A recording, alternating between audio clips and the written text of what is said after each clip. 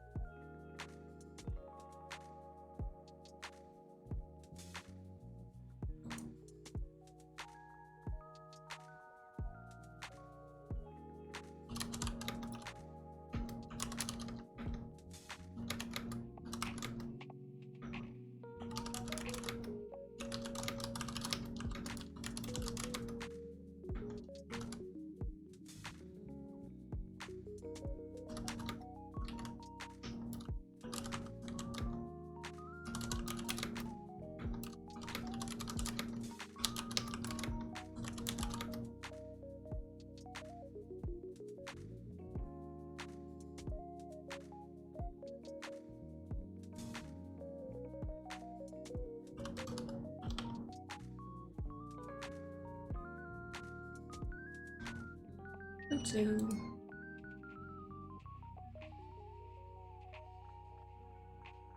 All right, one more thing.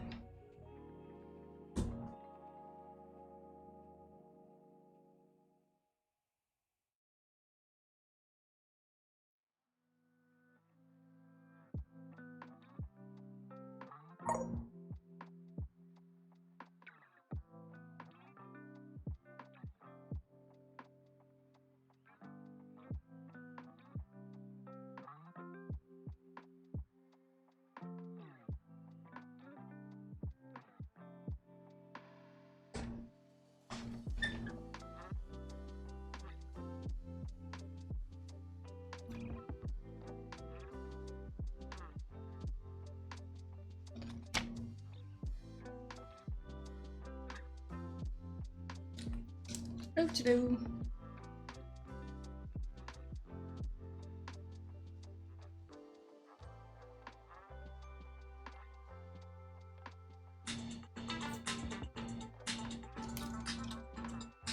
Oh.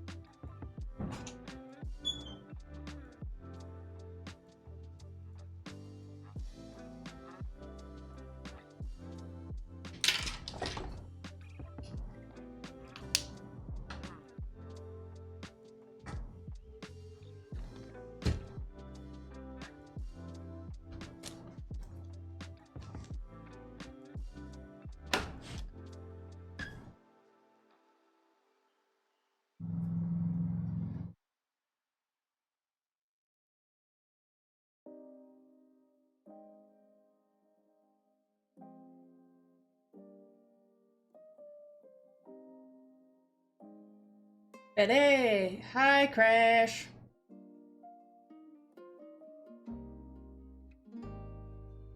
What's up? Betty show has started. Here she is, the little floof.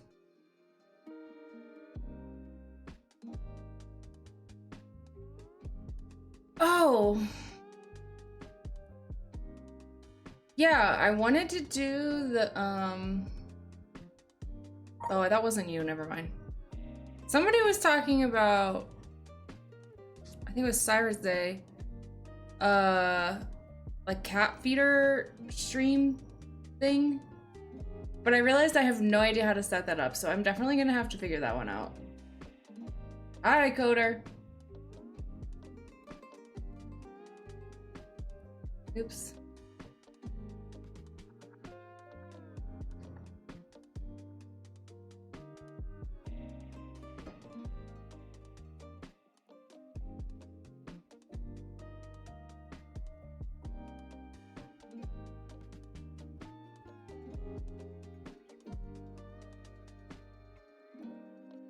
What's up, Coder?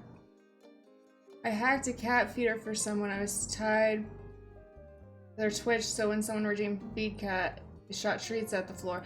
That's what I want to do. I want to figure out how to do that, but I really have not the first clue how to do that. I don't know whether to tie it to like tipping or channel rewards or what. Like what would make it work. I'm gonna have to do a bunch of research, I guess. Tie it to bits? Okay. Thanks for the follow, Golden Pharaoh. What's up, Golden Pharaoh? Not much, just finished lunch and now work. Nice! I just had a hot dog. It was so good. Since I started stream late, I was like, might as well get dinner over with so that I don't have to end early to go eat dinner. I know, that's another thing that I have to worry about is my cat becoming fat. So there has to be a limit to like how many treats it dispenses for sure. She's also gonna become obsessed with the treat dispensing thing, I'm sure. I'm a little worried about her, how it's gonna affect her and her behavior and stuff. How's the studying? I haven't started yet today, but pretty good. I've been doing this for about 6 months now, a little over 6 months now. And I still feel like I know absolutely nothing, so It's going well, but I still feel like I know nothing. Oh, I guess I should actually interact with my VM so it doesn't shut down. Upper limit of times, and the redeem cannot be cheap. But I don't want it to be like too expensive either, because I want her to get her snacks. Like, that's a really fun part of the stream. Like, I don't want to make it like too much of a barrier. I don't know. It's gonna be a hard balance between maintaining her fatness and maintaining the flow of stream. She's such an important part of stream. Golden Fair, are you studying anything? That's how I feel when I learn coding. Yeah. 200 bits, that's $2. Yeah, I feel like that's probably fair. It's like, that'll limit it. Yeah, 200 bits is probably right. You're right. Somewhat, something like that. Hi, Isaac Uwig. Sorry, I didn't see you. Uwing. I also think it would be fun if somebody did hack the cat feeder thing. That would be super fun for people to mess with, I guess. Catopixel. I just leave my cat their food there and keep refilling. Interestingly, they are not fat. Some cats are like that, though. Some cats can control themselves. Betty cannot. Betty actually got fat because she used to live with another cat who got really old and stopped eating his food as much. Like, just was old and not eating all his food, so she would eat his food. And yeah, just because it was there, I guess, you know? It was really hard to separate them. I was consistent but fell off after 2 or 3 months. I haven't learned coding yet. That's on the list. I gotta learn some Python or Golang. I think I'm actually gonna start with Golang because it doesn't seem like it's harder than Python, and it seems a little bit more useful right now. But I don't know that much, so we'll see. Chat's already popping off. I haven't even gotten started. But then I have your IP to be public unless you learn how to set up WireGuard on a remote server. Yeah, I have, well, I don't really want to talk about what I have going on, but yeah, that all I have to figure out, but I'm going to. Before I completely dox myself, yeah. Hopefully I will successfully do it and not just completely dox myself. My cat is 18. We believe she has dementia and she forgets that she eats, so she is hungry every 2 hours. She just forgets? Aww. Aww. Wait, how do you know that? How do you know she has dementia? Jeez. Like, how do you get a cat diagnosed with dementia? Here, I'm just gonna change it to intermission for a second because I'm gonna talk to you fine people for a minute while I'm getting started. Golang is more powerful, but everything speaks Python. Yeah, that's kind of where I'm like, I want to learn Python because it's so, everybody knows Python, and like it's a good place to start. Like, I know it's a good place to start, but Golang, I think it's cooler, a little bit cooler.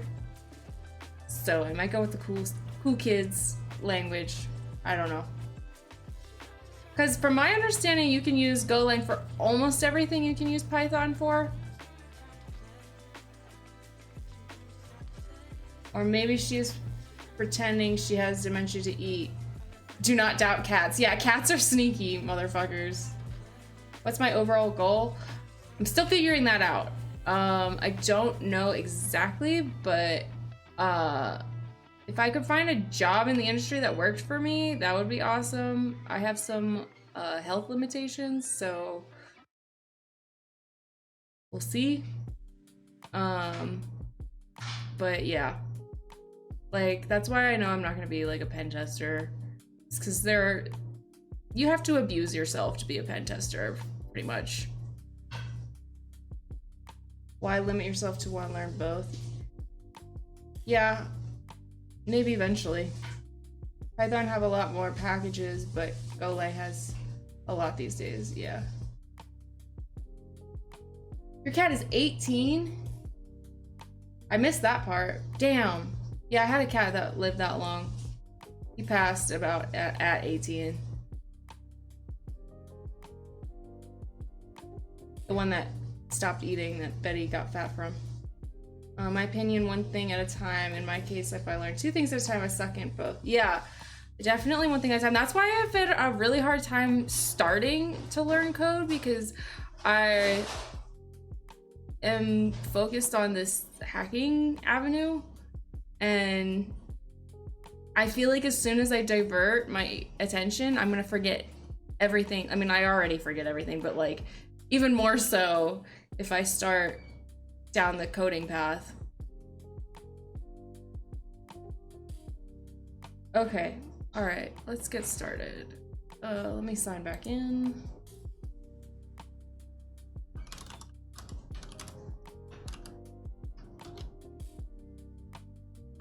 Oops, I think I typed my password wrong.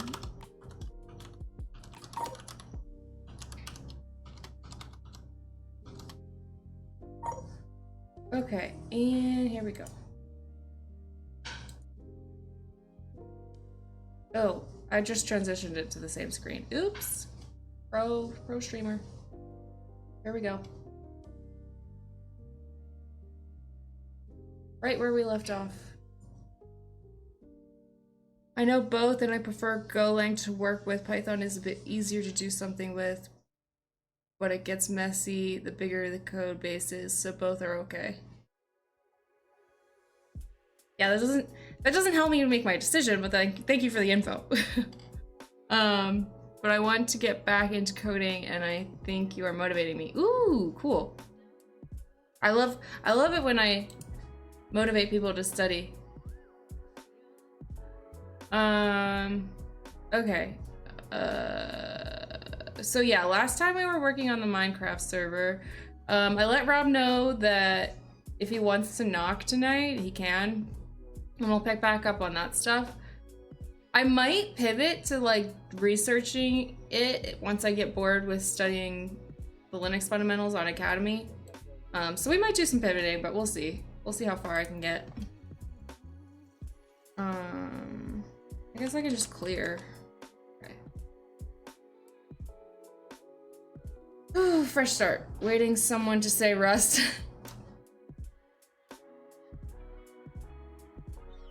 All right, where were we? So yeah, we were learning file system management before. Did I do any notes? Nope. Or at least I didn't save any. Let's pull up Obsidian.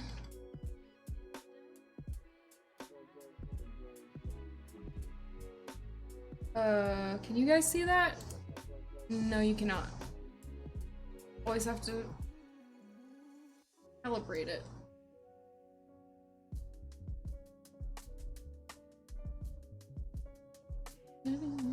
Today.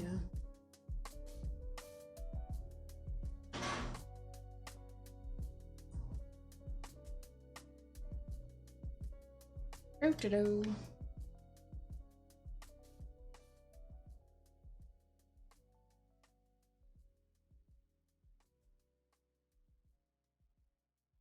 How's everybody doing? Sorry I got such a late start today.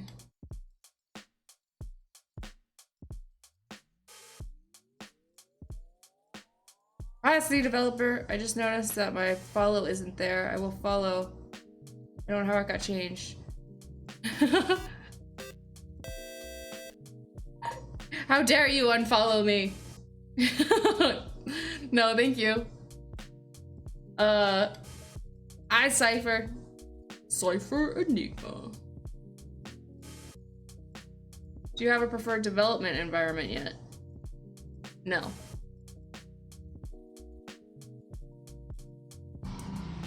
I can't even think of anything. Like what is an example of a development environment? What's your favorite, your preferred development environment?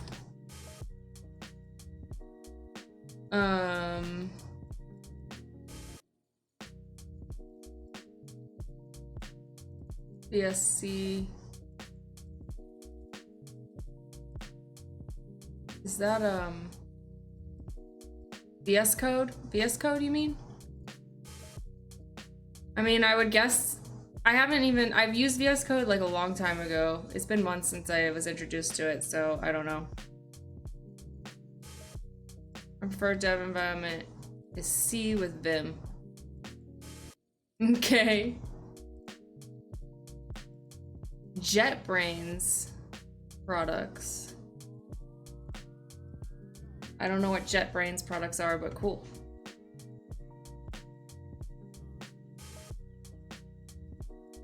Yeah, I mean, I've just been using text editors in the CLI, so I haven't been messing around with VS Code much. Alright, so this is what we did for the Minecraft. Let me find my notes for... I gotta close some of these, finally.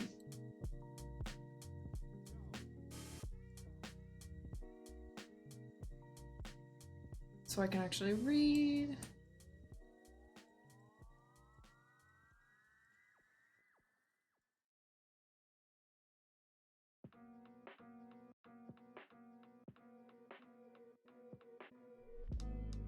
Server side. I even forget what SSRF stands for. Server side remote.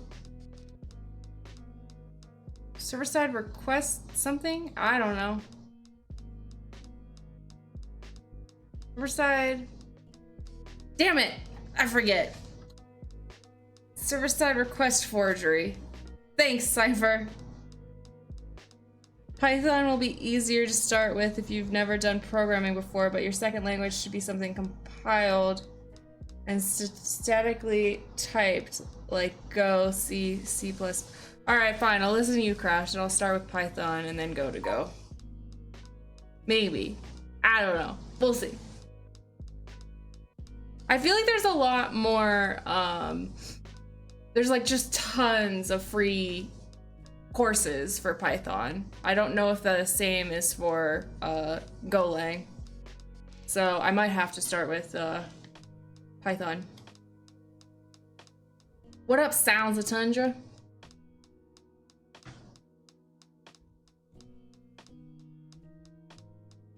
Do Bandit, I can close.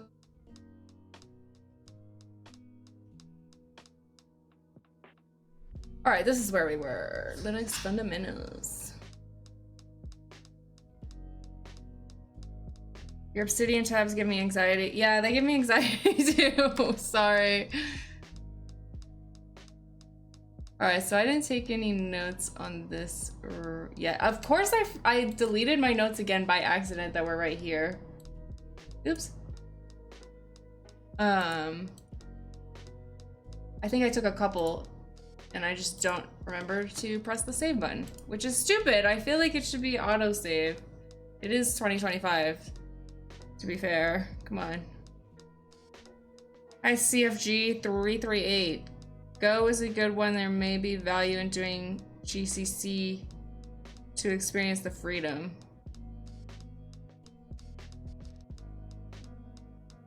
I'm not familiar with what GCC is.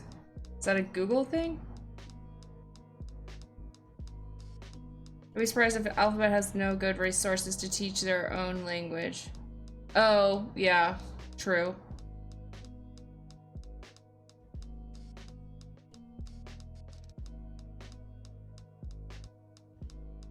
And for the love of all that is holy, don't do JavaScript, it will rot your brain. Okay. Hey, Smurf! Write any memory you want, leaks everywhere. .h files.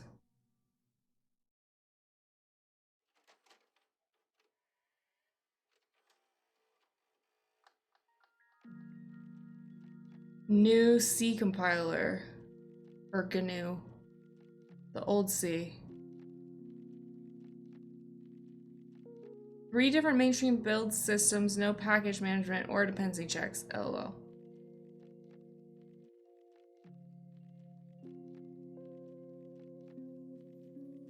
Sick you. Hey, there's package management.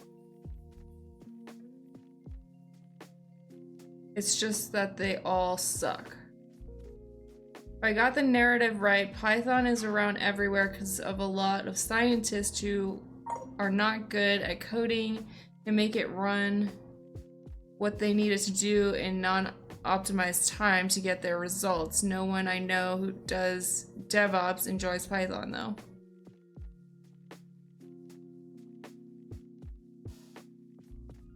VC package in Conan. Alright. Alright. I'm gonna get started on some studying, finally.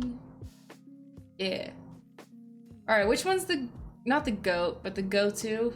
It was ext4, right? Yeah, ext4 is the default choice for most modern Linux systems because it offers balance, performance, reliability, and large file support. Alright. I feel like I should probably like break down these notes and not put them all in one thing, but I haven't been taking that many anyways, so it's fine. Let's just keep on keeping on. File system management. I can't spell or type.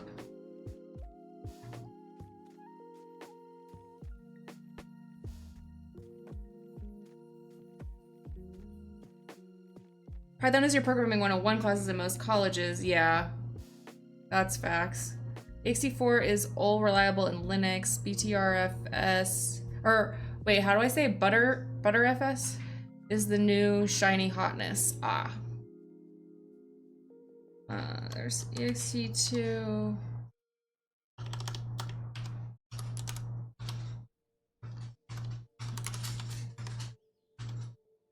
ext3. I hate formatting. There we go.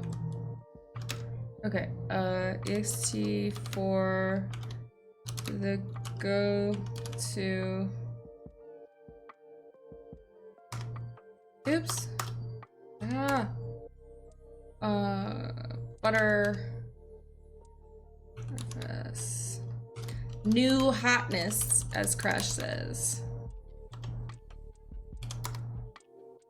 We have XFS and NTFS, which nobody cares about because whatever. I don't know what are IO demands. Everything is like, once you figure one thing out, then you have to figure out another thing, and then you have to figure that thing out. Like, there's just like an inception of figuring things out constantly.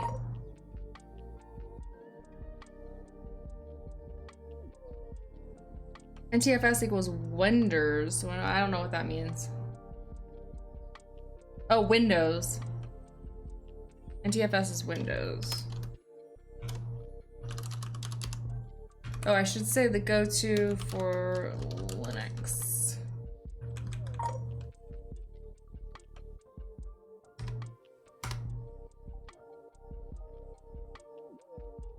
All right. Oh yeah, we were touching upon symbolic links. Let me read over this again because I don't remember what it was saying. See if there's any nuggets of information we can feast upon. In addition to regular files and directories, Linux also supports symbolic links or symlinks, which act as shortcuts or references for other files or directories. Symbolic links allow quick access to files located in different parts of the file system without duplicating the file itself. Symlinks can be used to streamline access or organize complex directory structures by pointing to important files across various locations. Each category of user can have different permission levels. For example, the owner of a file may have permission to read, write, and execute it, while others may have only read access. These permissions are independent for each category, meaning changes to one user's permissions do not necessarily affect others. I don't understand why they say that. Is that somehow unique to Symlinks? Or is it saying each category as in regular files, directories, and Symlinks? That's what it's saying. Okay, I thought it was just talking. Never mind, I get what it's saying now. My bad. It's talking generally. Okay. So what is LSIL? What is the I?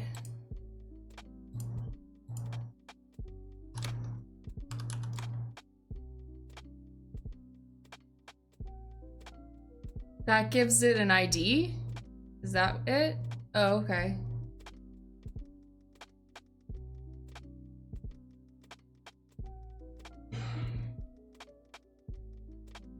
Sorry, y'all. No clue that Windows 8 was. I avoided it.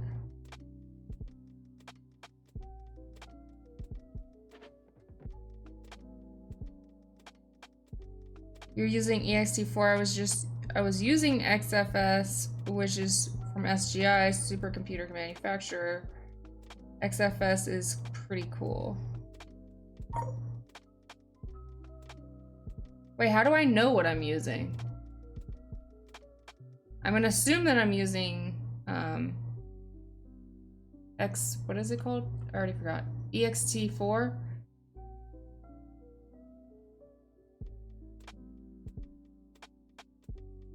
You said LSBLK?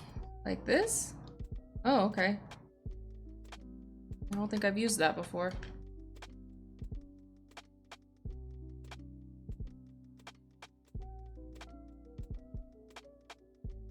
ext4, okay. I don't know what is SDA? I have no idea. Ah.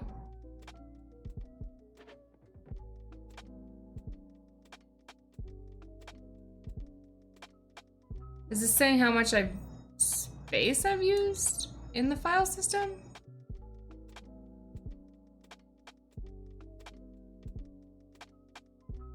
SDA is the first SATA disk. Second would be SDB.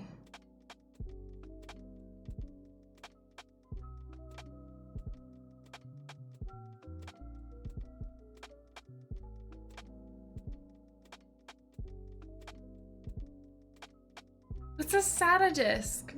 God damn it. Then the number after it is the partition number. Oh, okay.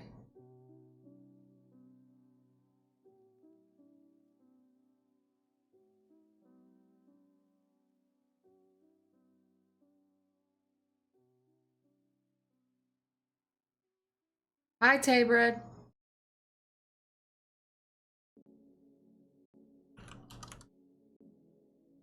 That's a thing?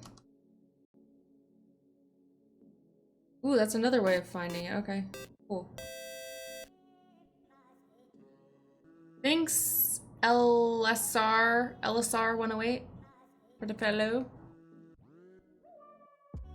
Okay, disks and drives. Disk management on Linux involves managing physical storage devices, including hard disks, solid-state drives, and removable storage devices. The main tool for disk management on Linux is the fdisk, which allows us to create, delete, manage partitions on a drive. It can also display information about the partition table, including the size and type of each partition. Partitioning a drive on Linux involves dividing the physical storage space into separate logical sections. Each partition can then be formatted with a specific file system such as ext4, NTFS, FAT32, and can be mounted as a separate file system. The most common partitioning tool on Linux is also fdisk, gpart, and gparted. Alright, so can I just, you have to make arguments, okay. I don't know.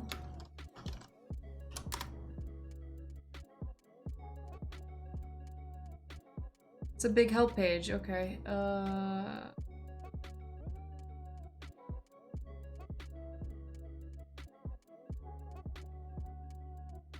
guess L. F disk L.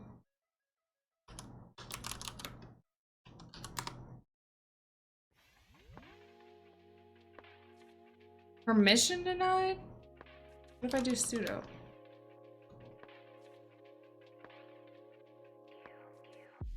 Is this bad? Do I not want to go in here?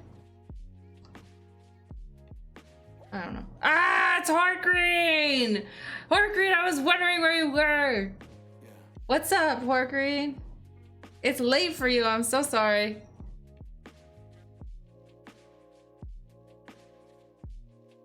Oh, hello, Ella, sorry. You're new here. What are you working on? I'm just doing some boring stuff today. I'm just studying Linux fundamentals on HackTheBox Academy.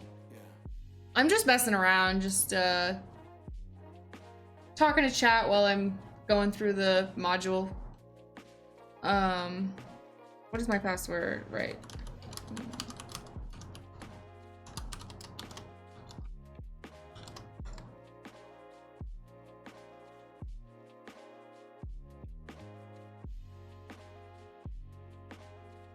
What is SDA? What is this? I don't understand. There's SATA and SDA and... Hi, Betty! You want to say hello? Alright, we're gonna do a Betty intermission. Because it's Betty time. Come here.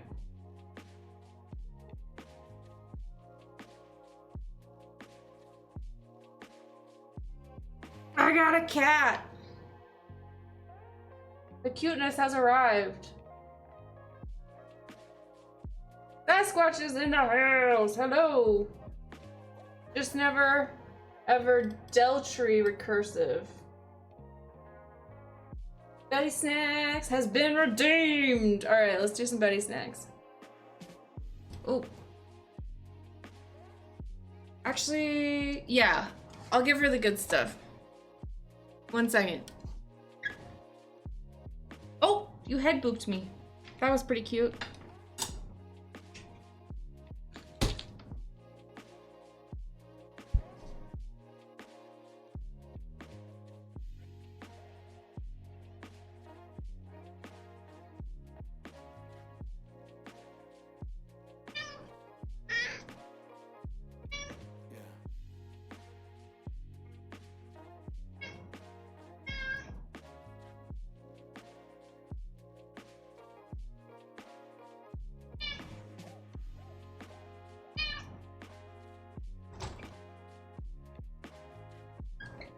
Better snack, better snacks. Come here, my bubbles. Yeah, you know what time it is.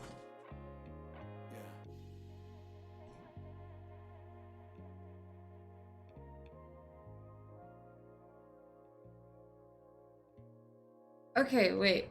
Can we get you in my lap so the people can see your beautiful face? Okay, wait, last time she just kind of like sat in my lap like this. Let's see if she'll do it again. I was just like holding it. Oh my god.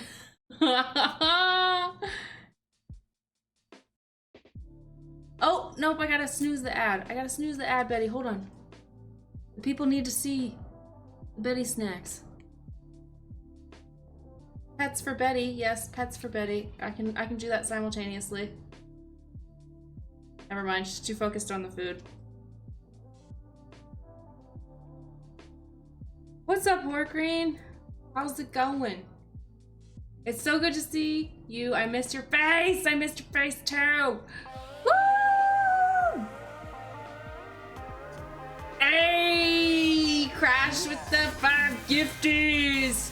It's all for you, Betty. Thank you, Crash. I got another subscription.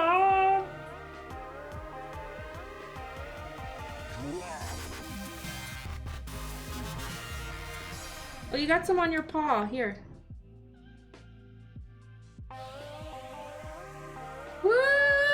too. Keeps going. I guess I don't know why. Sometimes it does like for an alert for each individual giftee, and like sometimes it doesn't. Streamlabs is weird. All right.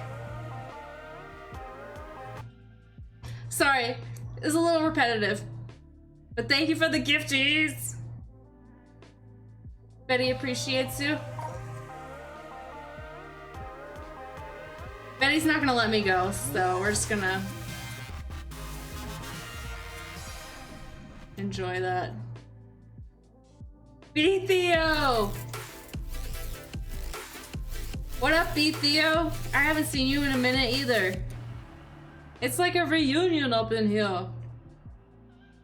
Why Stone? I swear that cat is spoiled every time I show him it's eating. You're just lucky. A lot of the stream is Betty eating, I will say. She's fed well on this stream. Busy getting employed? Hell yeah. That's awesome. So you got a job? I honestly didn't even realize you were looking. Wait, yes I did. I knew that. What am I saying?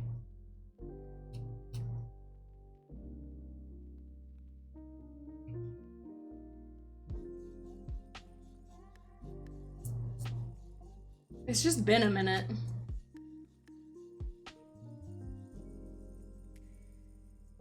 What kind of, are you engineering or are you pen testing? What are you doing? Chat requires a Betty cam, thank you. Yeah, I know, and they've pretty much crowdfunded one at this point, so I'm looking into it. I'm trying to figure out which one to get and like which one's gonna be easiest to like somehow program with stream to allow the users to interact with it. I mean the viewers. Man, I can't talk. Sorry. I can't believe I've been working at my new job for as long as I have. It feels like it's still brand new, but it's been like a year, like half a year. Yeah, you're still calling it your new job.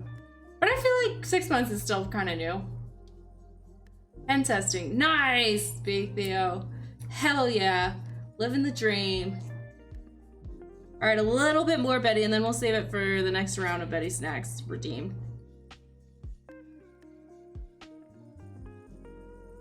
I should get her tail. Her tail was like super happy.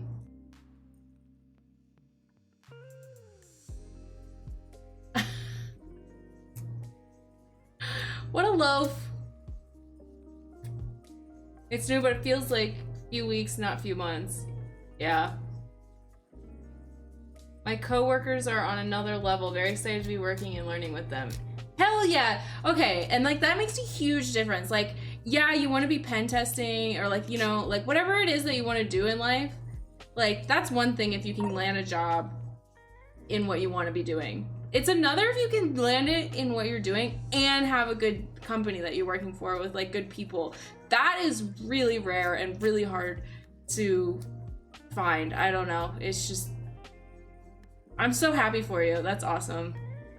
I hope it keeps up being awesome as well. I love working and contributing shareholder value. I suspect sarcasm.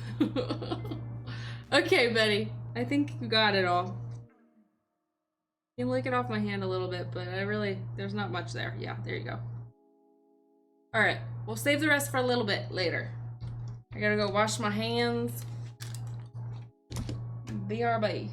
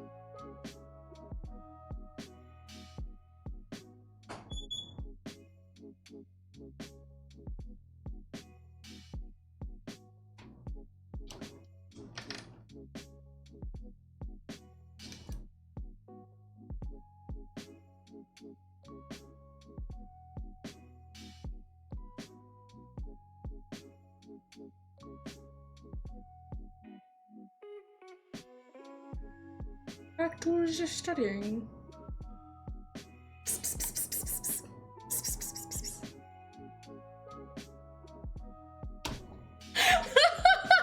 Oh my god, Betty!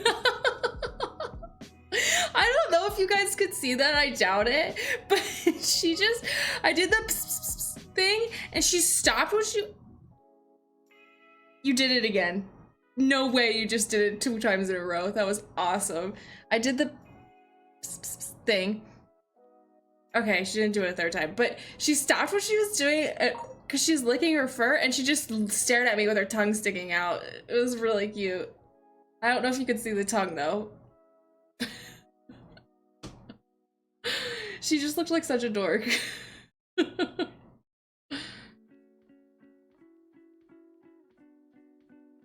Hi, Agent 57. Alright, I'm gonna focus. Working with good people makes a world of difference. Betty's in charge now. Yeah. Took me 3 different places to find them. Yeah.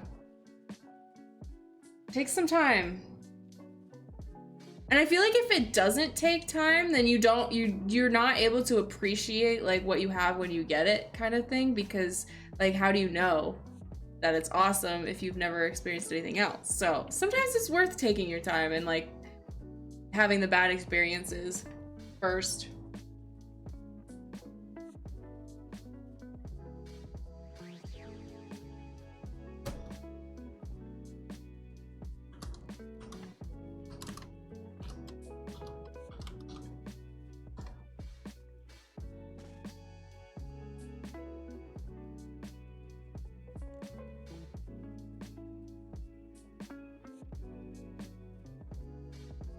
You already have a job, helps a lot too. Yeah. All right, back to F disk. All right. Oh yeah, they did sudo.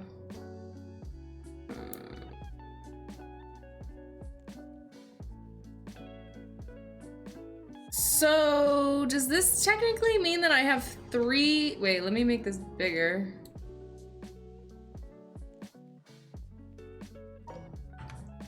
Does this mean that I have... Whoa, why does it look different now? Why did it format differently? That's weird.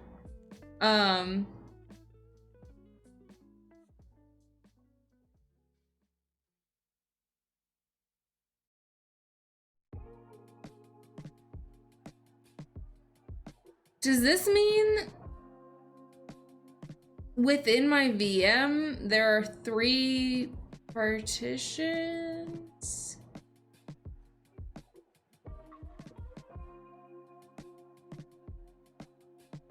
One physical disk.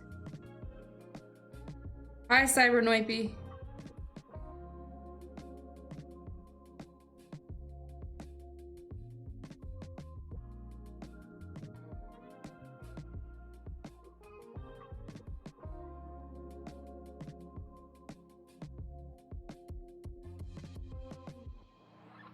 Started playing again the other day. Need to get out of retail now. Start my degree next month. Hell yeah, Agent 57. Sounds like you're on to bigger and better things. That's the goal for me too. Hey, Pebble's in the chat. What up, Pebble? Pebble! Okay, shout out to B Theo and Pebble. I'm sorry, I'm really bad at shout outs. Shout out B7H3O, because you have to have a complicated name like me. And shout out Pebble in the house. Pebble, how's the new job? Everybody's got, okay, so everybody's like either unemployed or like just started a new job, I feel like. What a time. I'm applying for jobs, 30 plus rejects so far and going. Are you... Oh, yeah. Okay, but that's normal.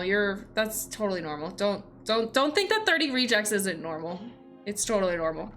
Especially in this job market. And you're like still, and you're entry level, right? I'm an SRE at Redacted. Okay.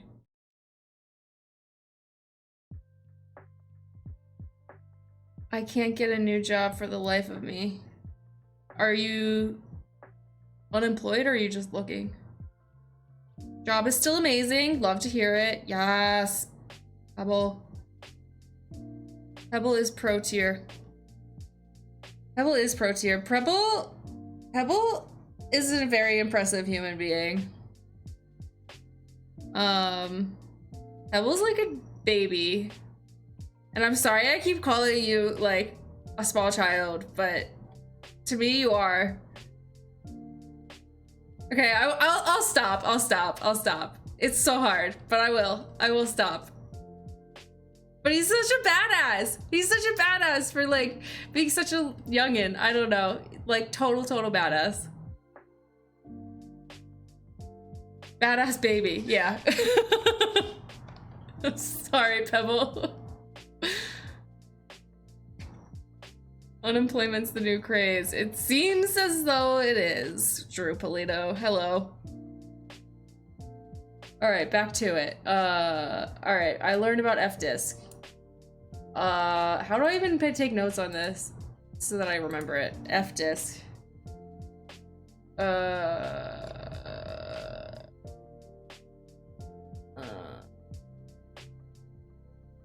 I don't know.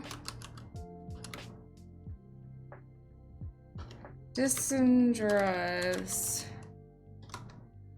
Just F-disk.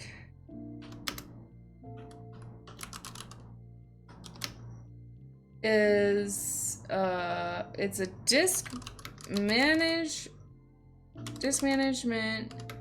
and it's a partitioning tool.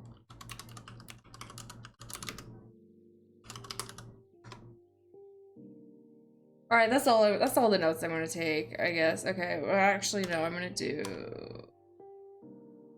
sudo fdisk -l. Oh. All right, moving on. Mounting. That sounds naughty. Just kidding. I got offered a job, but as an electrician, I told my company if I need a job so bad, I'll apply as an electrician again. Yeah, that's like, it's so tough. Like once you learn a skill and you're like trying to have your career, like, but then being out of work for like 6 months, like it's so risky, like go jumping into a different field, because then it's really hard to get back into your field that you want to be in. And like, I hate, because I hear people, like when people are unemployed and stuff for like a long period of time and like they're really struggling, I always hear like there's always somebody that's like, well, why don't you just like go get a job at like McDonald's or something like in the meantime? And it's like, well, that, I mean, you can, but it takes away time and energy from looking for the job that you want to have, and it's kind of a setback. So it's a really hard thing to balance when you're like trying to support yourself, but also like, yeah, I get it. It's tough. Have I tried any labs? Yeah, I have. It's been a minute. I want to go back to labs because it's more fun, but I'm trying to get through this Linux fundamentals, which I should have finished like a long time ago, but I've been grinding it out very slowly. So let's get through it. Each logic, I've been breaking down each section like a little too much, I think, and still not remembering it. So yeah. Each logical partition or storage drive must be assigned to a specific directory in the file system. Okay, this process is known as mounting. Oh, can you see this? Yeah, okay, so.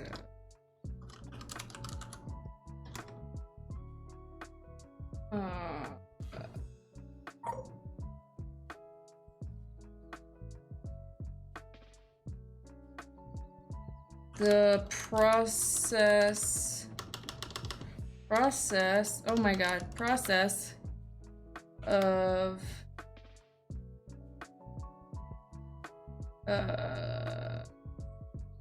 assigning Assigning a specific... Oh my god, I can't spell or type.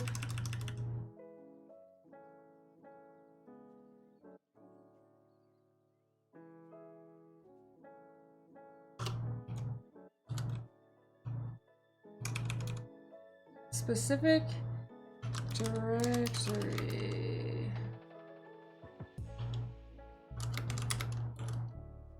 File.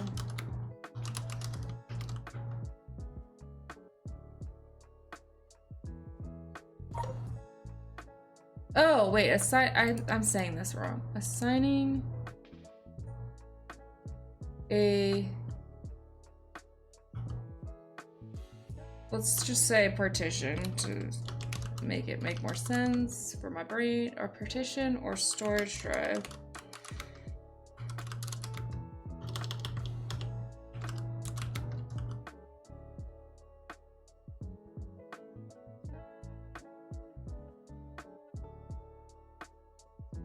Okay, so that makes sense. The mounting is the process of assigning a partition or storage drive to a specific directory in the file system. Yes, okay, that makes sense. Mounting involves linking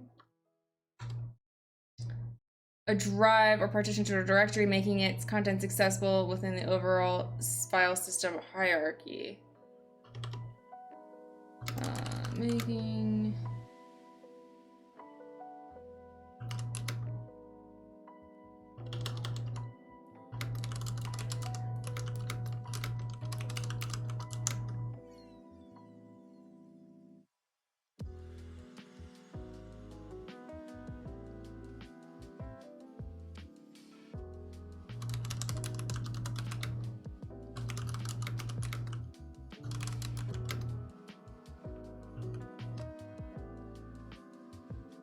Once a drive is mounted to a directory, also called a mount point, it can be accessed and used like any other directory in this system. Okay, cool. Oh, you guys are talking amongst yourselves. Did I miss anything? I briefly tried to transition into tech, but ended up drifting back to my old line of work. That was just before the job market hit a dip, though. Yeah, well, it's probably good that you got out, honestly, with knowing how many people are unemployed in it right now. Going for genius at work to will work for food, the life of the tech industry. Yeah, seriously. Now I just do programming as a hobby, for now at least. Yeah, hopefully things will turn around in the next like couple years, and I think it'll take a little bit of time. I don't think it's gonna happen very soon, but hopefully within the next 3.5 years. We'll see.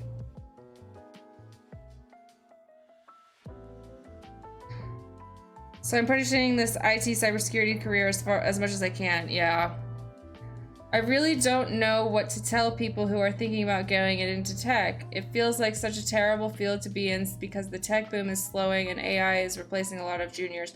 I don't think it's going to be replacing people for very long though. Like honestly, I feel like I feel like that's going to balance itself out. Like that I don't know. That's my prediction, but because I think people are just thinking AI is capable of doing more than it is. Like it's not gonna be perfect right away. Like it's not gonna replace everybody's job right away. It has to be trained how to do that. And the way that it's gonna be trained to do that is by being trained by the people doing the jobs. So I don't know.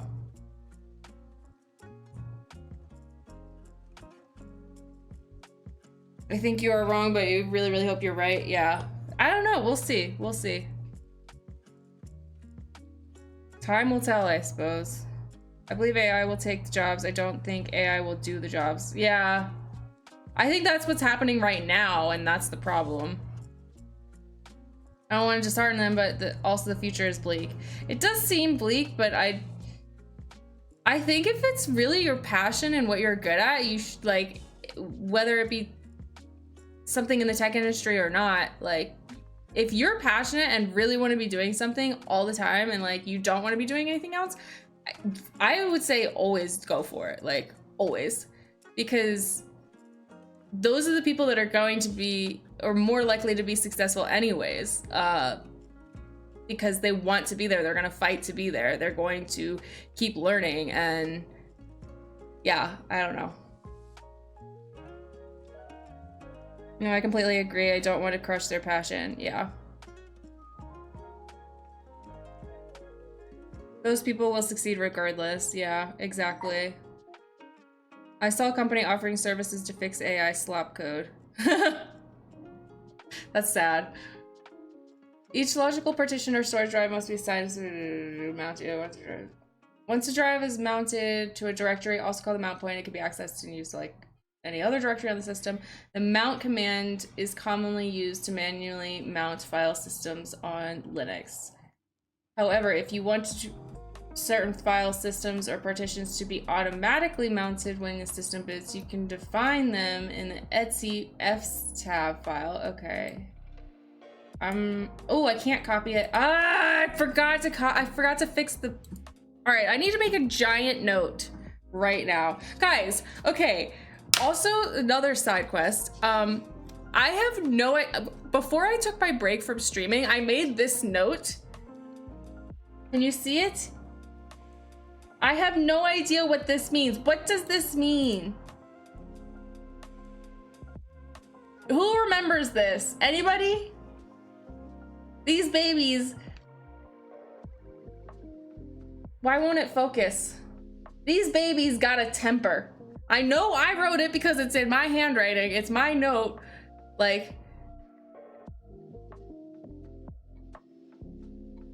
what does this mean? Nobody remembers? Okay. It was worth a shot. I was going crazy trying to remember like what the hell this was from, and why I would write that down. Why would I write that down?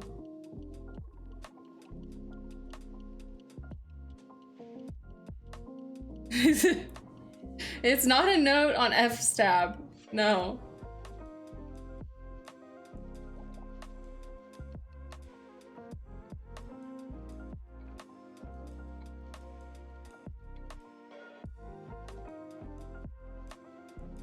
How many mushrooms had you taken? I don't think any at the time, okay? Shell and tell, what's up? I only have the one cat, yeah. I don't think it has to do with the cat. Got some carbon monoxide detectors. You think I'm high on carbon monoxide? It said these babies got a temper, and I have no idea what it. Ah!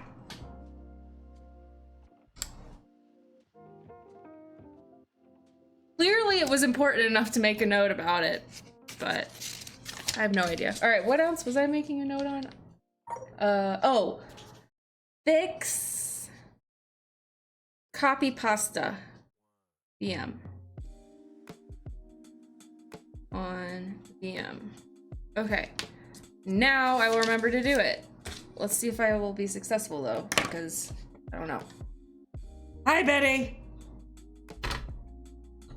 No, I gotta focus, so you can't have more treats right now.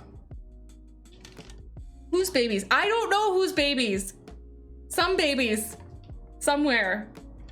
What type of temper? I don't know. There's so many questions, right? Like, I have so many questions as well. You're probably talking about you. Mount is cool if you have two 500 gig hard drives. You can put one for slash and the other hard drive in home slideboard.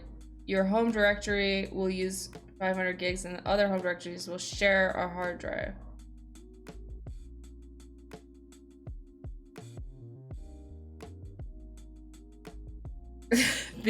What babies? These babies.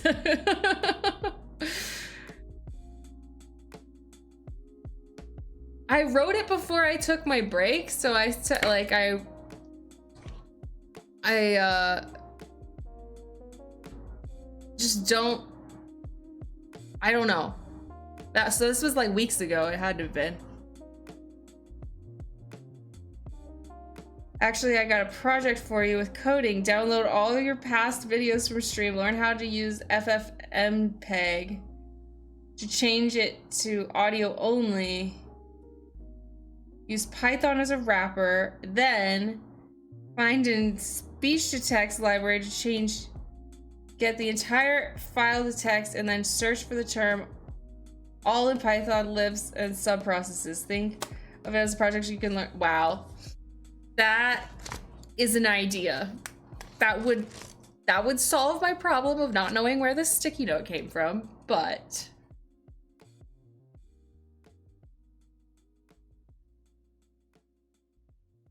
that's it. I know it's from stream because it was with my stream stuff.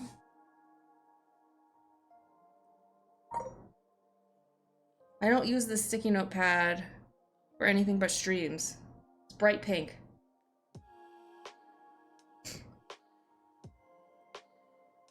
Maybe it was just something you were pre-programmed to say to activate a sleeper agent spy. Oh, maybe. That's probably it. Probably needs 2 to 3 months to do during learning. Yeah. Yeah. All right, I'm gonna focus. What if you was not on stream and when you wrote it? I was definitely on stream. I know that I was. Okay, I don't know that 100%, but I'm like 99% sure. Okay, I'm reading. Ask Rob. No, it has nothing to do with Rob. It was there before Rob. Good night, Hort Green. Yeah, I'm glad you came by. I'm glad you're doing all right. Good night. Sleep tight. Don't let the bed bugs bite.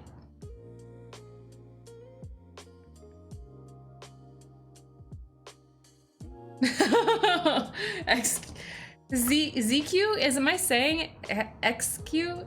CQ? I don't know. Before I streamed with him, yeah. No biting without consent. I'll try. I can't say Betty's gonna adhere to that. All right. The mount command. So. Mount command.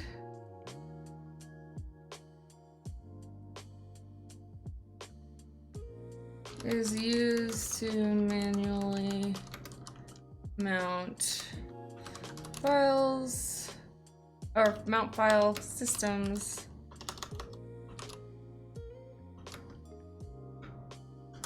Linux.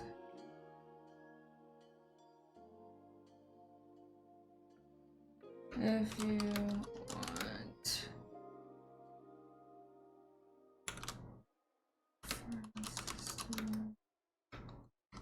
partition.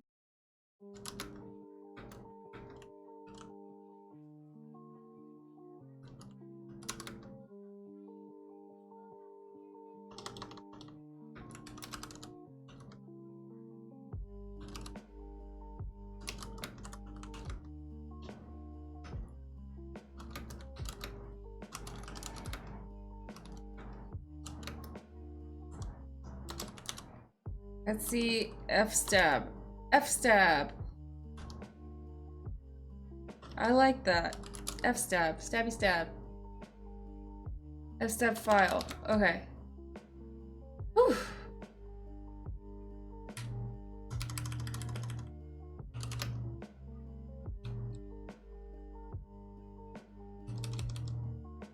This file lists the systems and their associated mount points along with options like read-write permissions and file system types, ensuring that system drives or partitions are available upon startup without needing manual intervention. Okay, so let's look at that, I guess. Cat. Let's see. F-stab.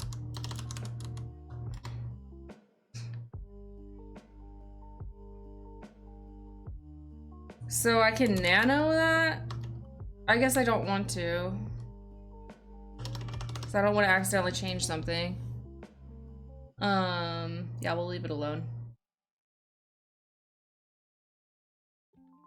But how do you edit it? I don't know.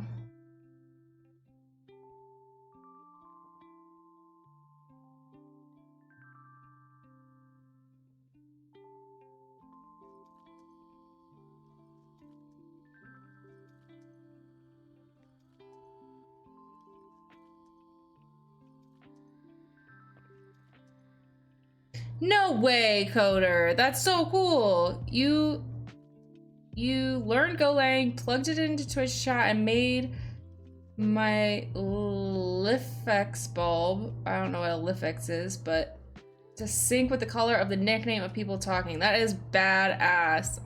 That's such a good idea. Was that your idea? Because if you came up with that idea, that's pretty good.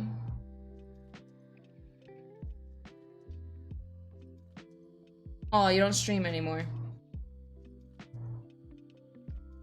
Pseudo nano. Oh, it would be pseudo nano. Okay, thanks, Shell and Tell.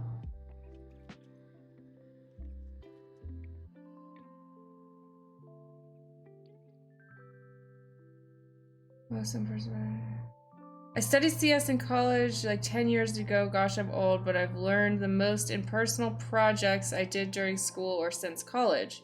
Yeah. Yeah, that's definitely the way to go for me. I haven't come up with a lot of good ideas for projects. That's why it's fun to do the project with Rob, the Minecraft server. But I do need to try, I probably need to try the next step on my own before he helps me, because then I'll probably learn it even better. So we'll probably do that in like an hour. All right. To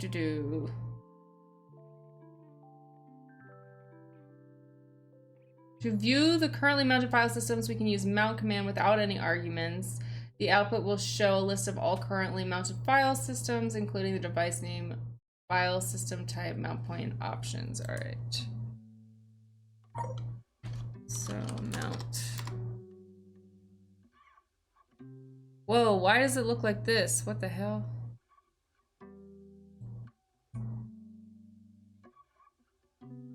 Let's make it bigger. Okay, let's try it again.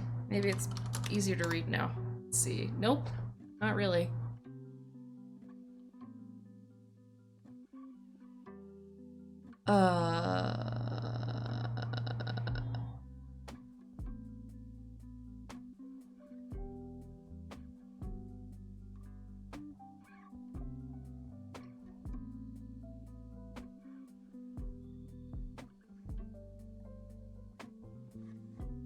There's this many file systems?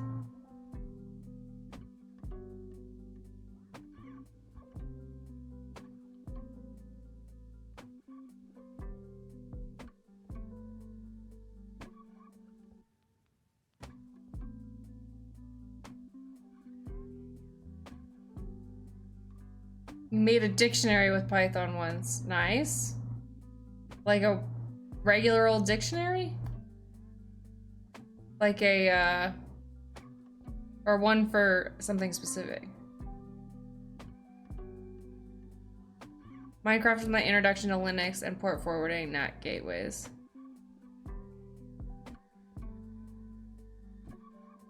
So would you say Minecraft was your gateway drug?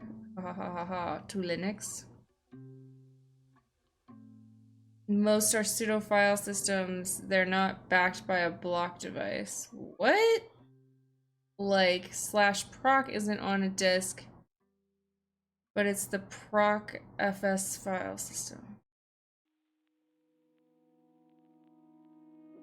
This is where the old guys hang out? I guess so. Hello, old guys. Welcome to my stream.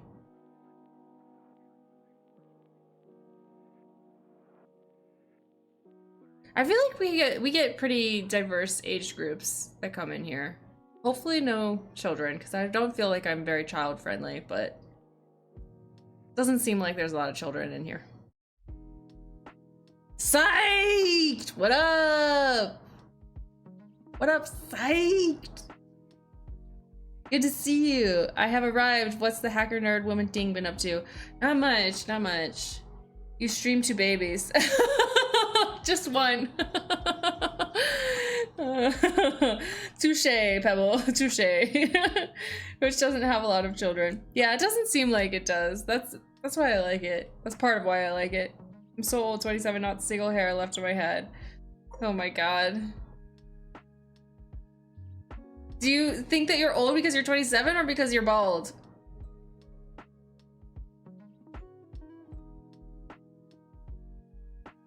Anybody younger than you, you're gonna be like, that's so young, you know?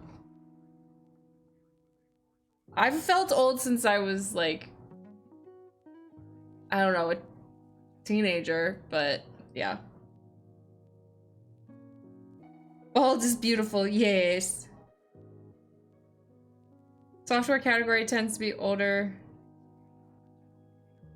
than average Twitch.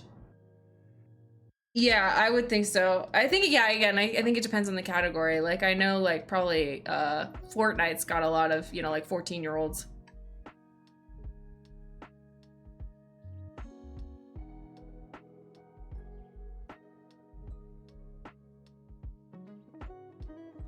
We like Fortnite?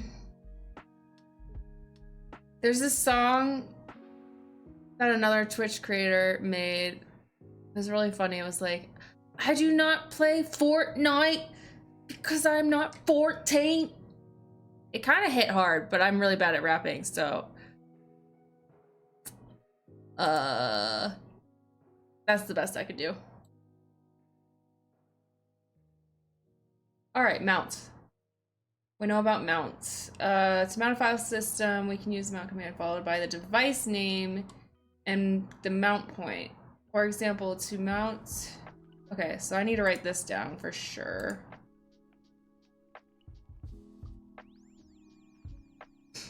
To mount a file system, you use the mount command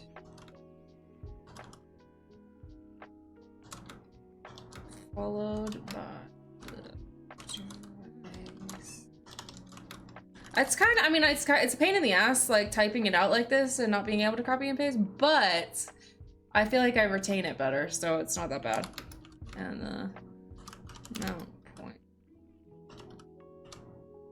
For example, to mount a USB drive with the name /dev/SDB1 to the directory mount USB, we would use the following command. Okay, sudo mount.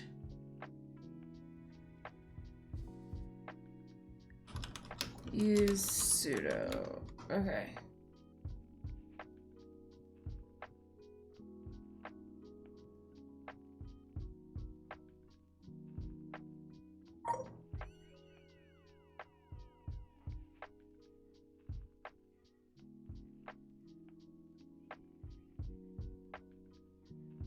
To unmount a file system in Linux, we can use the unmount command.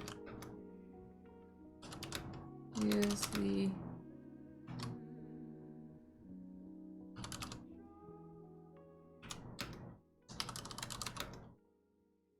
followed.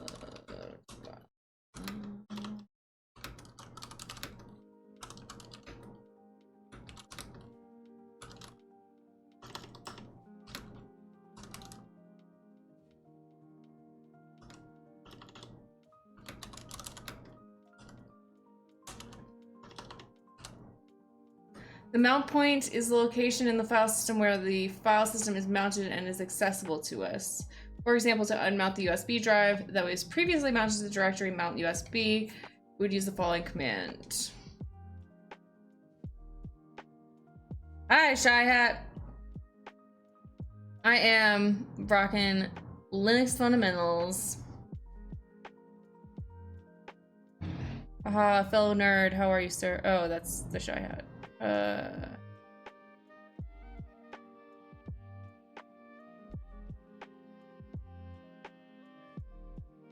Psych, do you stream? Wait, what?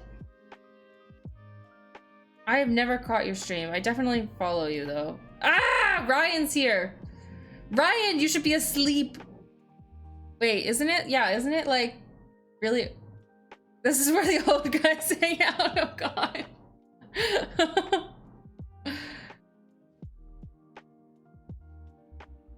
Anyone younger than me, a literal child. Anyone older than me, you belong in a home. That is exactly how I see it.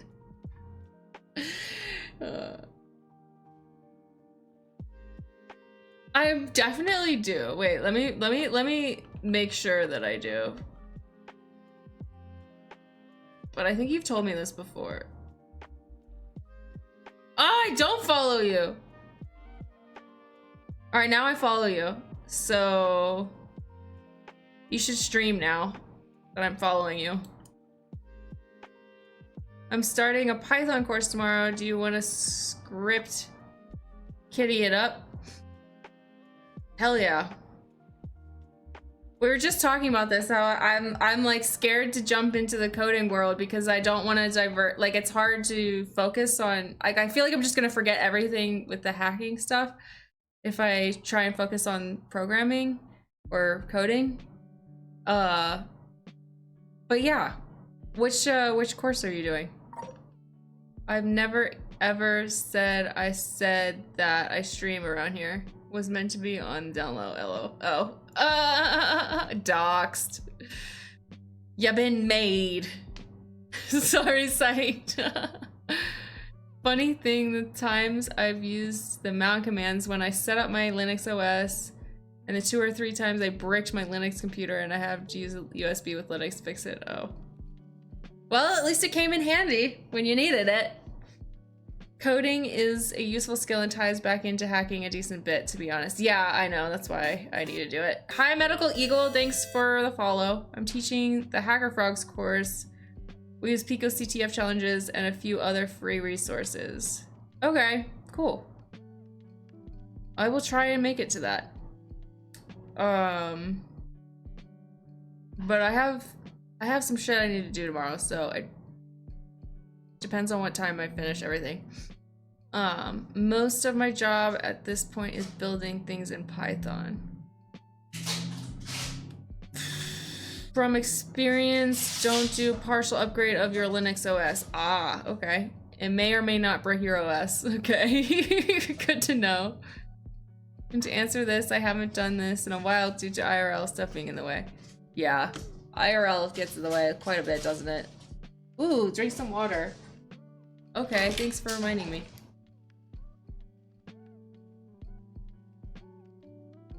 Hi, HAXXING.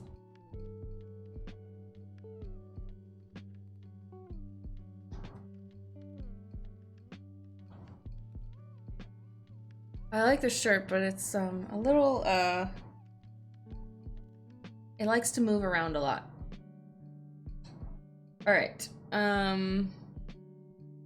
For example,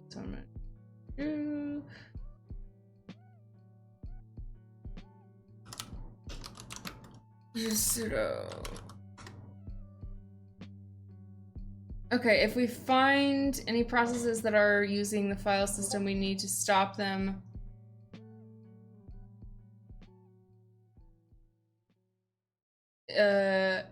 Sorry, got distracted. If we find any processes that are using the file system, we need to stop them before we can unmount the file system.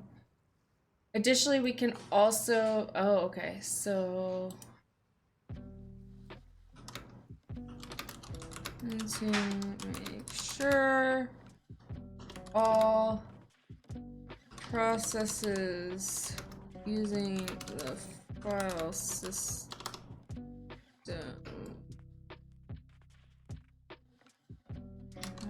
have been stopped. Okay. Additionally, we can also unmount the file system automatically when the system is shut down by adding the entry to okay, so if we can auto unmount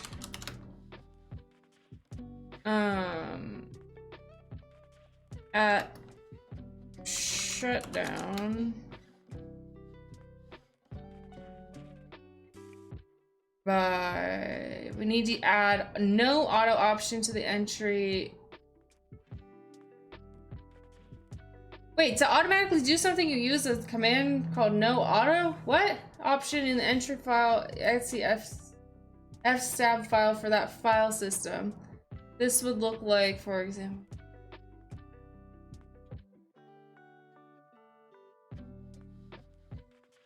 I don't get it.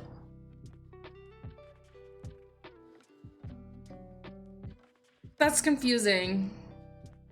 To do something automatically, you have to say no auto.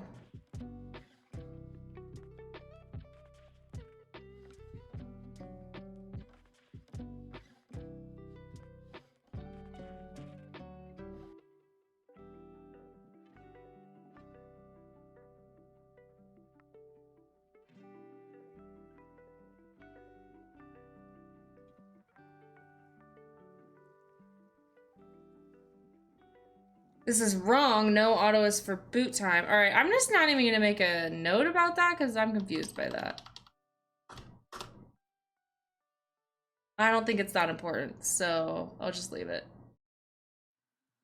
That wording is pretty bad. It's more like telling it to not automatically remount when it boots next.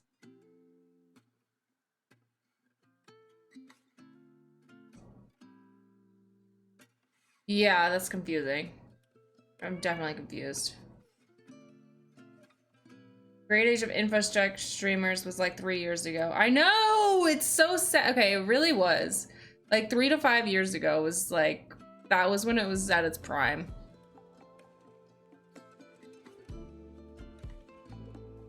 Ryan, can you help me with this? Because this doesn't make sense. Or should I just move on? I'm not, maybe I shouldn't harp on it.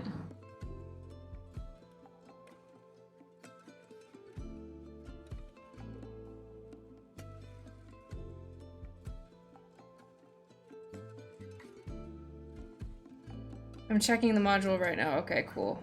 Wow, that's awesome. Udabam! Miska. I don't know if that's such a catchy acronym. What's Miska?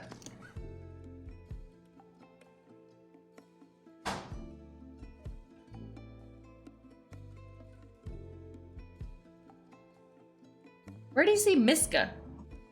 Oh, make InfoSec streamers. Oh. Great again.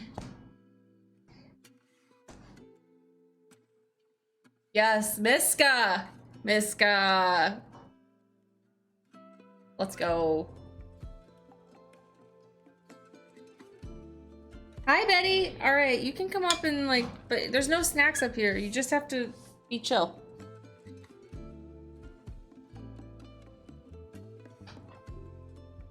You ready to be chill? Yeah, you know what's up. Get your spot going. Yeah. Hell yeah. I will admit that it's worded not great. Yeah, that's what I thought.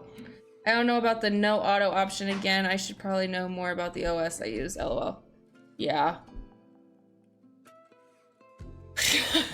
I was recommended this video that I watched a little bit of earlier that was like basically just going on and on about how if you don't know how everything works inside and out as you're using it, then you're not a real hacker.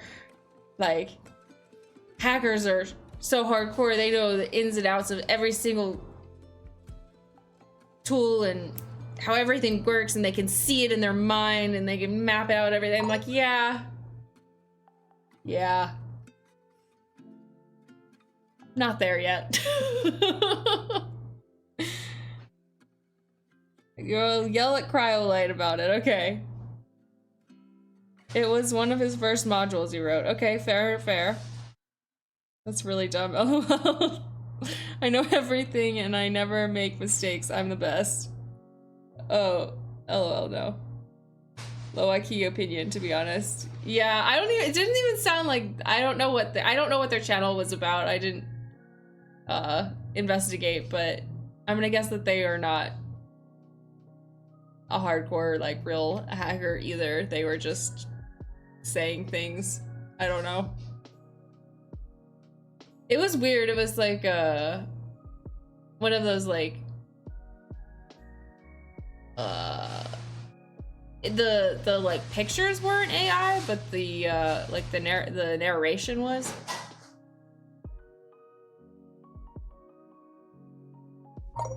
Primary skill of a hacker is figuring out how to break something to your benefit, even when you have no idea how it works. Yeah.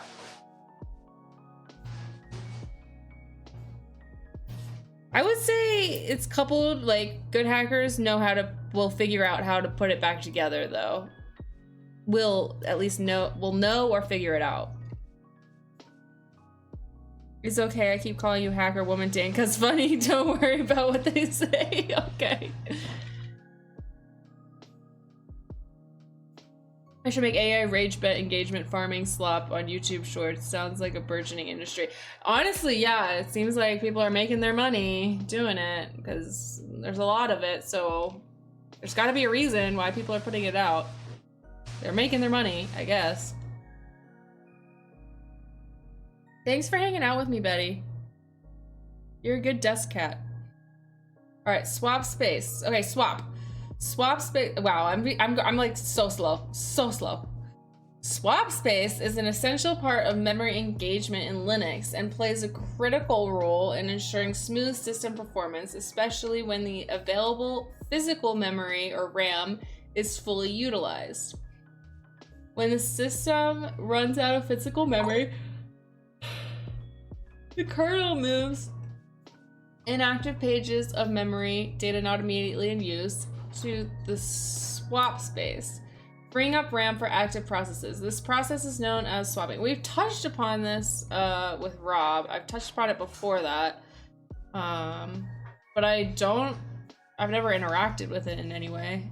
Swap space can be set up either during the installation of the operating system or added later using the mixswap and swap on commands. Mixswap is used to prepare a device or file to be used as swap space by creating a Linux swap area.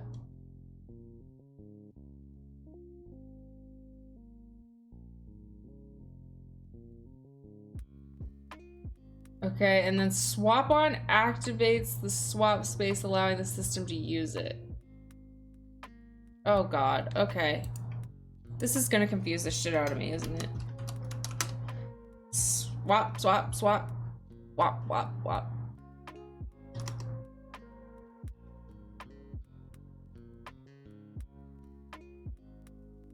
Swap space. Hi, Ollie Retton.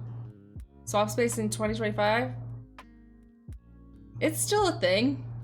Contentious topic. Oh, I didn't know this was a contentious topic. I love it. Let's go.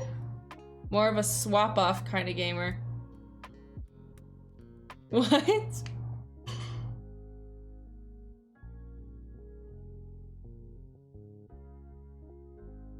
Breaking stuff is fun. Breaking stuff and getting it to do what you wanted to do is like really fun. Not that I've done it that much, but it is very fun. Who needs swap and hibernation? Modern PC starts in 2 seconds. Is it? Does that matter though? About speed? I don't know. Oh, I think I know what you're saying. Sorry, I keep yawning. All right, where was I? Sizing and managing swap space. Oh, I was gonna take notes. I don't really know that I want to take notes yet, or what to take notes on. The size of the swap space is not fixed and depends on your system's physical memory and intended usage. For example, a system with less RAM or running memory intensive application might need more swap space. However, modern systems with large amounts of RAM may require less or even no swap space, depending on specific use cases. Okay. So yeah, I guess we're learning it, but it's kind of dated. When setting up swap space, it's important to allocate it on a dedicated partition or file separate from the rest of the file system. This prevents fragmentation. So you can set it up, or it's like, okay, never mind. This prevents fragmentation and ensures efficient use of swap area when needed. Additionally, because sensitive data can be temporarily stored in swap space, it's recommended to encrypt the swap space to safeguard against potential data exposure. Oh, that's why we're talking about it, because I bet, like, it's kind of it used to be a vulnerable, like, thing to bet on, because it's like, even if something's encrypted, if it passed through swap, maybe you can read it. Okay, cool. With the yawns, Theo stare, sorry. I know, it's contagious. The problem with swap on servers is you run into hard to debug performance issues when memory moves into swap. Failing due to running out of memory is much easier to troubleshoot and remedy.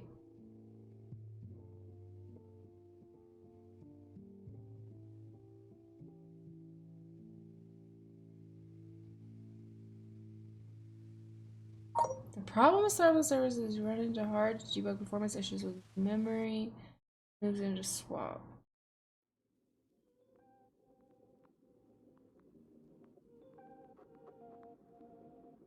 Weird. Well, then what's swap for? What's it any good for? Anything?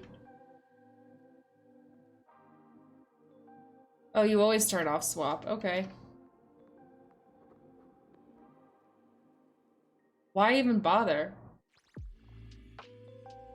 I guess so you don't run into what XQ was saying. It makes the program not crash if it booms.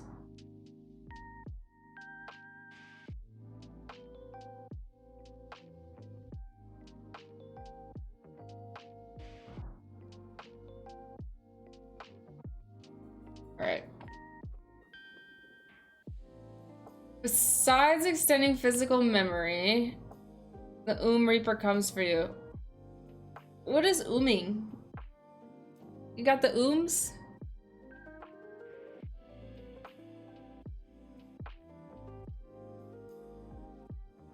Oomity. Out of memory. Ah!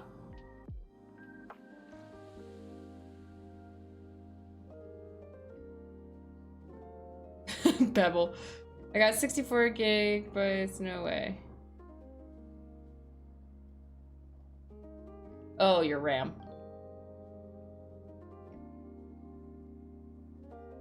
Hi! You had a little yawn too, didn't you? You sleepy little girl. Oh my god, we're finally— oh wait, no we're not. Besides extending physical memory, swap space is also used for hibernation. Hibernation is a powerful power-saving feature and saves the system's state to the swap space and powers off the system. When the system is powered back on, it restores its previous state from the swap space, resuming exactly where it left off. Oh. Swap. Used in hibernation mode.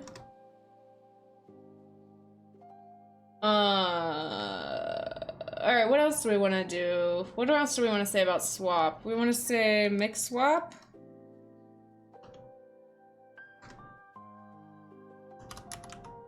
And swap on.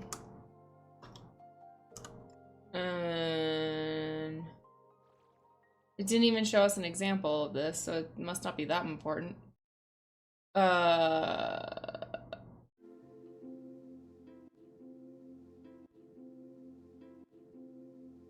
It says it's essential, but it doesn't sound very essential from what chat's saying.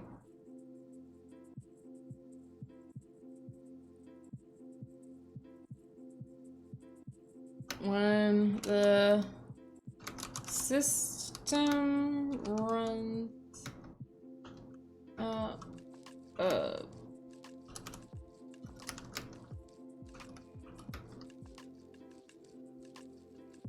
RAM, Kernel. Kernel.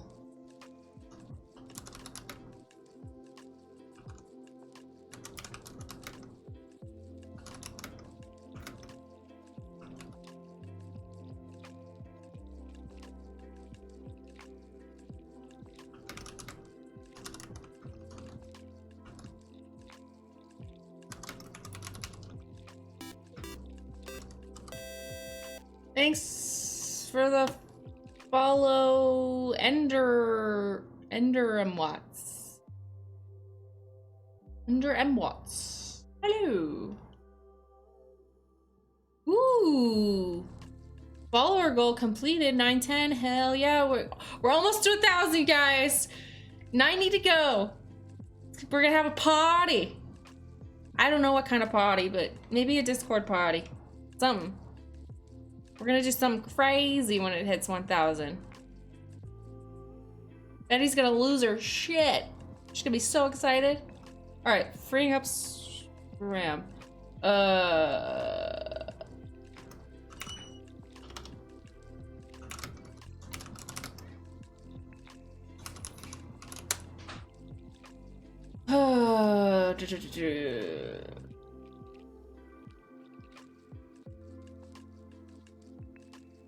All right, that's enough notes on swap. I don't really need to know anything else, I don't think, right?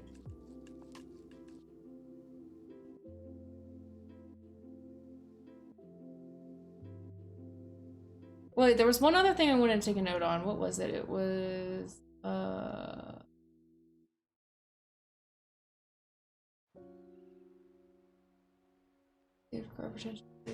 oh, something about encryption. Should be encrypted, but isn't by default? Is that right?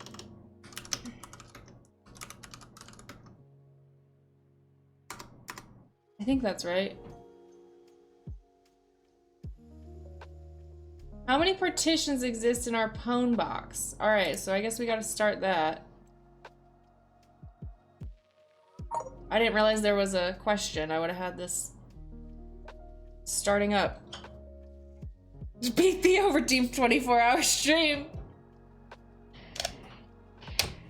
So for the 24-hour stream, do you want to watch me sleep, or should I just down a bunch of Red Bulls? That's the question, I guess.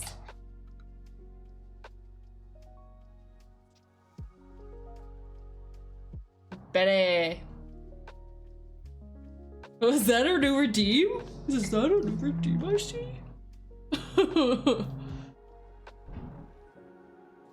Coffee only.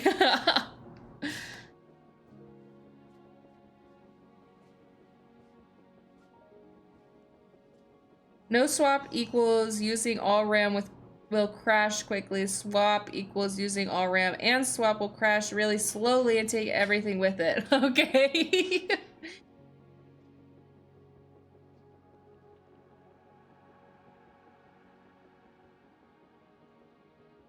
Red Bull, gotta go old school tech nerd and find some Jolt Cola. I'm actually allergic to Red Bull. Just kidding. I'm not allergic to Red Bull. It makes my tummy hurt. It's tasty, but it's also liquid candy. So it kind of freaks me out. I feel like my teeth are rotting every time I take a sip. Neither sleep, but no cam on you sleep. Put some clips or something. Well then, does that even count then? I would never, just for the record, I would never do a sleep stream.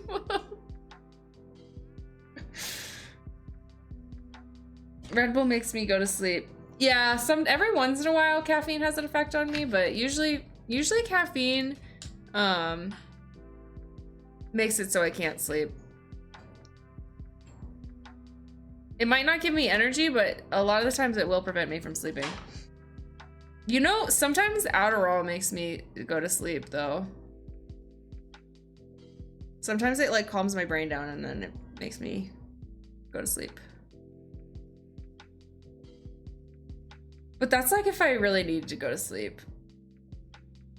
because like if I'm awake because my brain's like pinging all over the place, then that's when Adderall makes me sleep.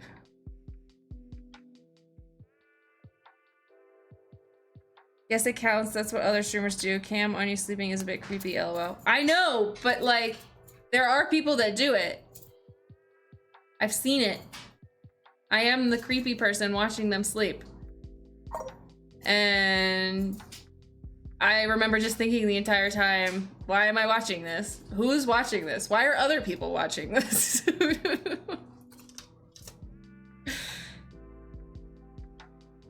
Okay, we're open up. Okay, so yeah, what if you like did something really embarrassing while you were sleeping? Like, what if you farted or something? I don't know.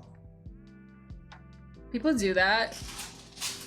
How many partitions exist in HaXXING? Okay, so we just need to use the mount, right? The mount by itself, or I forget.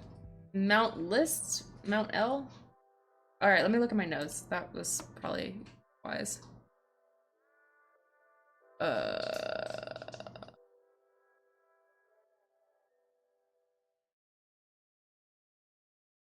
Wait, did I not take a note on this?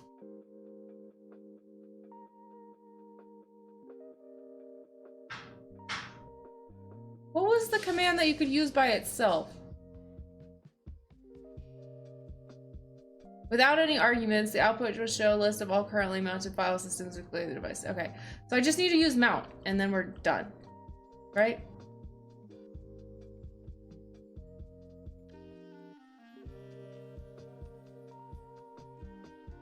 Wait, what? Where's the terminal? Mount. Oh my god, I don't know. Do I have to use...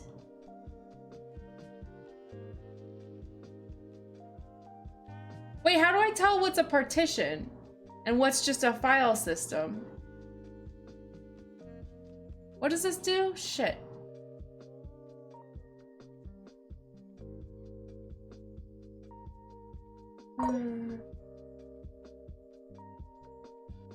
It's listing...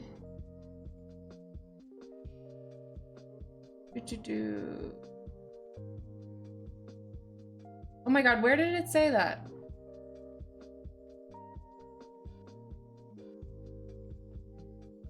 The output will show a list of all currently mounted file systems including devices. So that's not it. How do I tell what's a partition? Ah!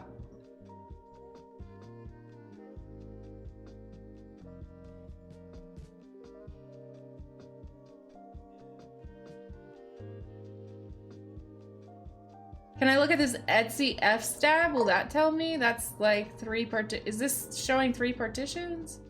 Oh my god, I don't know.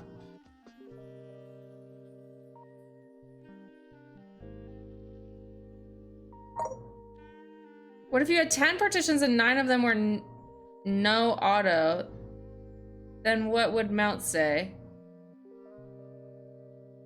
I have no idea. What would mount say? It would say... Wouldn't it list them all and then just put no auto with 9 of them? I don't get it.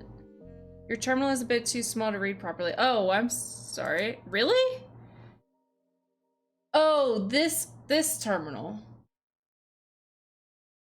Wait, can we make this bigger? Ah! Maybe too big.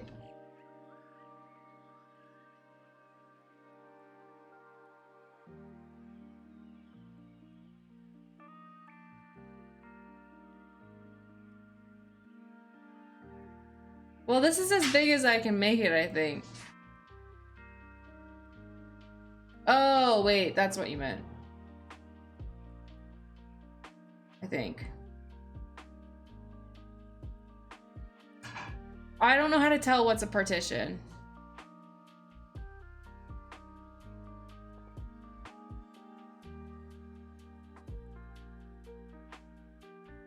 All right, let me just Google it. Let me try and cheat. I don't even think this is gonna work, but how to, okay. What commands will tell what Linux commit will tell me how many partitions my system has. Wait, I think I do know this. It was like the first thing we did.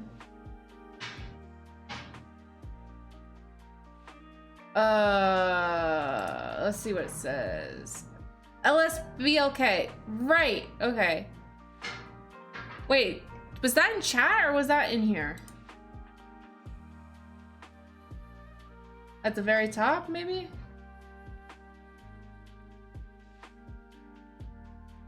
Been a minute.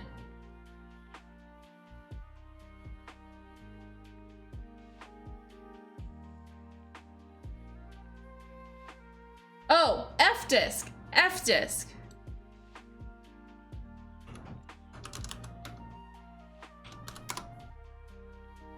Sudo fdisk. Oh wait, I'm doing it on here.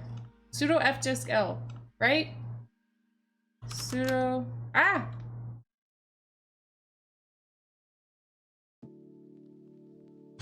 LSBLK2. Okay, right. I use DFH and LSB. What is DF?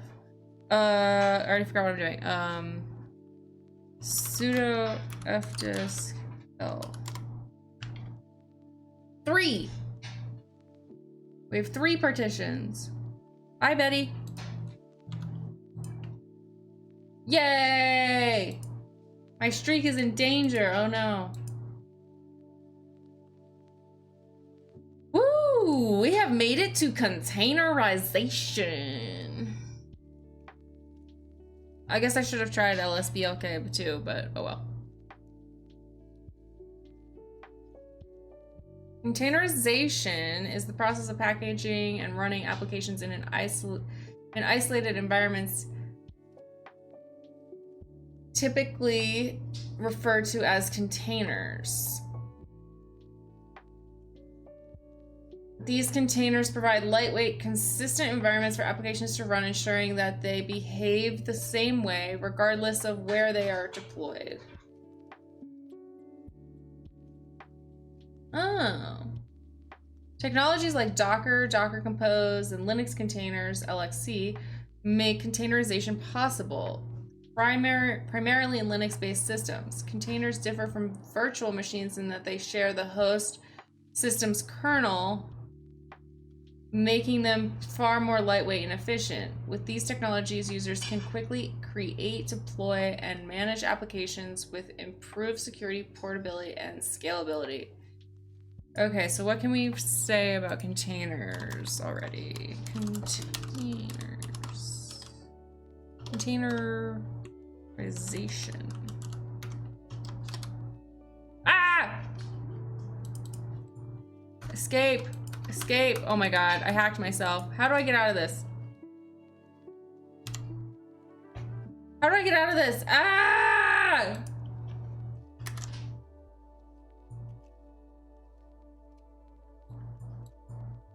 Oh my god.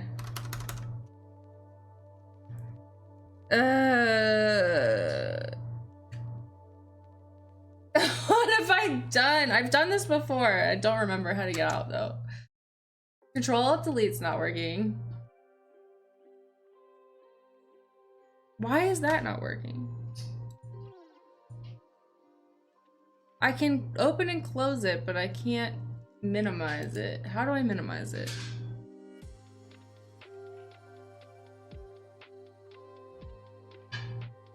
Containers at this stage? That is cruel. I don't think so.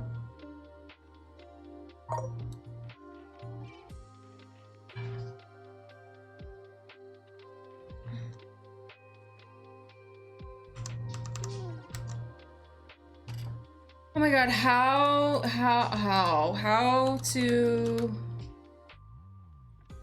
stop an application from full screening.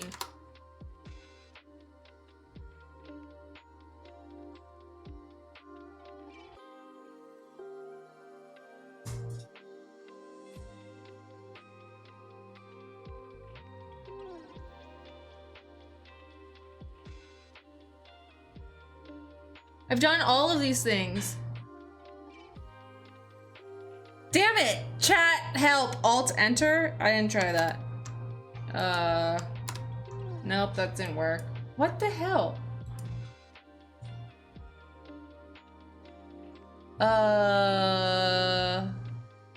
I'm trying to, okay, so I can close it, but I can't get it out of full screen mode.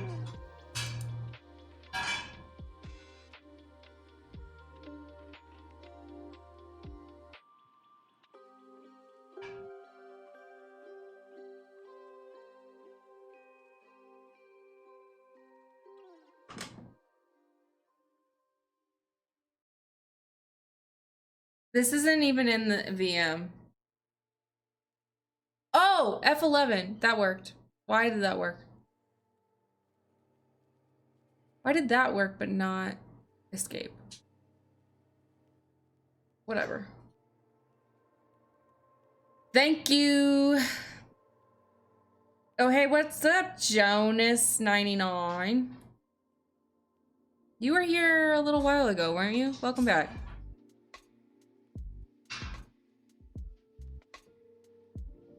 Because Windows, yeah. My bad.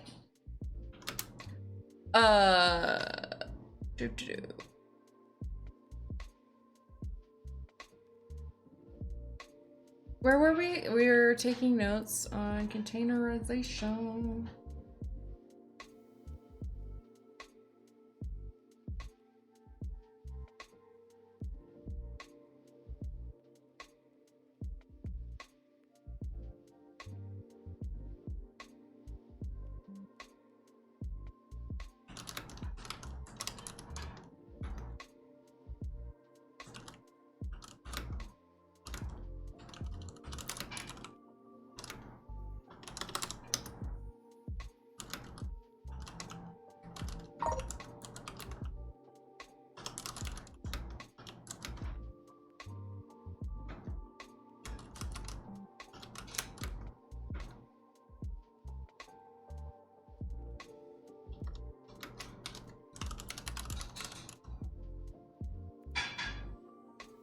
What made you want to learn Linux and computer stuff? What made me? I don't know. I never know how to answer that. I guess the people that like computers. I like people that like computers. And I like to know how shit works. I like to know, like, I want to know, like, you know, like, want to know how the plumbing works in a computer.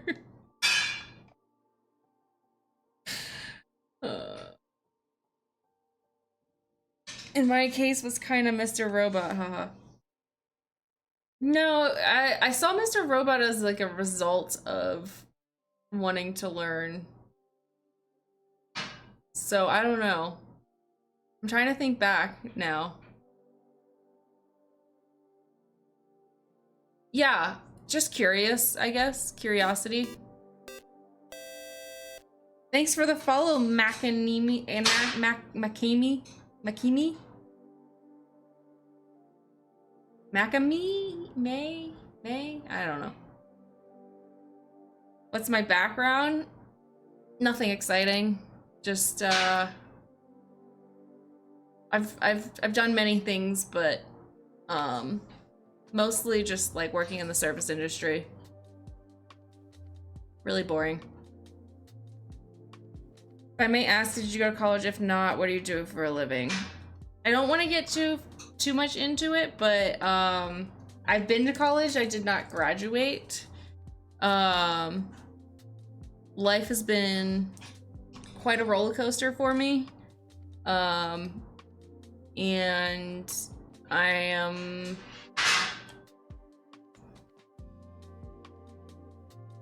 I don't want to get into it. Right now, I'm not on a particular path besides this, but I How do I say all this without getting into it? I've had some like health problems that have gotten in the way of stuff, and for the most part, I've not had like a one career or a path, and so I would love this to turn into a career, but I'm not very hopeful.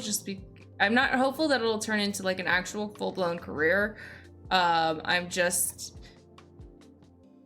want to learn mostly, and if it turns into something, then that would be really, really awesome. But I don't know. Life be lifin'. So I have learned to set my expectations not very high. Yeah, life sucks most of the times. Yeah, but you know, there's those moments that make it worth it, I guess, you know. It's okay if you don't want to answer, feel free to ignore. Yeah, but people always ask me, and I feel like I owe y'all like some sort of response, you know? You don't need to say anything if you don't want to. You don't have to if you're not comfortable with it. Thanks, guys. Thanks for making me feel more comfortable. I do feel like pressure to share more than I want to a lot of the times, but I think that's mostly coming from myself, not y'all. The process of packaging and running apps in isolated environments, containers,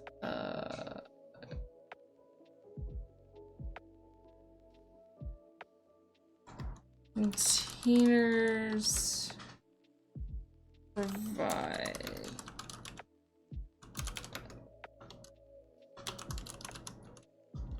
No, I was too slow. Oh, come on.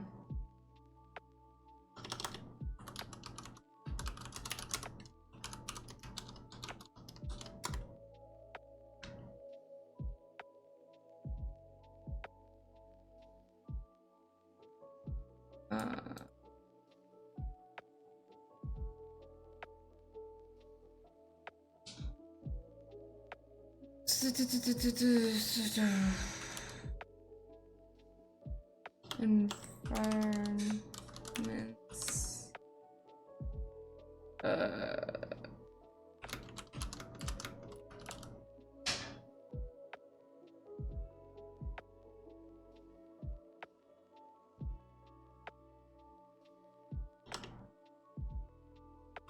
We got Docker, we got Docker Compose. Yeah, life's just been fucking weird for me. Like, the normal path just did not work out no matter how hard I tried to conform and follow that path. It just didn't fit me.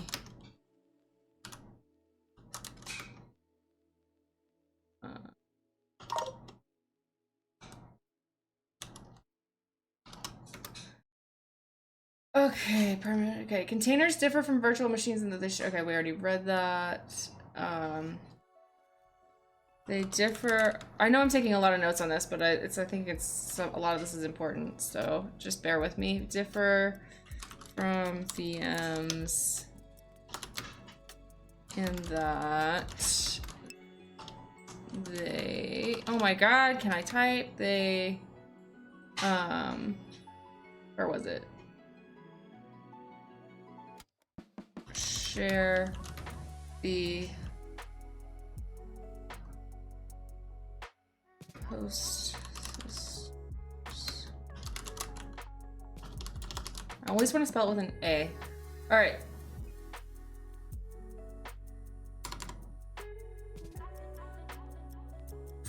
Containers are highly configurable. Oh, sorry. Cyborg life can suck really bad at times, but it does this to push us into correct pathway for us. Yeah, I was just following a path. Like, I was like really trying to follow the path, you know, and like I just had to figure out that it wasn't for me, and that took me a lot of trying and beating a dead horse to figure out.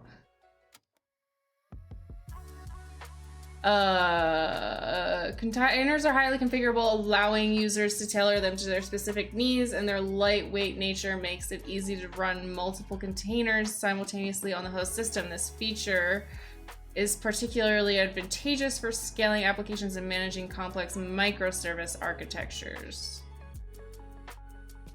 I did not understand that. Changing how you configure both language.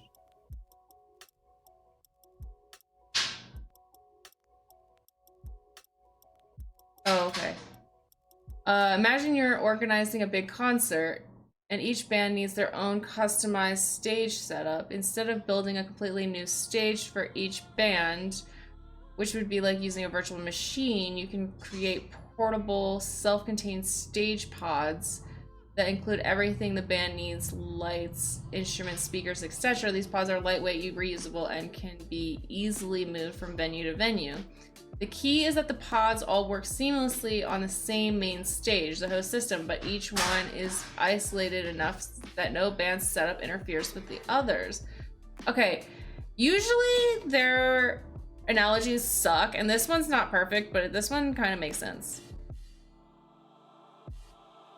In the same way, containers package an application with all its required tools and settings.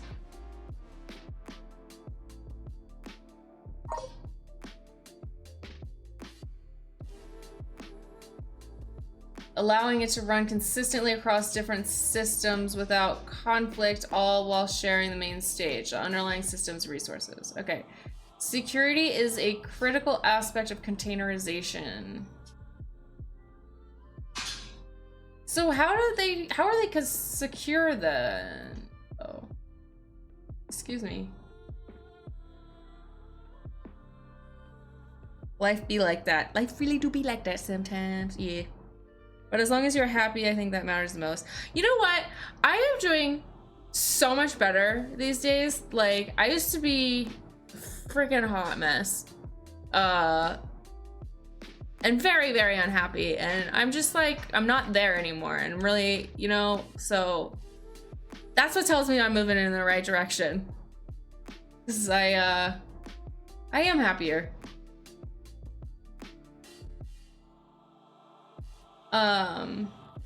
Where was I? Security is a critical aspect of containerization. Containers isolate applications from hosts and from each other, providing a barrier that reduces the risk of malicious activities affecting the host or other containers. This isolation, along with proper configuration hardening techniques, adds an additional layer of security. However, it's important to note that containers do not offer the same level of isolation as traditional virtual machines. If not properly managed, vulnerabilities such as privilege escalation or container escapes can be exploited to gain unauthorized access to the host system or other containers. But what if you have a bunch of containers inside of a VM? Boom. Yeah, you can have containers inside of VMs, right? Yeah. Containers are like baby playpens. In some ways, yeah, this kind of is. Yeah, I'll buy it. Thanks for the follow, to Pudster. You usually do run containers inside a VM. It's called Docker Desktop. Ah. I'm excited. I wish that I was far along enough to start doing containers because they seem really cool. They seem like the hot shit. In addition to enhanced security and resource efficiency, containers make applications easier to deploy, manage, and scale. Since containers encapsulate everything the application needs, libraries, dependencies, they allow for consistency across development, testing, and production environments. This portability ensures that applications run reliably across different environments. Thanks for the follow, Attrition.org. Attrition.org. Thank you. They suck, I hate them. Okay. I guess you either love them or you hate them. Yeah, folks will often... Oh, containers inside a VM solves part of the container escape problem because the VM kernel is isolated from the host kernel. Yeah, that's what it seemed like. Okay. So yeah, folks will often share access to Docker container and create path for issues. Okay. Hi, Zeno Tassedro. Zenotasedro. Is that your name? Because that's like a badass name. I like that. That's got a nice ring to it. DW about, don't worry about college/work work experience in many forms that it may be applied, and the connections you make along the way, in whatever form they may be, is the key to success in any industry that you get yourself into. At the end of the road, it's all on you if you want to do it or not, which may get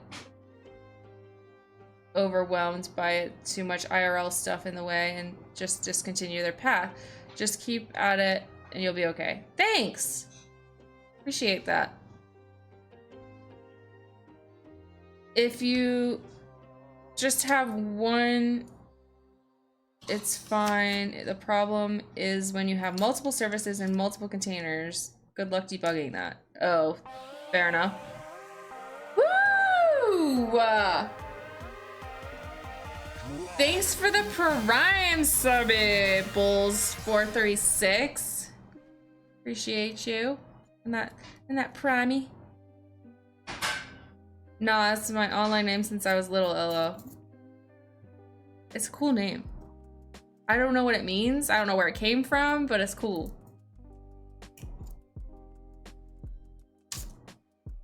That's my job. Sucks to be you.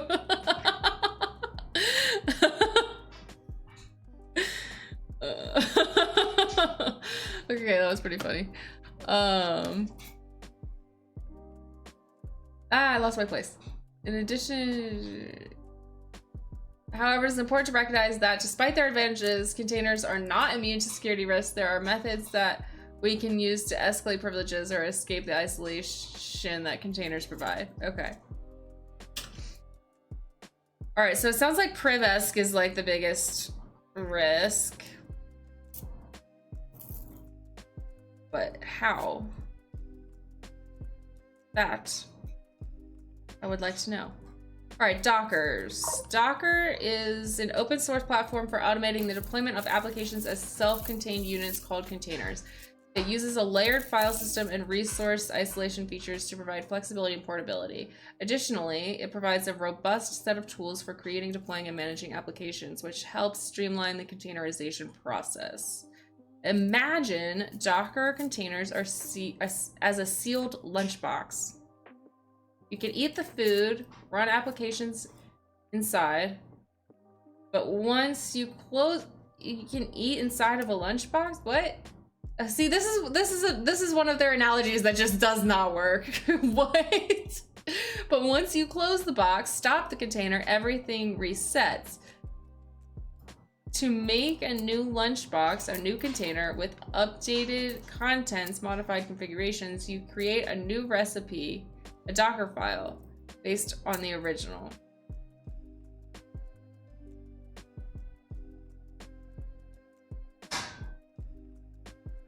When serving multiple lunchboxes in a restaurant or production, you'd use a kitchen system, Kubernetes, or Docker Compose to manage all the orders smoothly.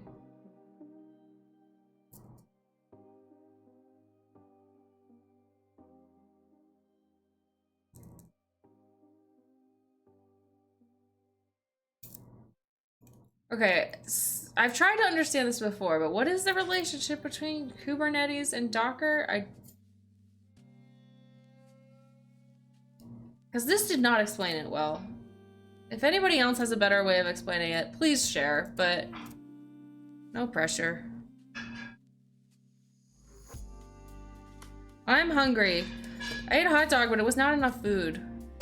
Because I only ate a banana. The only thing I ate today is a hot dog and a banana. I need more food, but I'm focused, so I can't. Gonna watch a movie. Good luck with your studies. Thanks, Jonas. What movie? I'm curious. You're still around. Anything good? Kubernetes is for orchestrating the lifestyle, storage, networking, all the glue between multiple containers. Okay, got it. Kubernetes is a very complex orchestration system for containers. Okay, Kubernetes and Docker are two different approaches to the same problem. Ah, okay, that's what I wanted to know. You want to run a limited application without it having access to the entire host or server.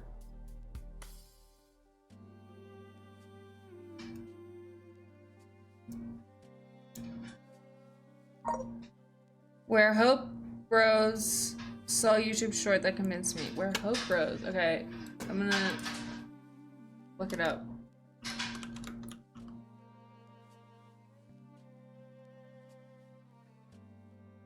Oh, it's a Netflix movie?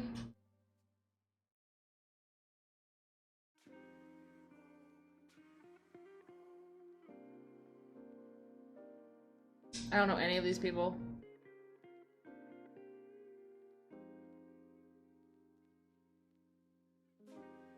Looks, oh, it's a sports drama. Sometimes those are good. I'm trying to think of a good sports drama. I don't know. I don't watch a lot of movies.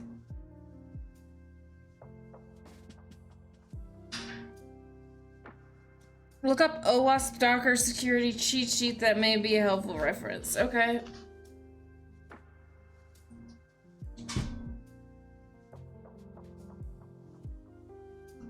OWASP, Docker. Oh my god, security cheat sheet. There it is. No. No, I said cheat sheet. Oh, there it is.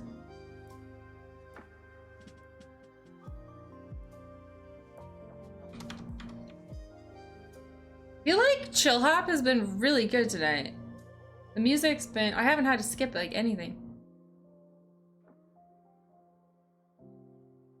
Y'all can hear the music, right? Sometimes y'all can't hear it. Doesn't watch movies, but I bet your ass is doom scrolling on them YouTube shorts all day. I do get stuck, like when, okay, I don't watch reels or shorts like that often, but when I do, like, I get sucked in. And that's why I don't like watch them very often, because I will literally sit there for hours and not be satisfied. They're not satisfying. There's not even good content. I swear, like, rarely am I like, okay, this is like actually the algorithm gets me. No, that doesn't happen for me. I wish. I just found out my lip gloss is magnetic. That's fun. So now I have a new feature of my fidget toy. I know you guys are, that's what you're here for. I definitely watch a lot of like YouTube videos. Ah! Instead of TV, I watch a lot of YouTube. Or I play games. That's what replaces it. It's not like I'm like, I don't watch TV. I do, it's just YouTube and then I play video games. Like I'm not looking at screens.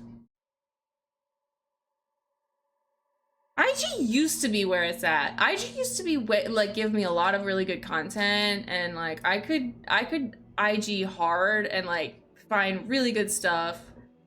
I don't know. It's the algorithm sucks now for me. It's only like I follow a ton of pages. Like I don't even follow people I know. I follow like content, like stuff for content. I don't like using it as like a social thing. So I follow a lot of pages, but it only shows me content from like a few of them, and then the rest of them will be like suggested, and like it's like, I don't know, like really generic girly things, and I'm like, okay, you know I'm a girl, so you're like showing me this stuff. Like this is like really lame. I don't know. I feel like it does the same thing for guys too, but I feel like the algorithm's very sexist. For both sexes though, not for one or the other.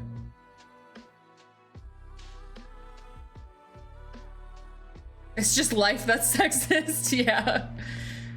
You gotta scroll past a lot of garbage before you find a gem. Yeah, And that I hate, like, but every once in a while I do find some good stuff. That's true. Still, every once in a while.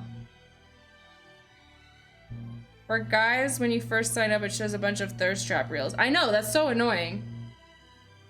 And then for girls, it's like all like Hailey Bieber and like Kendall Jenner and like, I don't know, people that I don't want to see. Like the famous celebs and like, what's the other one? Sabrina Carpenter. It's a lot of that. If you open a new account as a guy, you see a lot of opace? Opace? What is that word? Hi, Venom Weed. You know you can reprogram the algorithm, right? You mean, but like how? There's different ways to do it, right? Like, how would you recommend doing it?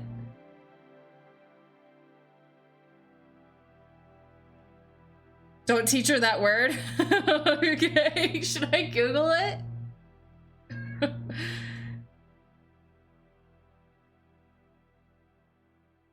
I got away from most social media a while ago. Fantastic decision.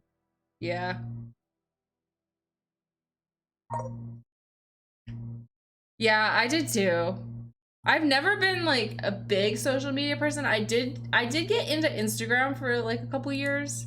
I liked doing that, but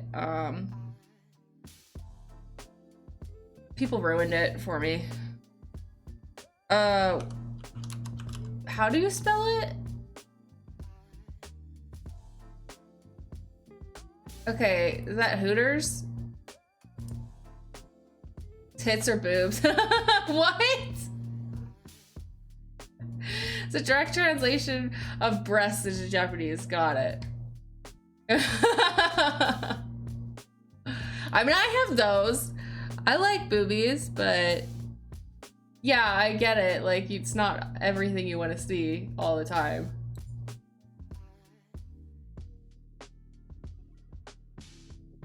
The power of my ADHD protects me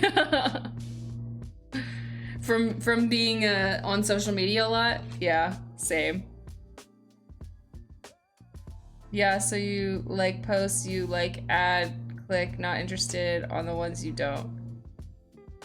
Do they still have that feature? I didn't even know they still had it. Sorry, I feel like I missed a lot of chat. Or maybe not. Venomweed, thanks for the follow. Welcome. Welcome. You may never leave now. You're stuck here forever. Yeah, so you like it's just a word in another language for boobs. Ope. Oh, that's something I learned today.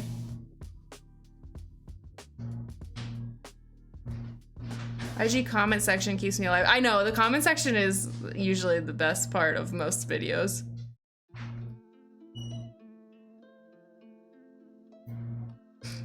You're not pronouncing it correctly, but good try.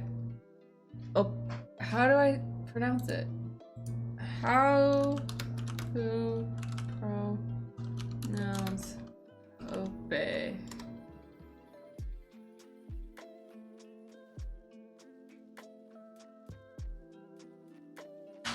Ope. I am saying it right. Ope. Opie. Opie. Opie. Opie. Opie.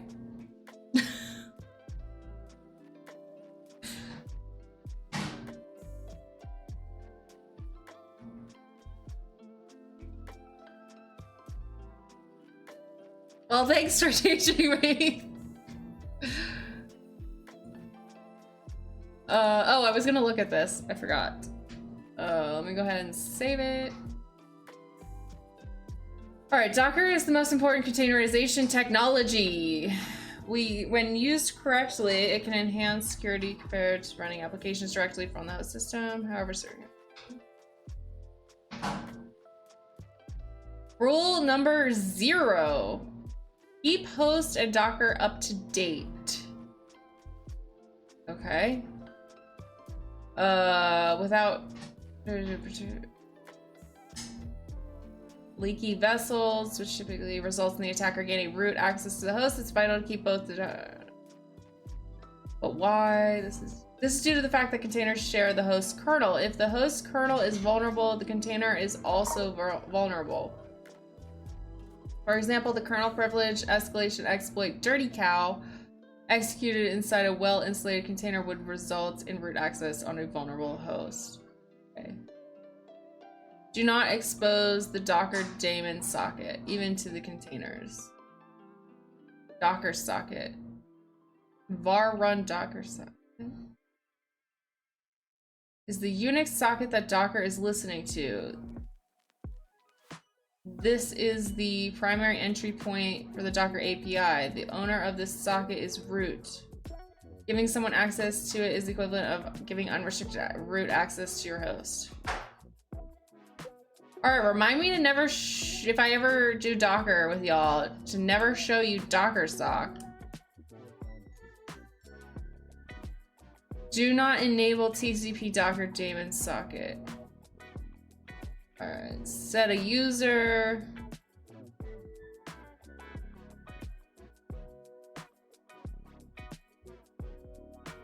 Figuring the container to use an unprivileged user is the best way to prevent privilege escalation. This can be accomplished in 3 different ways.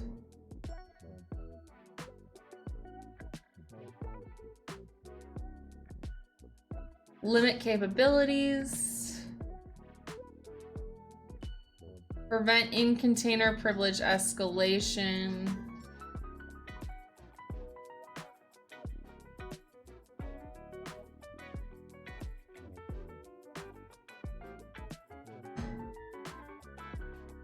Be mindful of inter-container connectivity.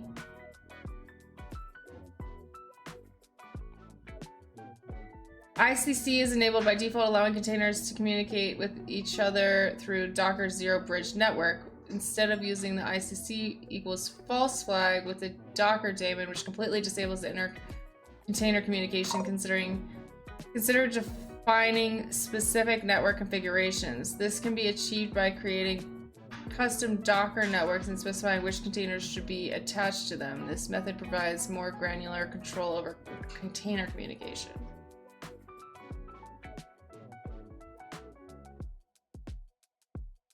Do not expose, like, do not receive unfiltered connections and do not show usually. Hi, Samaria, you're back. I just realized the username is a play on Cyborg. Yeah, it takes people a minute usually. But I usually go by Sly anyways. The number 1 is the most common I've seen. See it all the time. Okay, cool. The Dirty Cow thing. Leaky vessel. Oh, no, you said number 1. That is the daemon socket. Okay.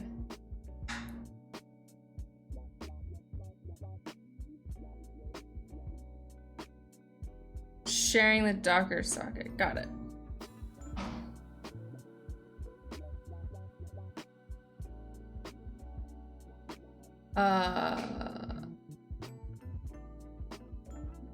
Do-do-do.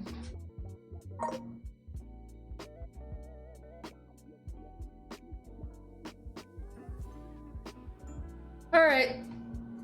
I feel like I've reviewed enough of this. I get the idea. I'm not gonna remember all this anyway, so let's move on.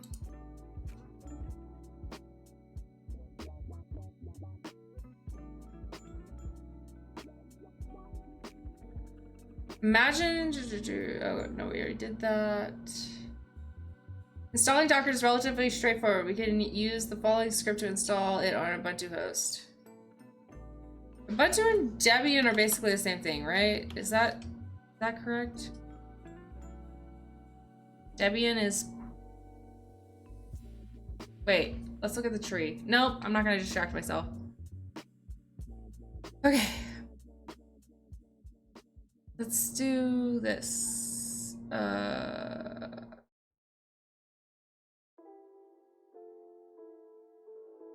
Should I nano the script? No, I shouldn't be doing this. I don't need this, right? That is based on Ubuntu, I think so. Yeah, I know it's Debian based, but I think Debian is Ubuntu under that branch.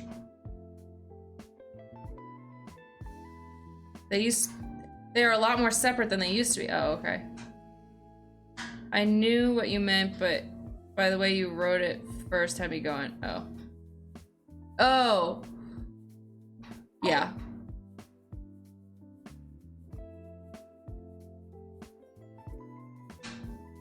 Betty snacks, Betty snacks. All right, let's do some Betty snacks. I'm not even paying attention anyways. Let's be real.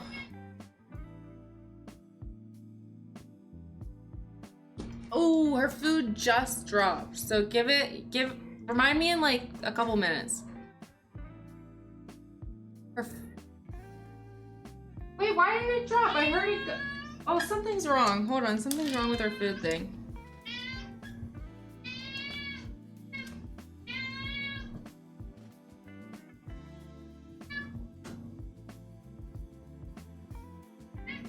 Why didn't it drop? I heard it going.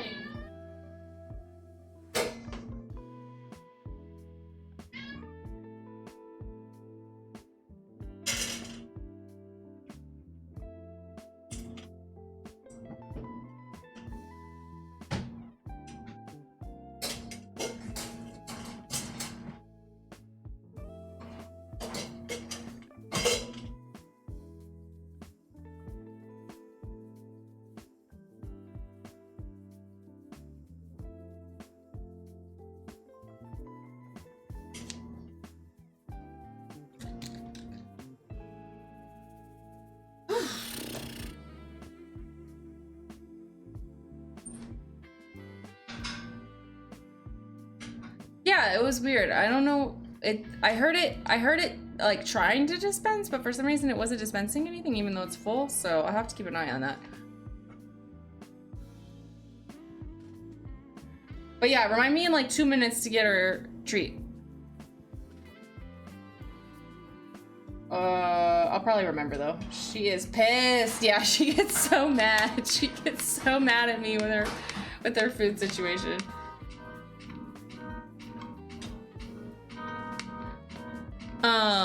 Should we switch to that? Should we try and like find... All right, let's get this done. Get to the bottom of the... Oh, never mind. It keeps going. Oh, wow. That's a lot. Oh, man. Oh, wow. How fun. Does it have any questions? Yes. No. Son of a bitch. They're gonna make you read all that and then not give you any questions?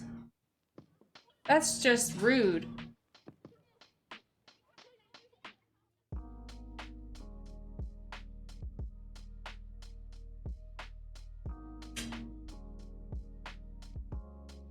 All right, chat.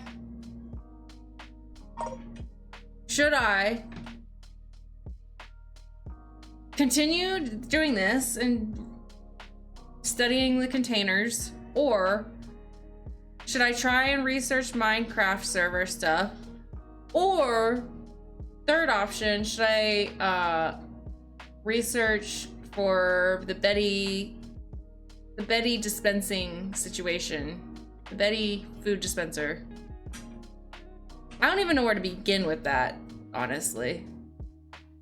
Does anybody have any preferences? I'm really just being indecisive. I don't really know what to do. Research Minecraft servers, LOJK.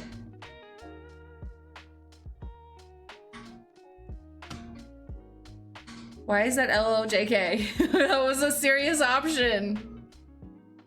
Any dispensing situation doesn't sound right.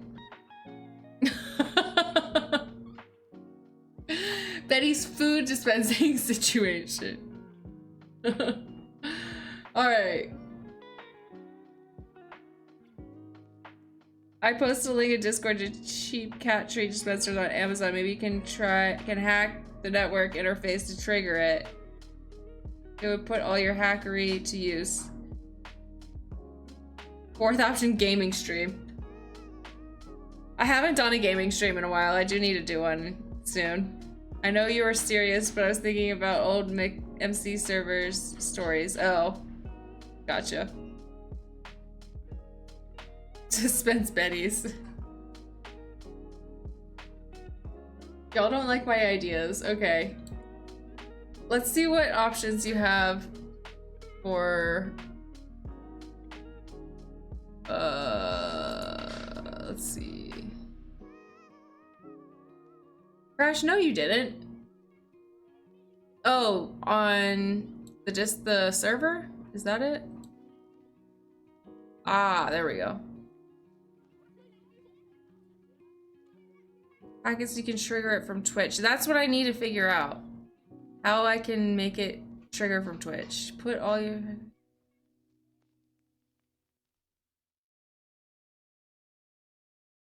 So I have to buy it before I can really tell what to do with it.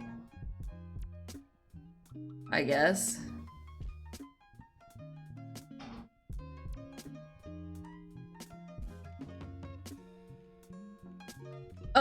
Does the Discord link work? Does this work? I think it works. Wi-Fi enabled, so in theory you should be able to trigger it over the Wi-Fi. You need to reverse the network protocol that the phone app uses.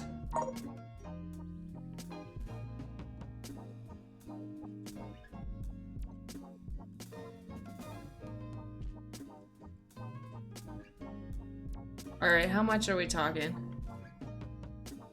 Oh, 70 bucks isn't bad. When I was looking yesterday, I saw some for like 150 bucks.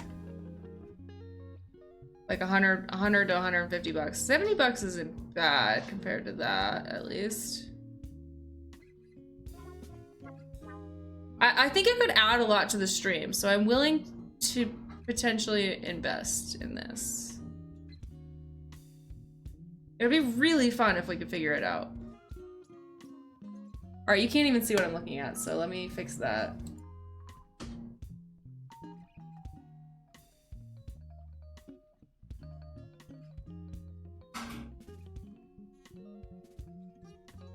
What?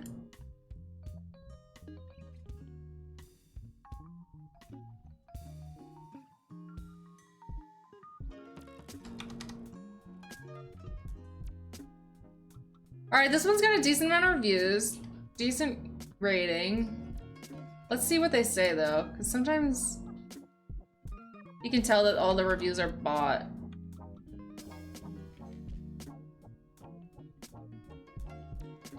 Has anybody used it for stream yet?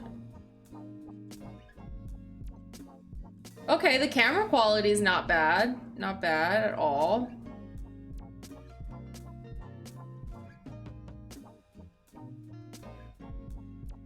Alternatively, you could hack into someone else's just for practice. Alright. You have a stream that does this in mind? I don't know if there's a better one where the network portion have already been cracked. Okay. What if I was like just a little crazy and was like hackable cat treat dispensing Wi-Fi thing.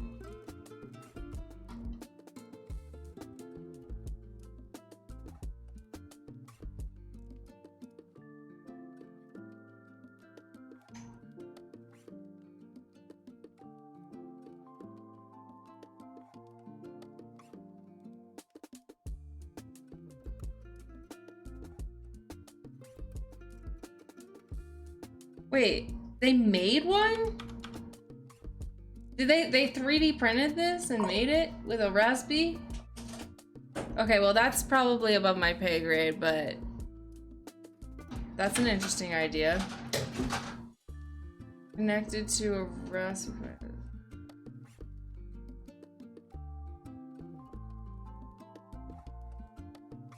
Alright, I guess this is my new project, besides the Minecraft server.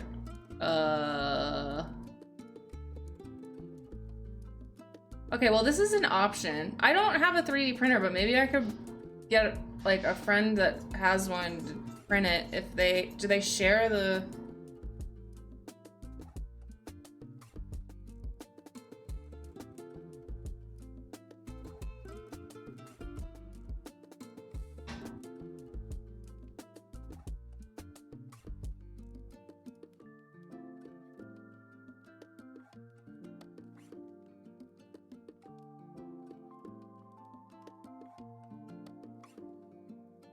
Good idea, but in a few months it'll be thrown out as biofouling sets in. What? What's biofouling?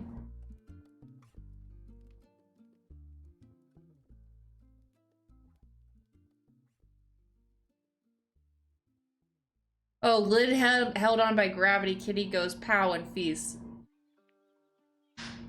Okay, so Betty, well, you could just put something heavy on top of it, I guess. No, I don't want it to be jank. You have a 3D printer? I can send you prints? Oh, hell yeah.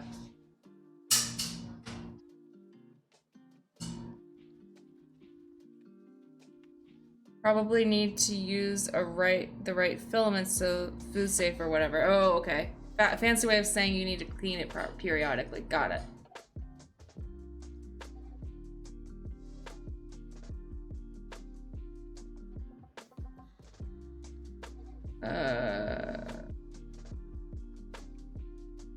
I guess I could tape it or something. Yeah, that would work, right? All right, let's watch the YouTube. Let's see. Oh, it's not available anymore? Boo! Oh, that sucks.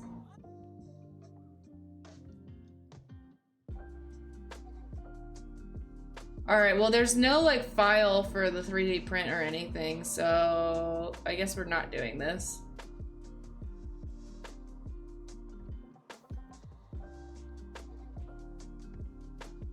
But it's a neat idea.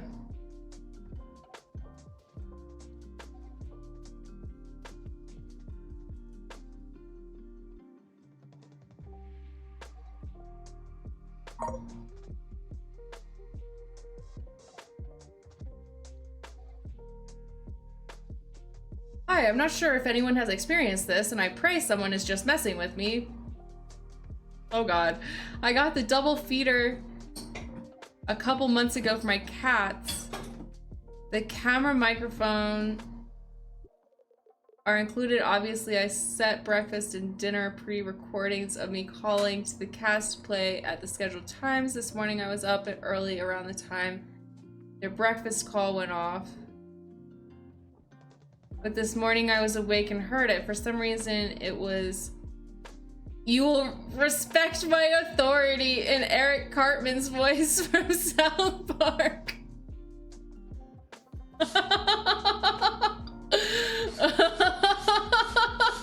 Oh my god.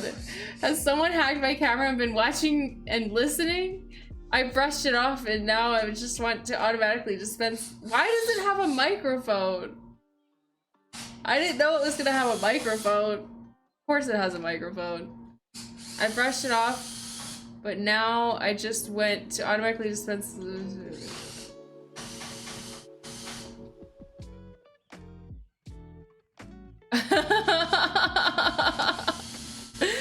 Oh my god. Pet feeder whores.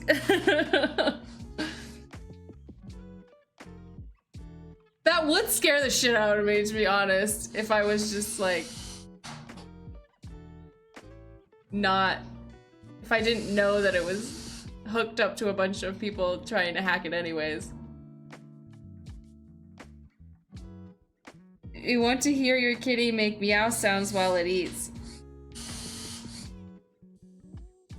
I mean a speaker. I guess, does it have a microphone and a speaker?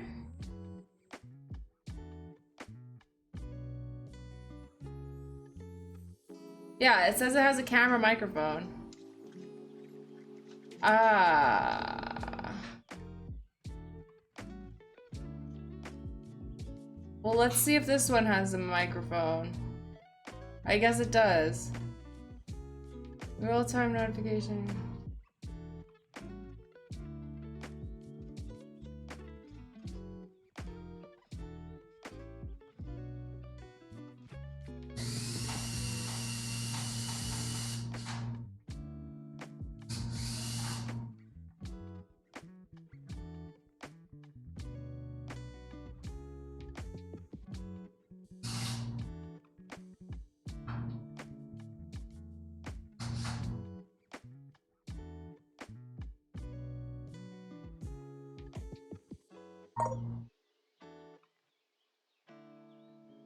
I don't know.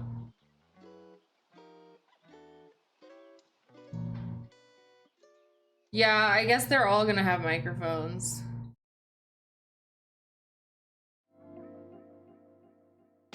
That's annoying.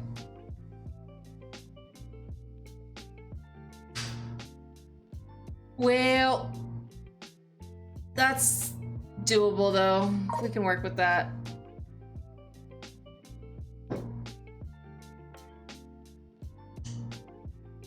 Oh, and it has night vision? That's kind of cool.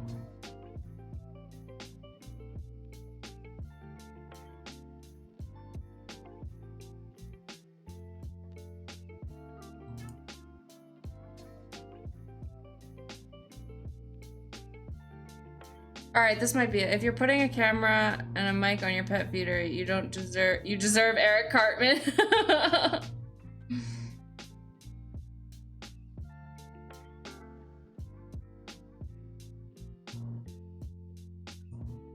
I don't know.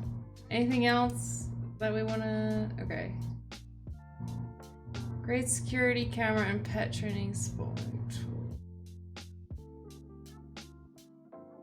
Man, that's pretty freaking hilarious that somebody took the time to even do this to somebody is ridiculous. Like, what are you doing with your time?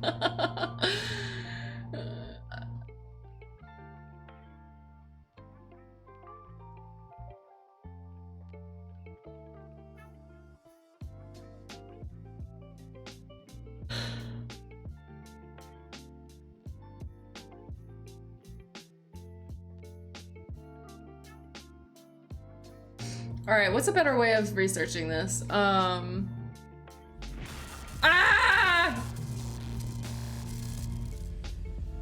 Hello! Welcome, Raiders! What's up? Thanks for the raid, Hack Smarter. What are you up to? Hack smarter, not harder. Yeah! That's right. A lot of software of those yellow gadgets was cheaply made by someone who barely copy-pasted their way to get it working, yeah. Right now? What is up? What were you guys doing? Thanks for the follows, y'all! Welcome in, welcome in. Stevie W, Chip, Cyber Jess, Chipping Jungle. Thank you, thank you. Right now I'm doing a little bit of a pivot. I was trying to learn about containerization and stuff, but I got a little bored, so I was trying to switch to, so my goal for stream, thank you, Dedicated. My goal is to get a cat treat dispenser with a camera and somehow integrate it with the stream and make it not only so that you can dispense treats for my cat and see her and have a way to hook it up to the stream to do that, but I also want it to be like semi-hackable so that people can mess with it. But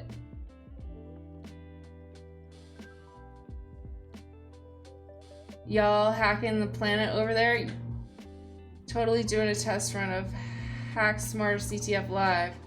Oh, cool. Hack Smarter, you're making a CTF. Sweet. What kind of CTF? We were hacking on the brand new Hack Smarter platform, hacksmarter.org. All right, let's check it out. Let's check it out. Hacksmarter.org. Hacksmarter.org.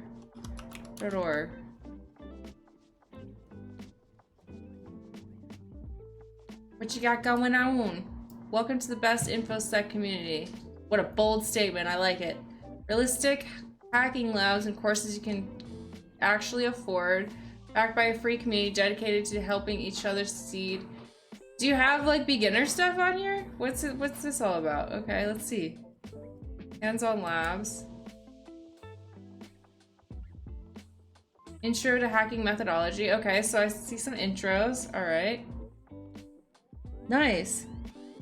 Is this streamable? Should I stream your shit?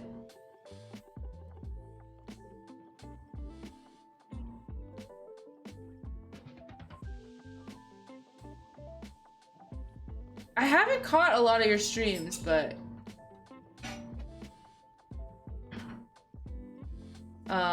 I hear you're a cool guy. Build a strong, so you pay per course. Is that how you do it? It's not like a subscription, it's like you pay for the course. Okay, cool. Free preview. Build a, let me make this bigger so everybody can see it. Build a strong foundation in ethical hacking and penetration testing. This structured course covers every phase of reconnaissance to privilege escalation through clear modules with text, images, videos, quizzes, and summaries. Perfect for cybersecurity professionals or anyone seeking fundamental skills and ethical hacking methodologies for further cybersecurity exploration. Oh, it's either one. So there's a subscription option. The hands-on labs would be better for streaming though, more fun. Okay, cool. All streamable. Okay, cool. Come to the hack smarter side. Okay. Oh, hey Squirmy. Meow. Good to see you. Good to see you. Raiders, I have an introduction that I want to give you, but it's out of date, so I can't, because normally what I would say is that I stream Monday, Tuesday, Thursday, InfoSec stuff, and on the weekends I do game streaming, but I've been really bad about keeping to my schedule the past couple weeks, so that is typically what I do, but I just haven't been keeping up my schedule very well. So but you will see me around. I like last week I only streamed once, so I've been slacking, but I'm gonna get those numbers back up. It's just gonna take me a minute. Email me at Tyler. Okay, cool. I'll give you a free sub to the hands-on labs if you'd like to try them out. Awesome, cool. All right, Tyler.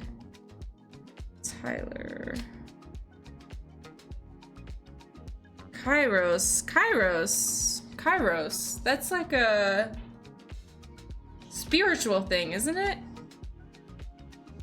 Kairosec. I'm trying to think of what Kairos means. It means Greek word for time. Oh. Yeah, okay. I thought I knew it. That makes sense.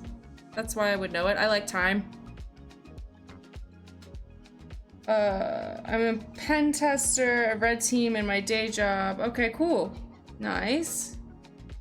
I've never seen somebody like say they're a pen tester / red teamer. Like it's usually like, no, I'm one or the other. They focus on timing side channels exclusively. Squirmy. It's also my penetration firm. Or I mean penetration firms. Sorry, I didn't mean to say that. I don't know why. Kairosec.com. Okay, cool. No, Squirmy, I knew you were just kidding. You didn't have to put the JK in there. I know you're fucking with me. Ah, I dropped my pen. They get into what nobody else can. Oh, cool. Arm Sly, what do you mean by that? I didn't mean anything. I promise. If only someone could test that pen for you. Alright, cool. I am looking for new content to stream, kind of, sort of, so even though I have like endless amount of HackTheBox that I still need to do, I'm kind of looking to mix things up, so cool. All right, I will definitely be checking this out. Let's look at the free preview real quick. There you are.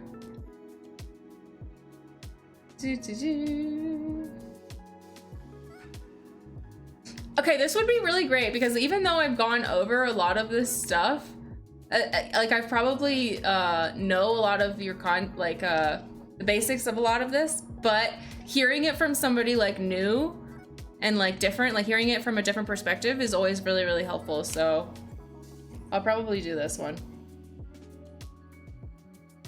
Like for me to learn something thoroughly, I have to learn it in different ways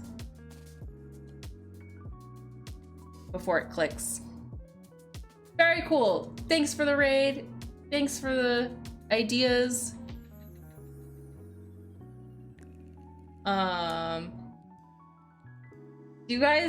Does anybody here have a cat feeding dispenser that they would recommend? I guess you probably would have chimed in by now, but somebody in here's got to have one of these things. That one's only $33. I feel like the cheaper it is, probably the easier it is to hack too. Thanks for the follow, Pink Mega Man Ryu. I think I gotta read and watch videos and mostly practice to learn. Yeah, I'm definitely a learn by doing person, not by reading or listening. I feed my cat twice a day because she's food obsessed.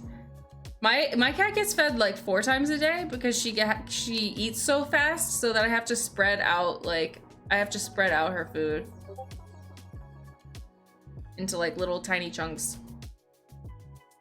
Oh, yay! I actually pronounced something correctly. That's a first. Yeah, the cheaper it is, the less likely they spent any money on making sure it was secure. Yeah.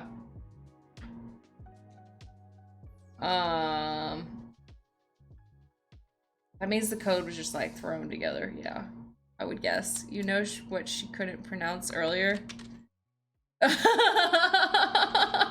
Don't bring it up. Don't bring it up.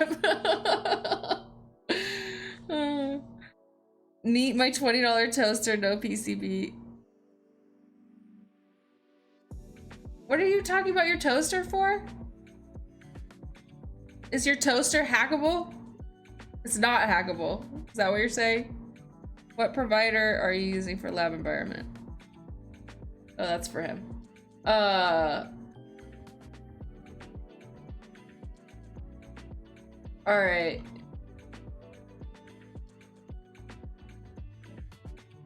Looks like this one's probably the one, but there's definitely cheaper one. Oh my god, that one's only $17. Well, I need it to work also, so yeah. So her treats, this is what I'm concerned about. Her treats are like weirdly shaped, and in all these photos, they're showing like food, like regular food shaped kibble things. These are like weird shaped. I don't know if it's gonna work with that or not.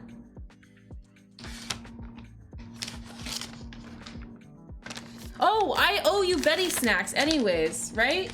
Yeah, I forgot. Sorry, Drew. Drew, are you still here? If Drew's still here, I'm gonna do Betty snacks. If not, I'm gonna give his points back. I too am weird shaped. What up, girl? You saw me messing with your treats, didn't you?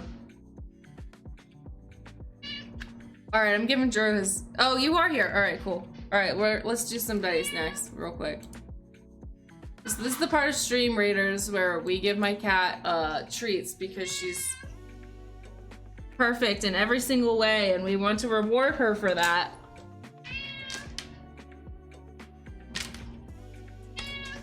But I have to go get it, so 1 second.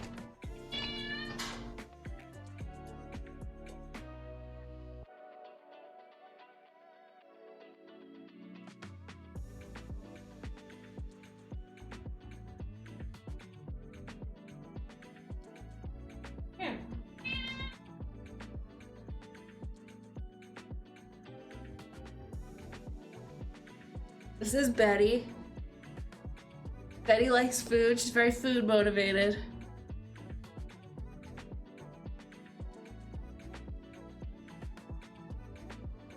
Oh. Alright, you don't really need to see me anyways, so here we go. Oh.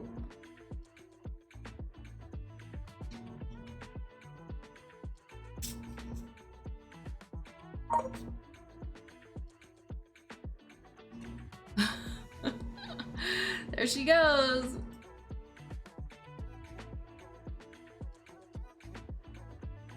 Like a little baby. AWS course stack. Every student gets a full private instance for every lab. You just connect via VPN like HackTheBox. Oh, very cool. How do you have time to be a pen test red teamer and build something like that? That's crazy.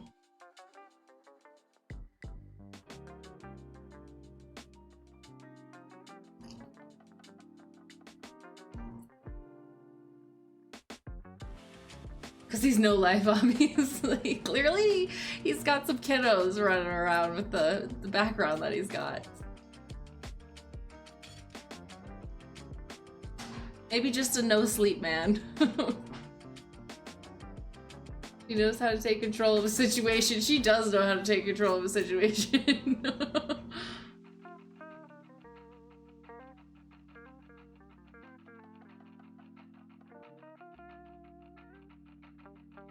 Oh, when you see people doing stuff wrong all day, you're just like, damn it, I want to build something. Okay, that's fair. I have 0 energy these days, and then suddenly I get the zoomies and make something with it.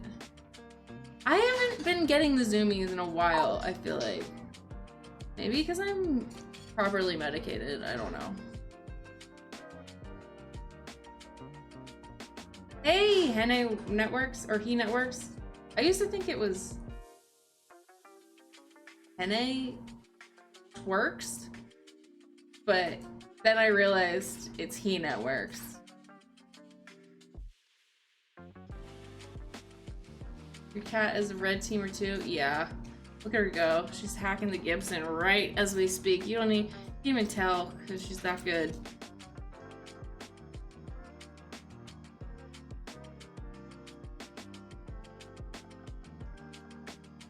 Betty Sack, yeah.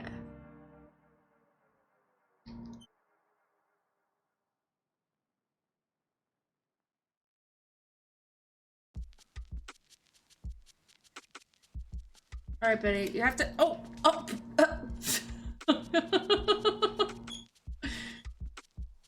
Girl, you gotta let me squeeze it.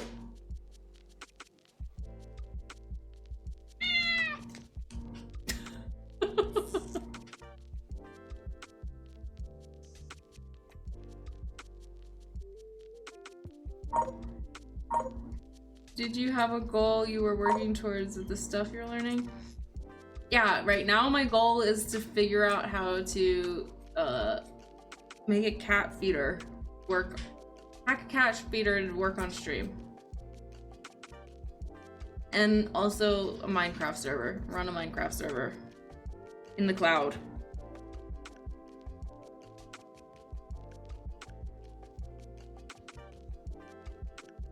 Then we can all play on it and then live happily ever after. Yay.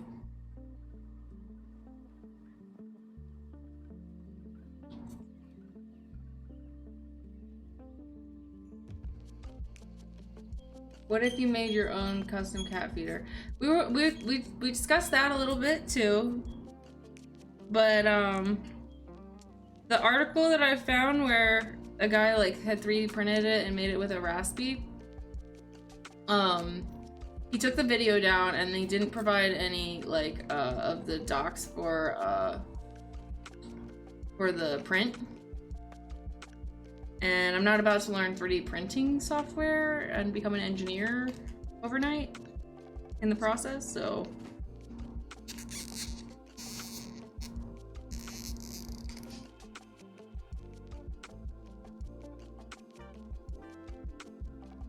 Engineered. Believe in yourself. It's not a matter of believing in myself, it's a matter of do I want to completely get lost in this rabbit hole forever? Probably not. Probably want the rabbit hole to end. Ow! Girl, let it up a little bit.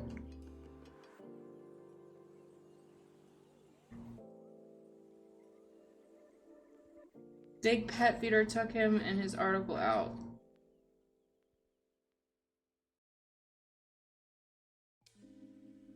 My kitty bit me very hard today when we were playing.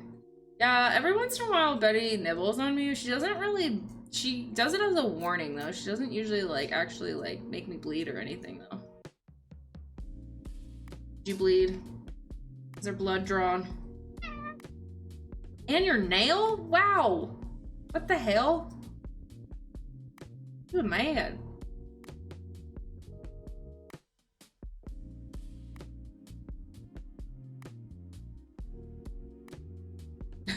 Wait, I just got what you were saying, Drew. It was pretty funny. Anytime I've ever ended up in her molars, I've come to regret it. Ah. Alright, let's see if we can get anything out of this. I think it's done though. Oh, little tiny bit. There you go. But hi. Like, trying to talk to you without seeing myself is weird. I don't know.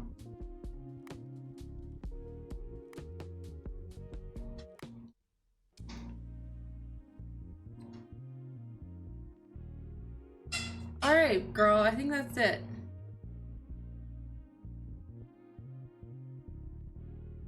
I think you did it! You big fat lady. Just kidding, you're not fat, you're just fluffy.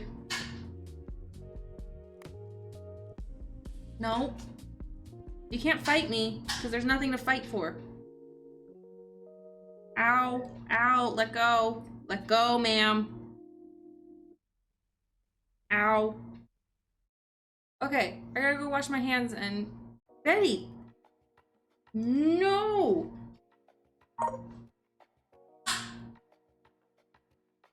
Hi, Wonky Circle.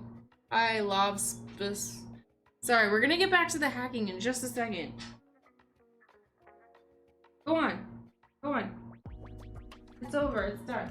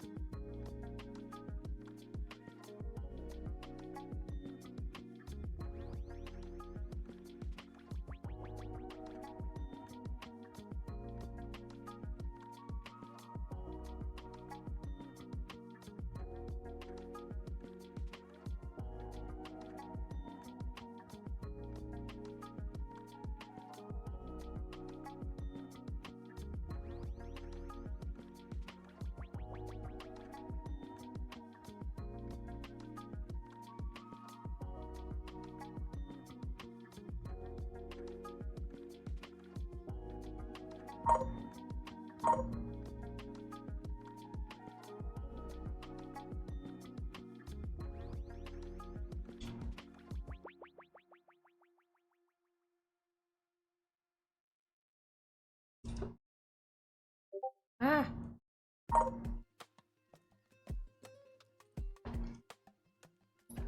Ignore my hair today.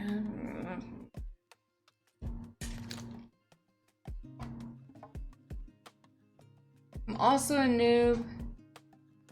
Cat hacking human is a real treat. Yeah. I'm also a noob at this point, so I came here to learn with y'all. Oh, sweet. Well, right now should I go back to studying? I don't know.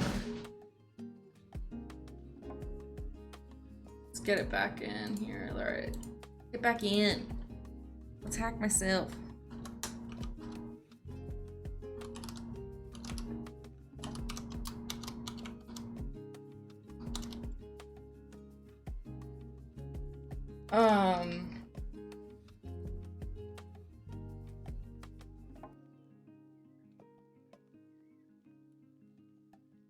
Yeah, I think I'm just gonna get this one. They're all gonna have microphones. They're all... What is auto tracking? Thanks for the follow, Lavsp. Lavsp. Alright, I don't really know what to do with this, so I take it back. Let's go back to Docker. I'll have to do that off stream. Because that's gonna take a lot of like me just like sitting and thinking and like also probably getting some help and stuff, so. But maybe I can do part of it on stream. Alright.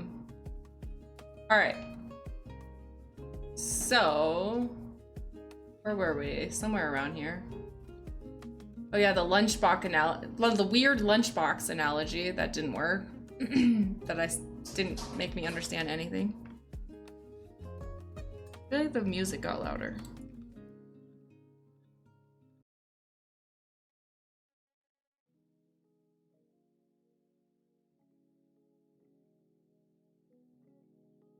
Oh, you know what? You know why the music was better today? Is because I didn't put it on shuffle. I just put it on shuffle. That was a mistake. So it was going through all the new stuff. That's why. Oh well. I want whichever cat feeder that gives me Xi Jinping a direct line into my house. So I'll be only hooking this up during stream. I won't be having this hooked up or like online off stream. That's for sure. This will be a stream only mechanism. All right. I wasn't doing anything here. I was reading. All right, installing Docker is relatively straightforward. You have to run the script. All right, so let's look at the script real quick. We're using the packet manager to update. Then you're installing it. And you're making a directory.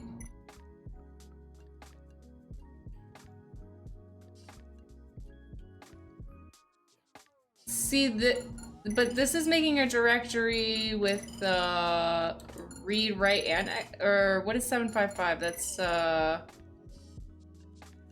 read and write or execute. What is 5? I forget. 5 is read and execute. Okay, so that makes sense.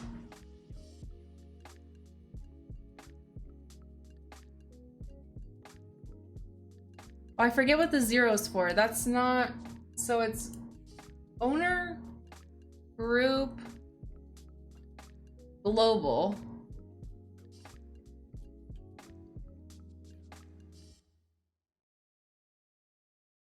Oh, I forget what that's for.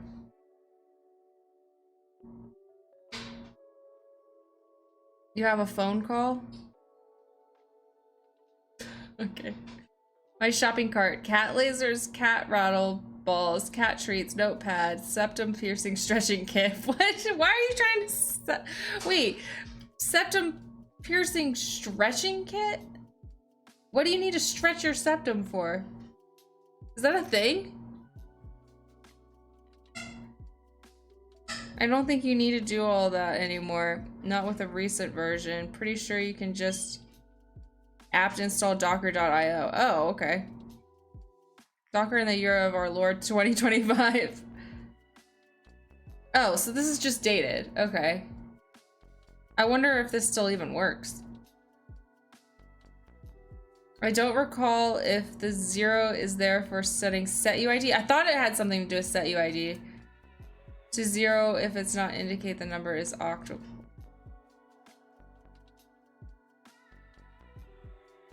I already got one. I think it is something with set IUID, right? And I want a bigger jewelry in that motherfucker. Okay. Go for it. Put the biggest, baddest jewelry you can find. Just put gauges in your septum, why not? Just like have one nostril. That's what you should do. Just have a uni-nostril. It'll be the new thing. You'll make it a thing and then everybody will have one. SUID is for SGID is to what? Ah! What? Footlong circle? What are you doing? Hell yeah! Thank you! 10 gifties, thank you for the subscriptions! What are you doing giving me all those subs? Hell yeah!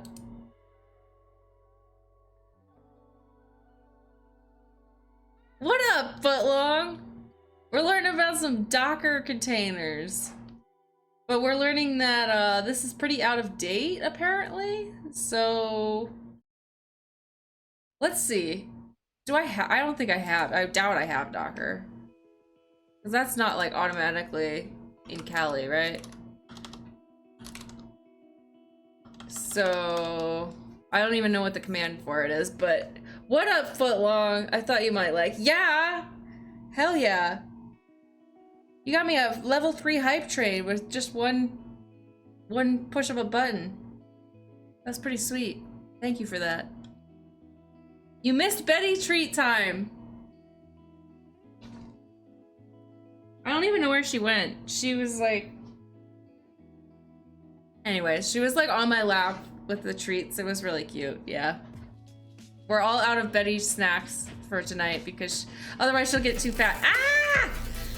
Crash with another 5 gifties. Hell yeah, Crash. Oh my god, we got to another level of the hype train. What up, though? Thank you for the subscriptions. I appreciate you very much. Oh, psyched. Didn't get one, sorry. I want to see Betty with ad-free viewage.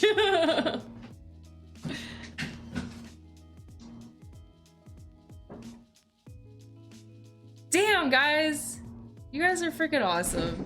Yeah, the apt install Docker IO, that ZQ, I still don't know how to say it. They won't tell me how to say it. Suggested is much easier than the fuss it used to be. Okay, Docker just used to not be in the main Ubuntu and Debian repos, so you needed to add. It hasn't been true for the last few releases. Wait, let me look at something. 1 second.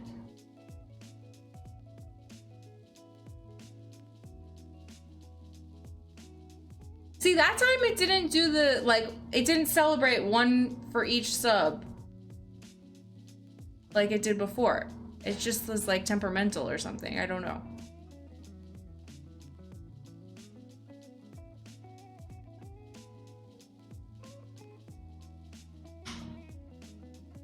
Wait.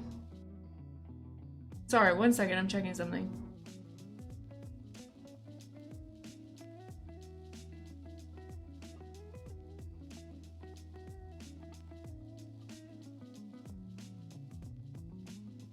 Footlong circle. Okay, that's what I was checking. You giving me? Yeah, you're at 21. Hell yeah. You're freaking awesome. I appreciate that a lot. You have no idea. And you, Crash.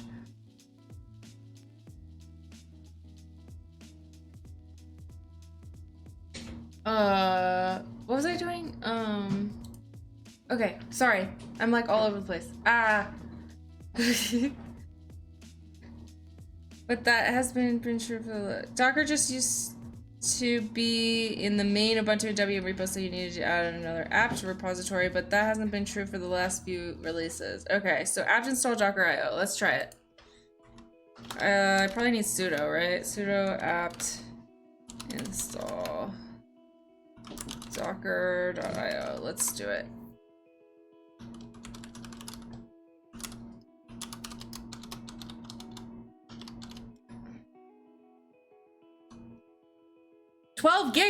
Wait, 12 gigs?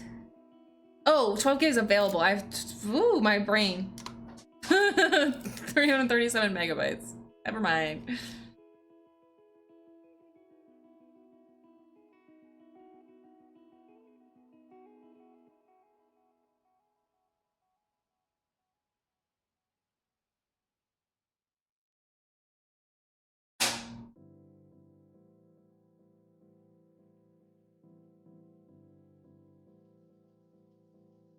Okay, that seems to have worked. Yeah, it worked. Boom! Easy peasy. They need to update this. Where's Ryan at? We need to be able to yell at Ryan. We can't yell at Ryan anymore because he's across the pond now and he goes to sleep at normal hours. So we lost Ryan.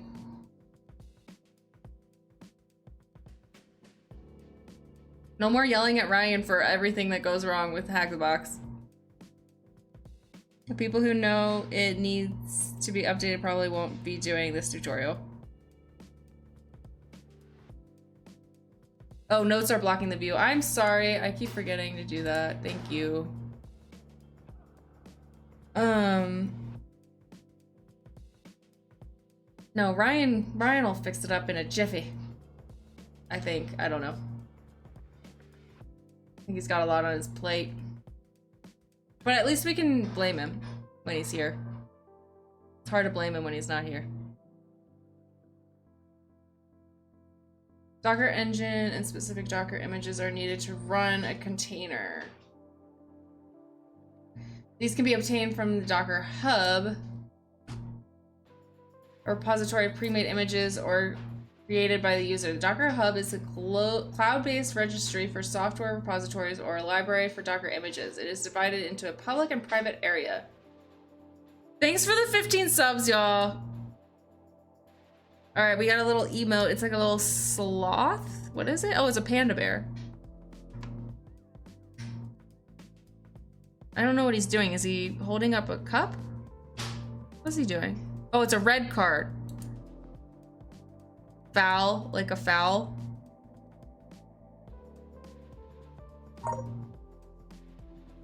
HackTheBox, I do consulting. How do I get rid of this? I don't want this. Sly is like a part of some Illuminati group now. Sly getting famous. Meow.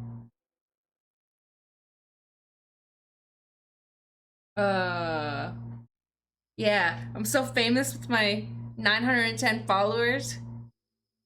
What am I? I'm a niche internet micro celebrity? Is that what they call them? That's me now. I'm legit.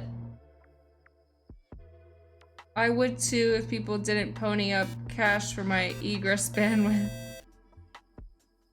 Wait, what? Docker Hub hates open source, unfortunately. Microfluencer. Yeah. Zeno Desedro. Thanks for the follow. You about to hit 1K. Gluteny? Gluteny. Gluttony? But gluteny. Zinfluencer. No. I don't like tobacco. No, thank you. All right, a repository, Docker Hub is a cloud-based registry for software repositories or a library of Docker images. It is divided into public and private area. The public area allows users to upload and share images with the community. It also contains official images from the Docker development team and established open source projects. Images uploaded to a private area of the registry are not publicly accessible. They can be shared within a company or with teams of... Okay, let's go here, I guess, and take a look at what we're looking at.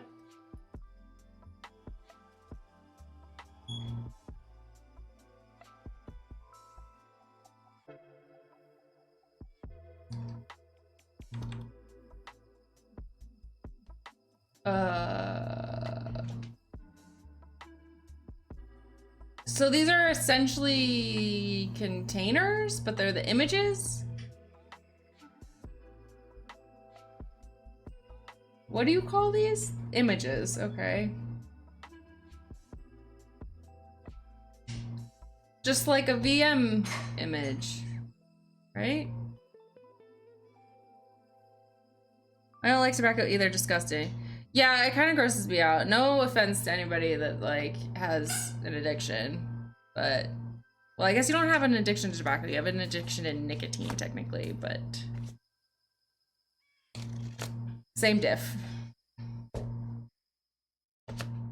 Yeah, I like, to be honest, I used to just like bum cigs like here and there, and then one day I smoked too many blunts, so like, you know, I used like backwoods. I smoked too many backwoods one day, and then I might have. What's a ladylike way to say that you threw up? I yacked, and then now I hate tobacco or nicotine. I like it. It just made it disgusting. Weed equals tobacco.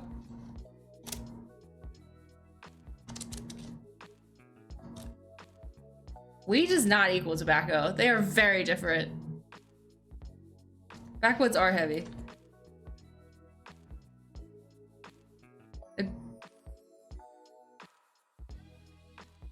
Mom, I threw up. But yeah, no, now I find it gross. I do not like. I never really liked the smell of cigarettes though. Like, it's not a very pleasant smell.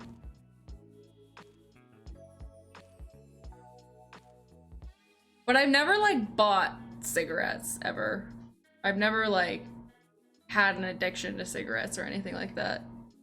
What do you mean your Prince Charming isn't spitting dip on the side of the road? Yeah. Alright, creating a Docker image is done by creating a Docker file, which contains all the instructions the Docker engine needs to create the container. Okay. Click on another link. I am not understanding this quite yet. So we have Docker installed, but we need a Docker image created using Docker file, which uses Docker engine to create the container. So we have Docker, we just don't have a container yet. So make a container, we have to do some things. Okay, we can use Docker containers as our file hosting server when transferring specific files to our target systems. Therefore, we must create a Docker file based on Ubuntu 22.04 with Apache and SSH server running. With this, we can use SCP to transfer files to the Docker image, and Apache allows us to host files and use tools like curl and wiget and others on the target system to download the required files. Such a Docker file could look like the following. All right, is this going to be super outdated? Does this look right? Update the pack.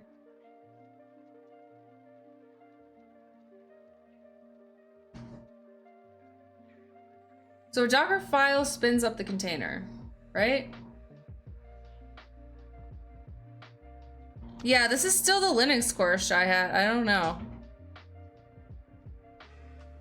And it probably depends on your opinion about Apache.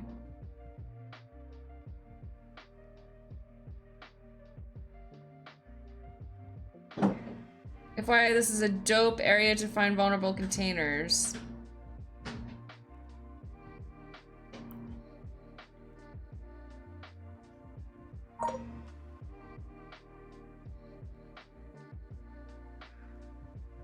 To find vulnerable containers?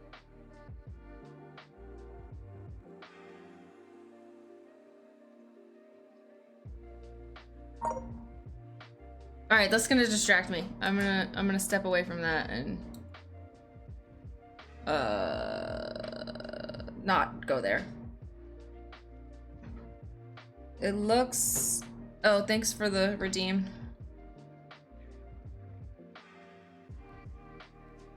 Fun fact.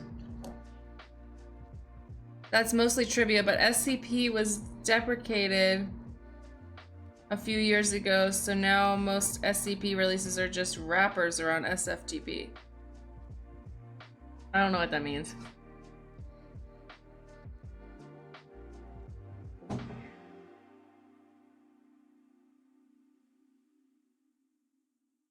Me neither. Okay. I'm not alone.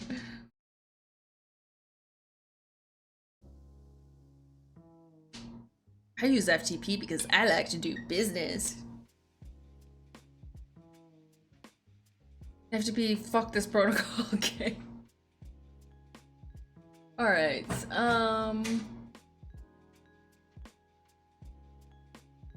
I haven't been taking my notes. Cause I'm lost. Like, the more lost I am, the harder it is to take notes, you know?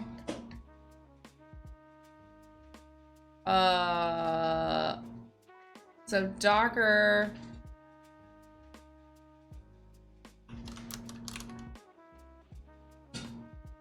I guess I should just go ahead and make this a big note. Right? Yeah, okay. So you have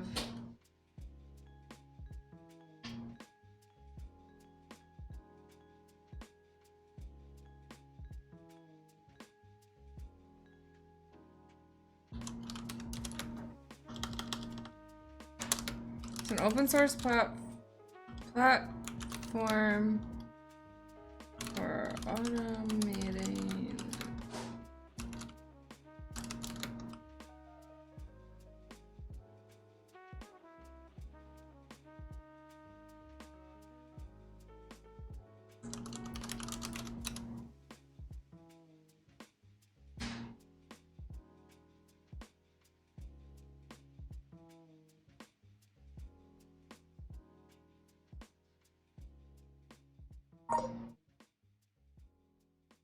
I think like the only way I would really be able to wrap my head around this is if I actually did this. Like if I made a container, spun up a container, whatever they say.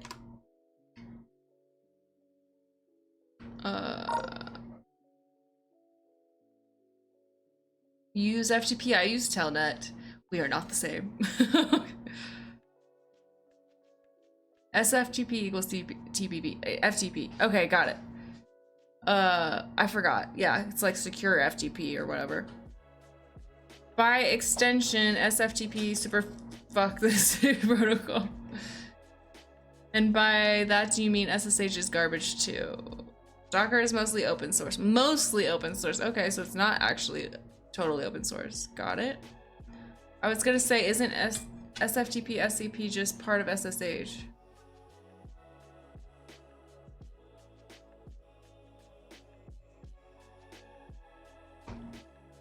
I don't even remember what SCP stands for.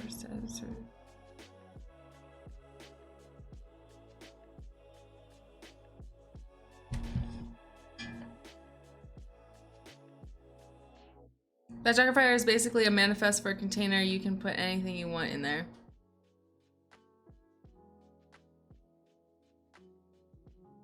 Secure copy. Got it.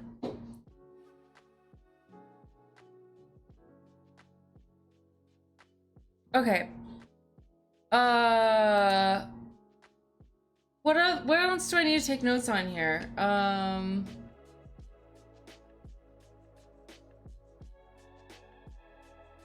So there's Docker engine. Thanks, Wonky Circle, for the. What is that? Hypnotic. Naughty Dumpy. Is it a twerking Buffalo? I like it. Docker's a very cool technology, but I'm a bit curious why it's part of a Linux fundamentals course. Yes, people were wondering why this was in here. It's a really long part of it too. Like it just, like it's, look at this thing. I'm totally gonna lose my place, but yeah, there's a lot. And I'm going through it at the pace of a snail. I just don't know what I'm supposed to retain here. Where was I? Yeah, here we go. Wait, RMRF. Oh, it's the... Okay. Wow, that's like the first time I've seen it like used purposefully.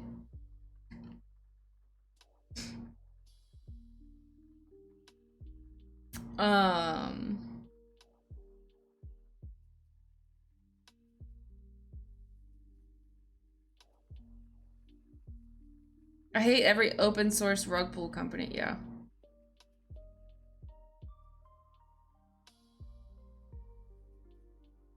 I'm the #1 Docker hater. I beg to differ. You don't even know me, BB. Go off, okay? So I'm hearing you love HashiCorp. Oh, you're talking to Squirms. After we have defined our Docker file, we need to convert it into an image. With the build command, we take the directory with the Docker file, execute the steps from the Docker file, and store the image in our local Docker engine. If one of these steps fails due to an error, the container creation will be aborted. With the option T, we give our container a tag so it is easier to identify and work with later.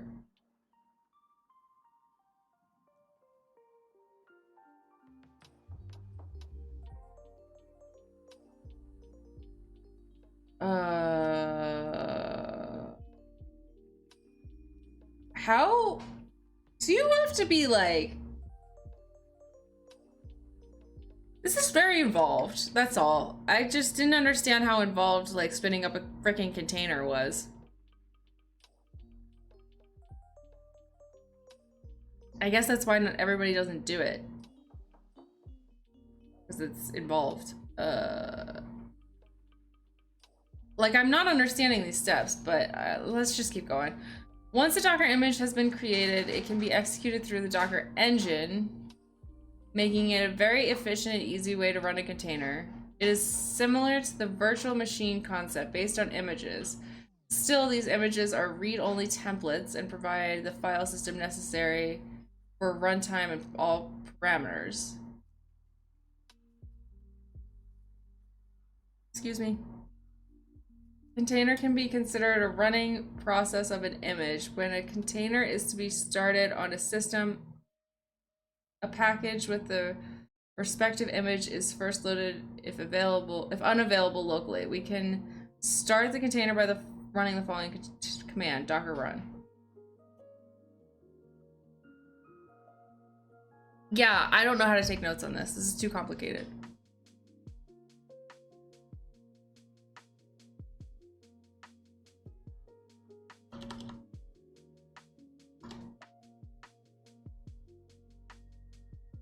They're also pretty convoluted. Yeah, seems like it. Also love Bitnami.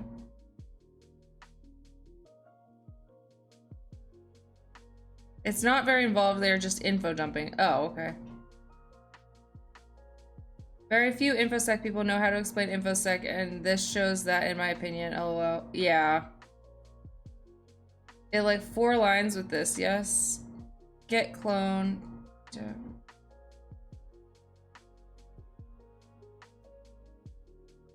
Just of more, is that you're saying that's how you spin up a container?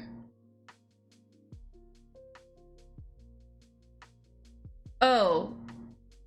Wait. What are you talking about? You're talking about the Vuln Hub thing?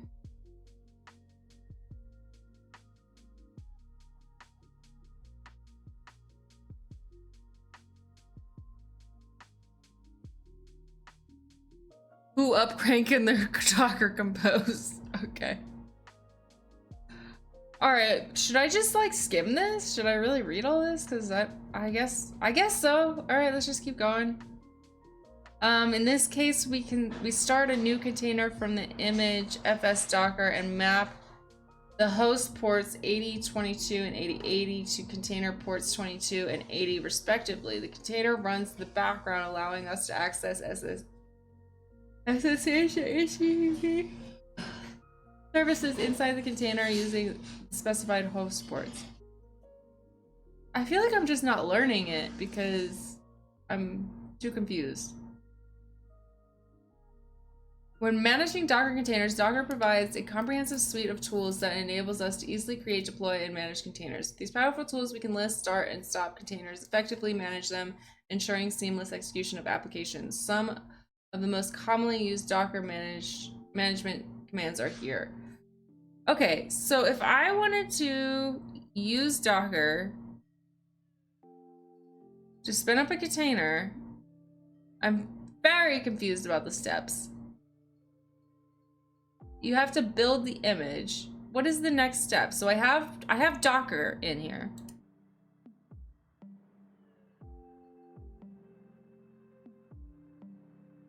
I need to make a Docker file is the next step.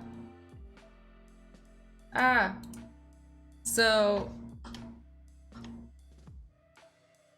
spinning up a container. I just need the vague steps. All right, you need install Docker.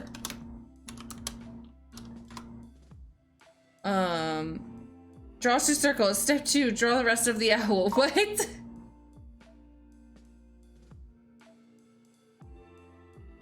I make containers to deploy enterprise applications. We are not the same. Make containers to practice pen testing. I make containers to store items. What?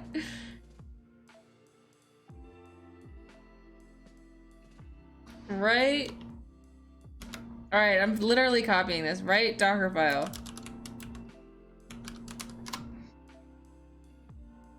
I really should be doing one.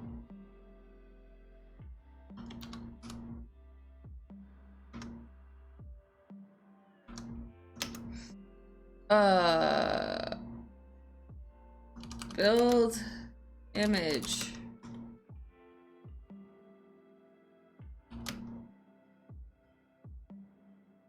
Run container. All right. That's how you do it.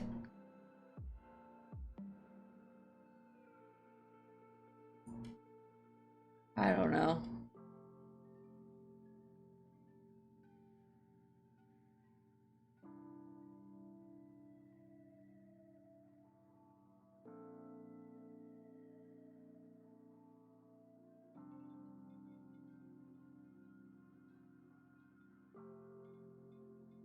Oh, you convert the Docker file into an image. Build command. So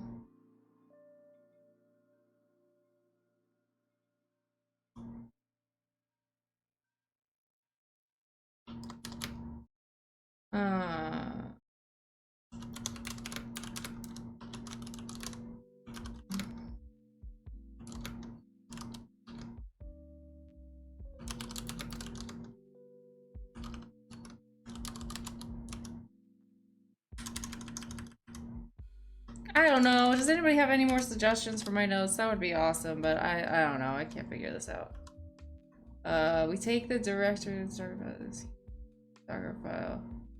It says we take with the build command, we take the directory with the Docker file, the directory with the Docker file, and execute the steps. What?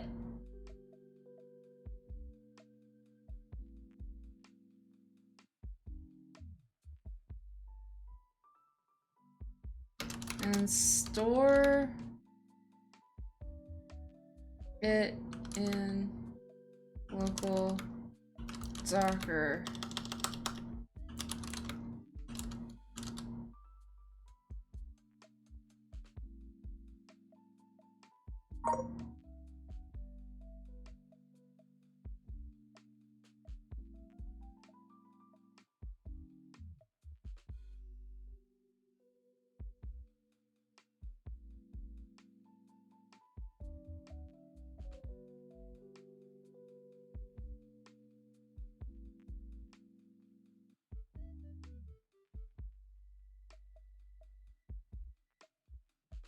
The files are in the computer. Okay, thanks.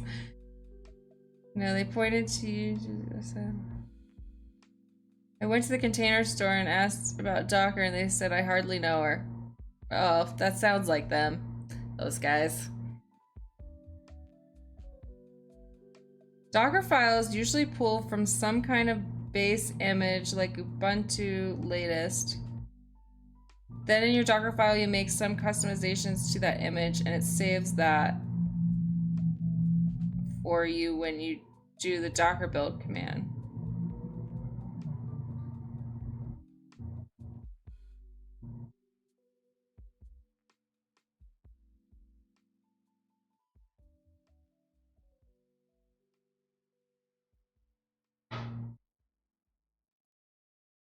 Docker file, you make some customizations.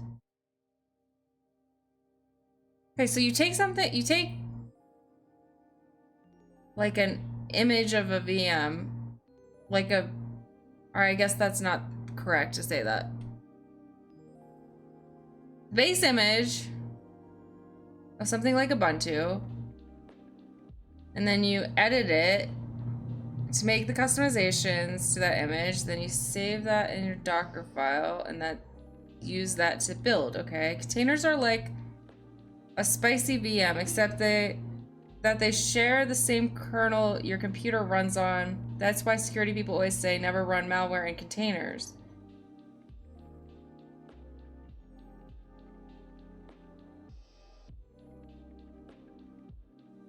Yeah, scroll up to their example again. They take Ubuntu and install Apache and open SSH server on it.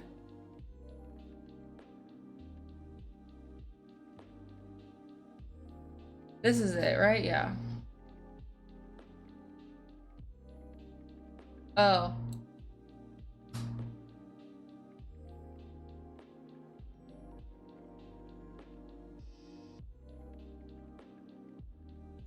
I feel like this is just, it's difficult because so much could go wrong and anything that goes wrong breaks it. Like, this is not a foolproof thing to do. People care too much about being semantically correct in tech. Literally nothing matters except getting shit done. Okay. HackTheBox needs more colors. Yeah, agreed. But it looks cool.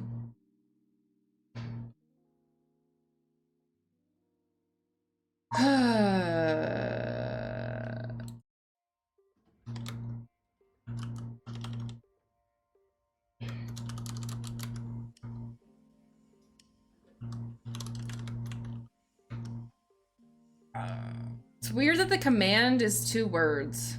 I don't like that. That's weird. And unusual. In this case, okay, we start a new container from the image fs docker and map the, okay, I already read the Docker management. So these are the tools that you use.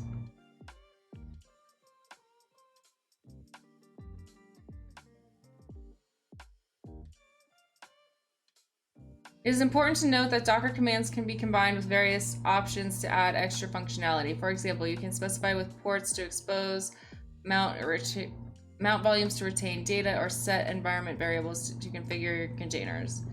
This flexibility allows you to customize your Docker containers to meet specific needs or requirements. When working with Docker images, it's crucial to understand that any changes made to a running container based on an image are not automatically saved to that image. To preserve these changes, you need to create a new image that includes them. What?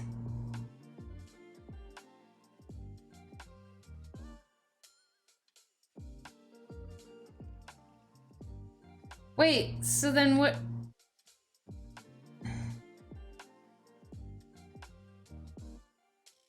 This is done by writing a new Docker file, which starts with the from statement specifying the base image, and then includes the necessary, okay.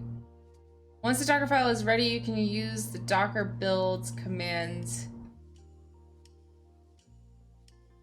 to build the new image and assign it a unique tag to identify it.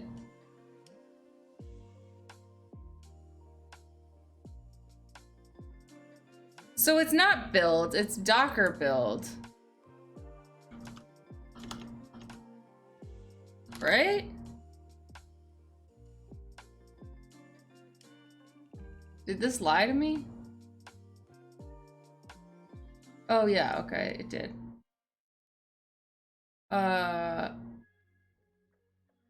This process ensures that the original image remains unchanged while the new image reflects the updates.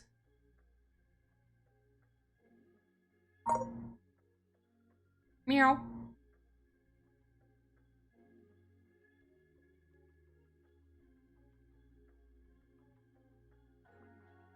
You think they try to make it complicated enough to look realistic? That sounds like something they would do.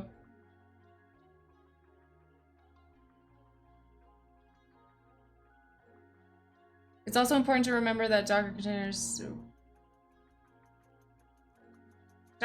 are stateless by design, meaning that any changes made inside a running container are lost once the container is stopped or removed. For this reason, it's best practice to use volumes to persist data outside of the container or store application state. So what is like, okay, what is like an example of when you would use a container that would be useful? I don't know.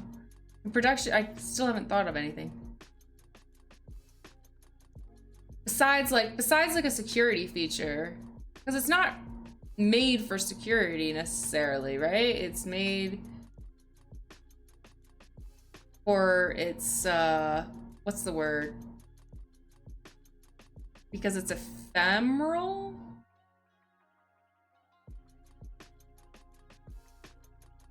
Say you have a web application, you can clone a container over and over to scale it. Okay. The simplest example is just Docker run hello world. It's easy, batteries included, most are stateless. It is built for security in part, but not a complete solution. It's like a sandbox that doesn't allow for any sort of interference between containers. Def not made for security. You get the OS and an application and you don't have to install any of that manually.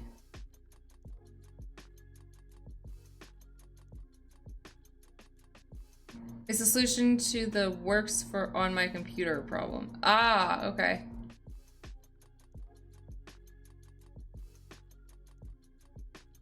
In production environments, managing containers at scale becomes more complex. Tools like Docker Compose or Kubernetes help orchestrate containers, enabling you to manage, scale, and link multiple containers efficiently.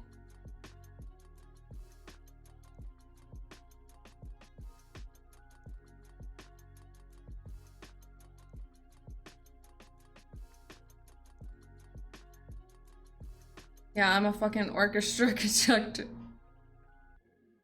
Alright, Linux containers is a lightweight virtualization technology that allows multiple isolated Linux systems called containers to run on a single host. So this is like a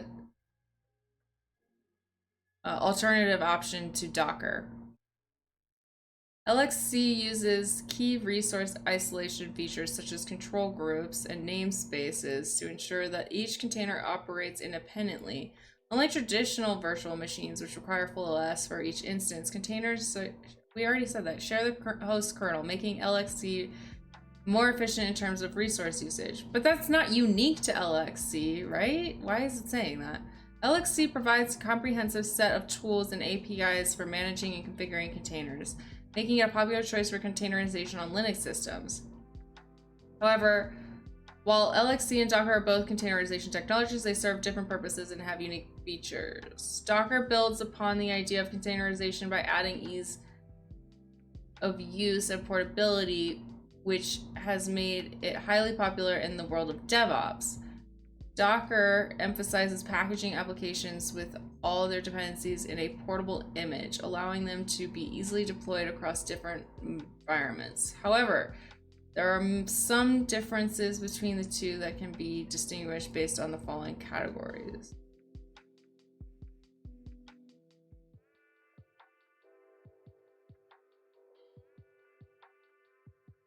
LXC is great stuff, but I would wait to get your first Docker container running first because it's less commonly used. Okay.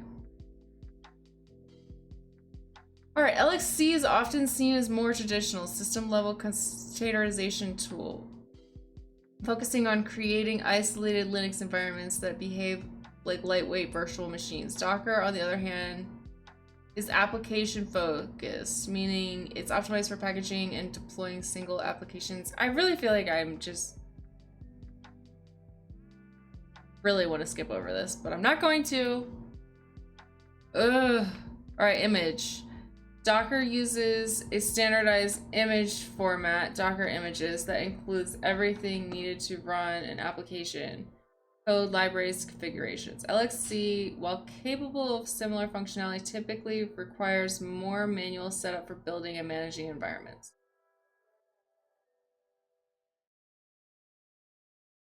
Okay, that's another reason why I would not want to start with LXC.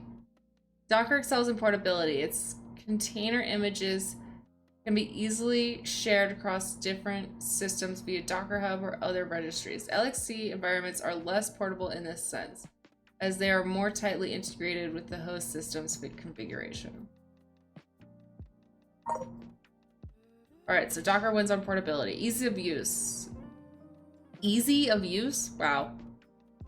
Docker is designed with simplicity in mind, offering a user-friendly CLI and extensive community support. LXC, while powerful, may require more in-depth knowledge of Linux system administration, making it less straightforward for beginners. Docker containers are generally more secure out of the box thanks to additional isolation layers like AppArmor and SC Linux, along with its read-only file system feature. LXC containers, while secure, may need additional configurations to match the level of isolation. Docker offers by default.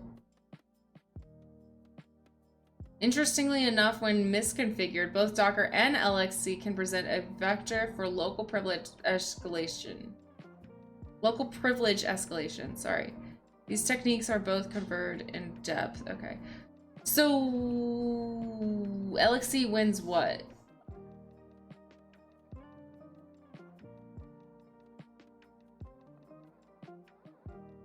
It's basically saying Docker is better for everything.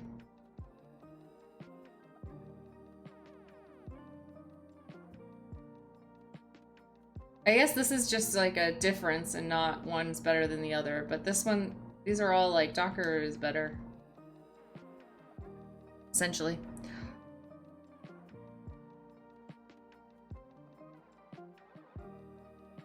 You're a fucking soldier? Seriously. Thanks.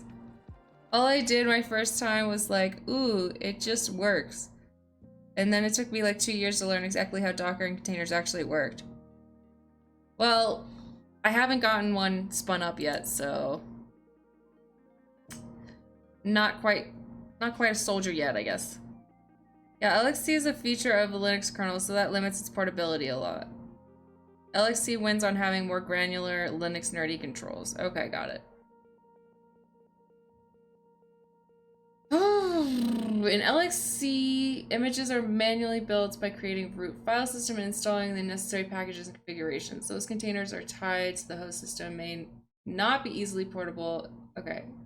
May require more technical expertise to configure and manage. On the other hand, Docker is an application-centric platform that builds on top of LXC and provides a more user-friendly interface for containerization. The images are built using Dockerfile, which specifies the base image and the steps required to build the image. These images are designed to be portable so that they can be easily moved from one environment to another. How do you move them though? That I can't visualize. To install LXC on a Linux distribution, we can use the distributions package manager. For example, Ubuntu, we can use apt package manager to install LXC with the following command. All right, I'm not doing that. I'm not installing LXC because there's no way in hell I'm gonna figure that one out. I'm literally going to skip over the LXC stuff, okay? Yeah, I'm gonna do it. Watch me.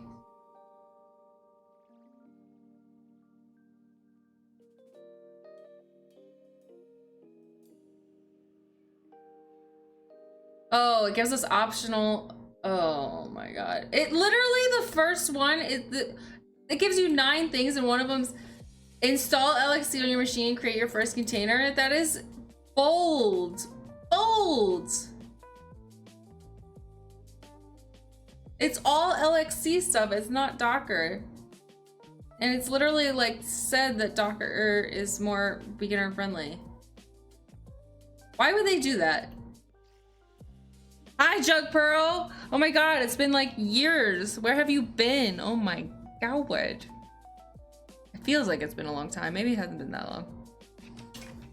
I've been gone, so that's part of it. Can we finally move on from containers? Are we done for today? I think so.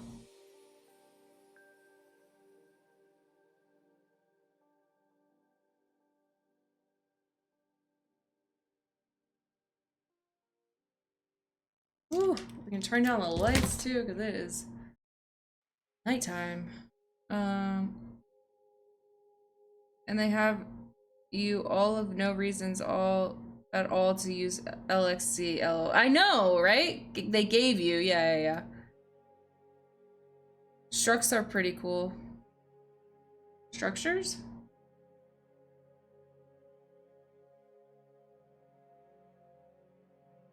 Should I try to make a Docker container? I really feel like this is not gonna go well if I do, though. It doesn't even give you like a step-by-step instructions exactly.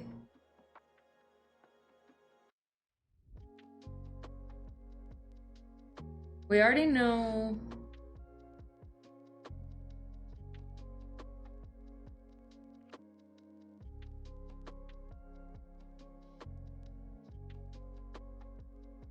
How do I create a Docker file?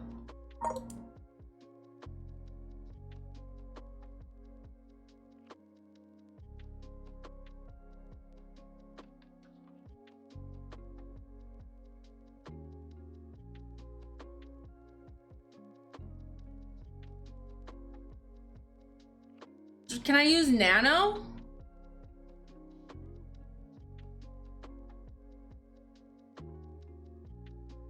Is it insane to use Nano? I have to use Vim.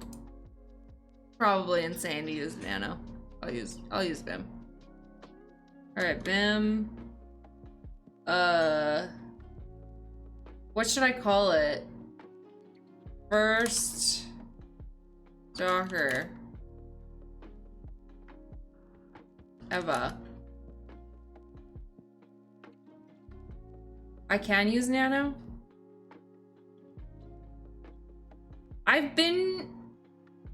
I want to switch to Vim. I just am scared of Vim. But I don't want to be a little bitch, you know?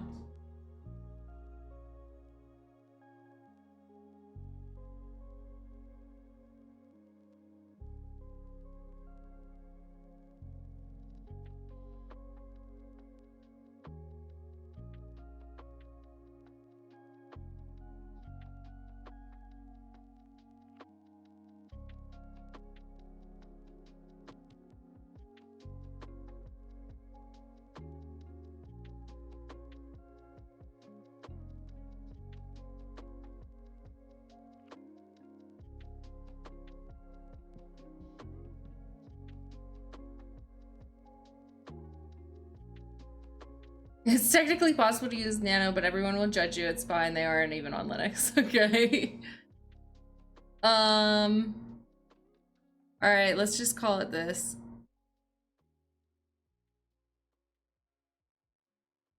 All right, can I just like copy and paste something?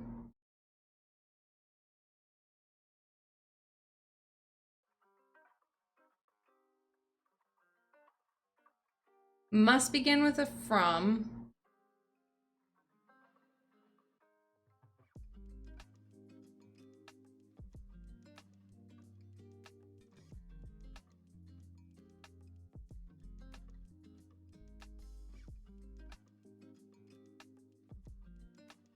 Can I copy and paste this?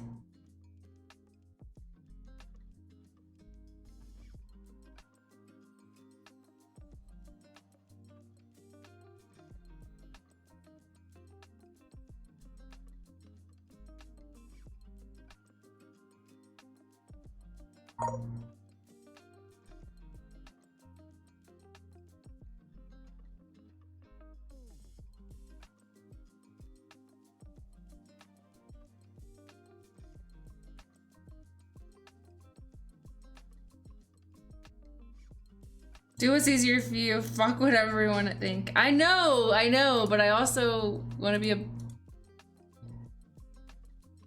I don't know, skilled. I want the skills. I need the skills.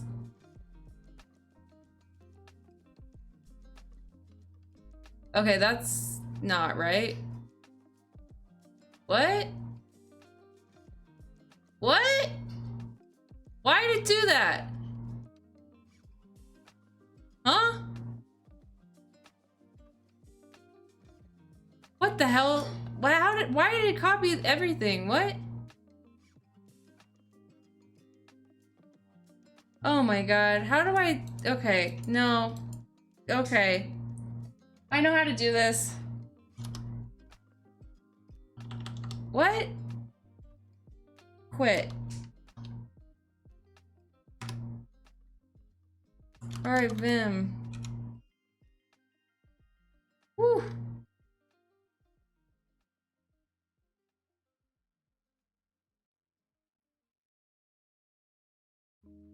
Not what you meant by more colors. What?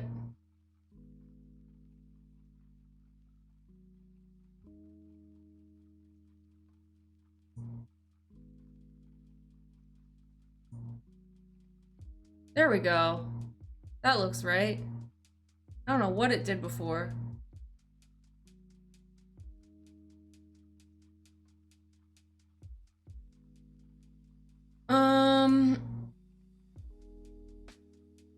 Do I need to fix anything? Let's just try to use it, I guess. I don't know.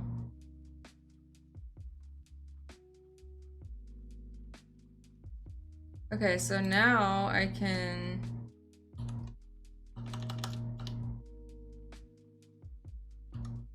What happens? Okay, so I forget what's the difference between like WQ and then WQ explanation point. I think I just went WQ, right?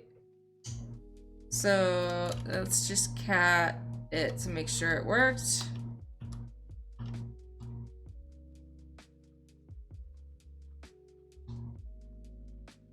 Okay, it worked.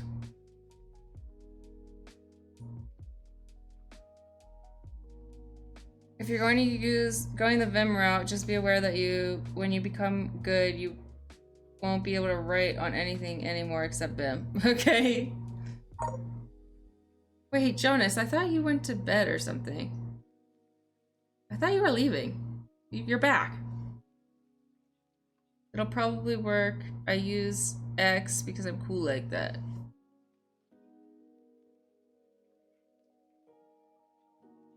I don't know what X is versus WQ, but okay. Oh, you watched a 90-minute movie. Oh, damn. You watched a whole movie and I got nowhere on this Docker situation. Okay, so we made it. Now what? We gotta build it. Take the directory with the Docker file.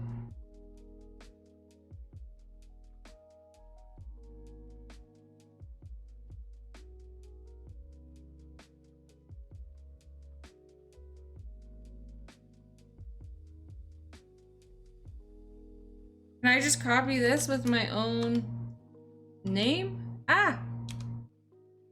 Docker build T first Docker Eva period. What happens if I do that? Permission denied.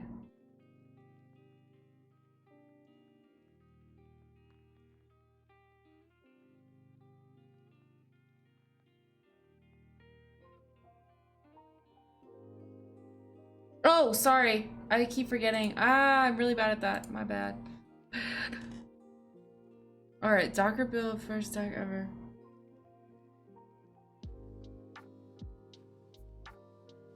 Hi, TikTok.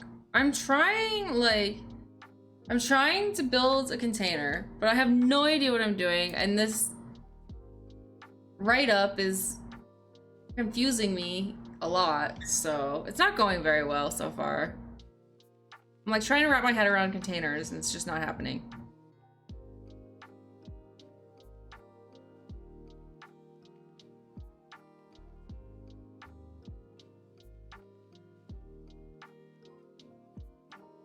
All right, it's talking about that Docker daemon socket thing that was mentioned in, where was it?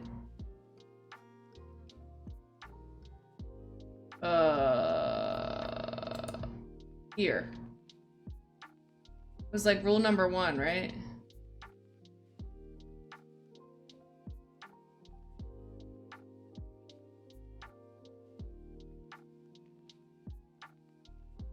Is this really? What docs are you reading? I'm on HackTheBox Academy. I'm under Linux fundamentals, which this should not be the fundamentals of Linux, in my and chat's opinion, but here we are.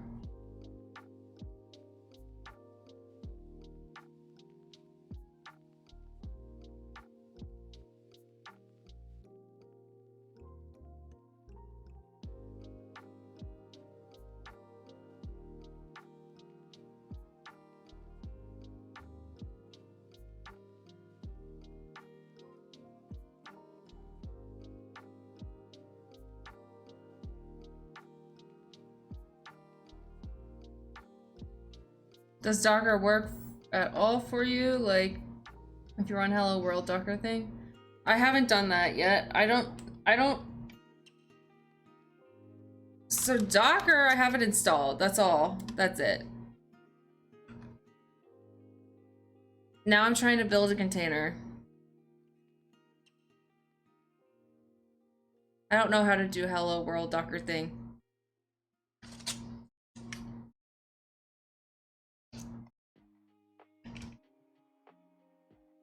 Okay, thanks.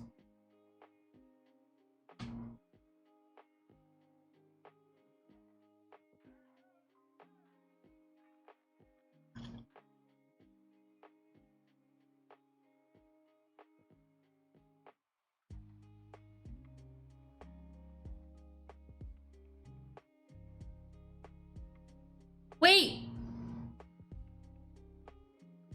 I can copy and paste from the VM. Wait, why is it working now? Does it work the other way? Why is it working now? What the hell? Oh my god. Wait a second, wait a second. No, I don't want to copy the whole thing.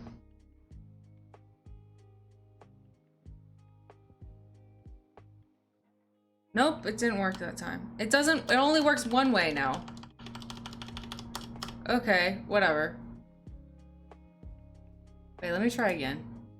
Just to make sure it wasn't a fluke. Okay. Alright, so I can copy into the VM, I can't copy out of the VM.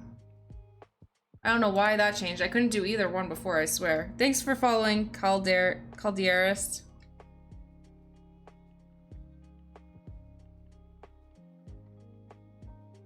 If that fails, you have a system where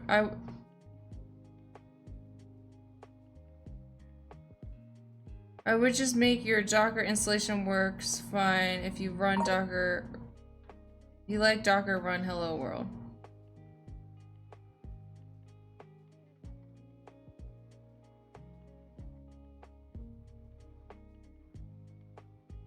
I'm working on my Kali VM.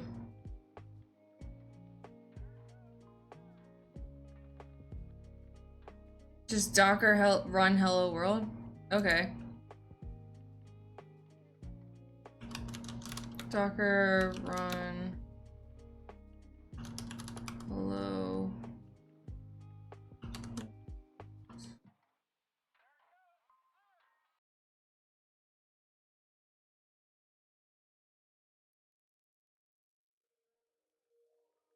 Yeah, I was like, why is there a 1 there?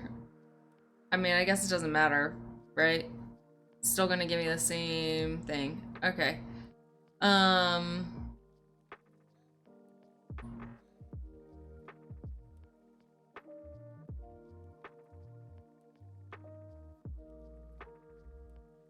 Yeah, Jonas, it's not the settings because I already fixed the settings. It's just something's wrong with the container. I mean the VM. I don't know. Somebody sent me like some fixes that I need to try, but I haven't done it yet.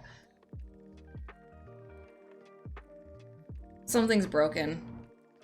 Rule number 1 is use proper codecs so everyone can read it.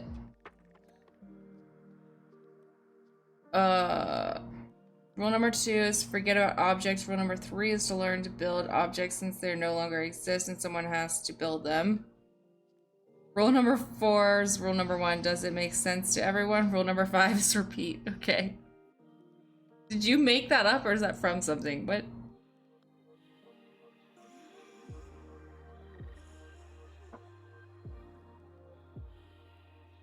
Did you do this whole thing sudo user mod? No. Gotta use sudo since your user isn't yet in the Docker group, I believe. Okay.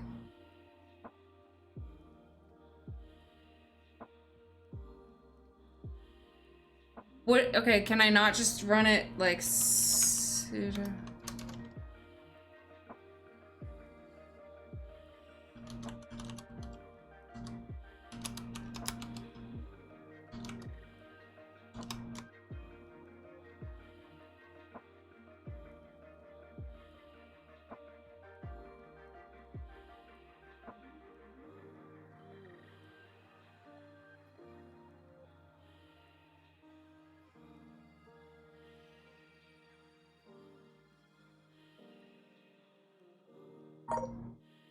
Hello from Docker. Okay, this message shows that your installation appears to be working correctly. So I just needed sudo. To generate this image, Docker took the following steps. The Docker client contacted the Docker daemon. The Docker daemon pulled the hello world image from the Docker hub. Docker daemon created a new container from that image, which runs the executable that produces the output you are currently reading. And the Docker daemon streamed the output to the Docker client, which sent it to your terminal.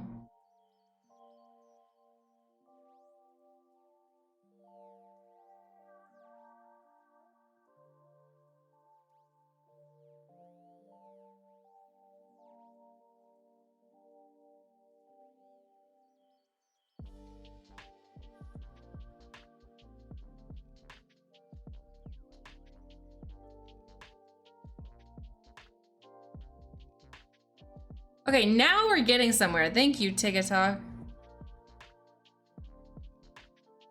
Don't use sudo.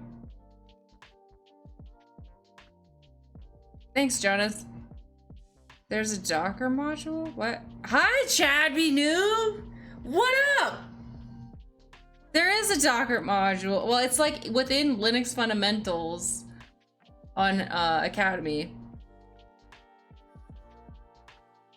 So do the user mod thing and then relog the terminal. Okay, so I shouldn't have, it's not good practice to use sudo because I kind of understand why, but I think I do at least. But I'm not going to put it into words very well. I've been meaning to run through that one, thank you.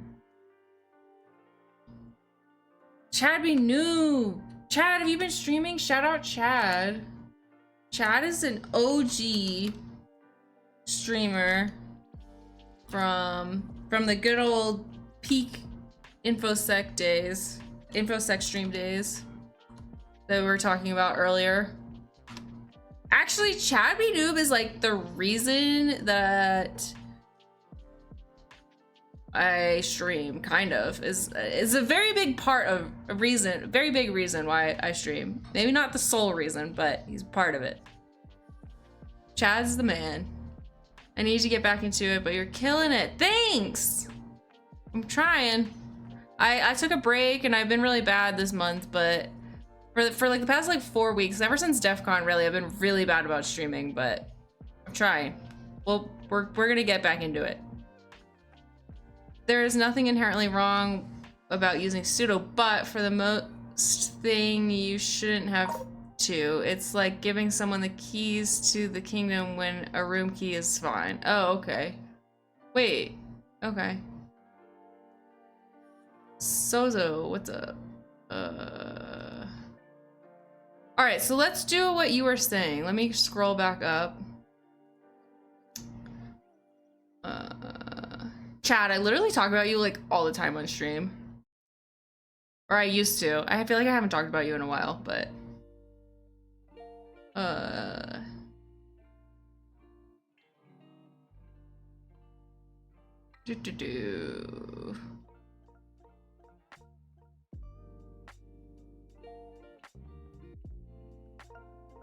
trying to scroll up to find what you were saying, TikTok, but just run.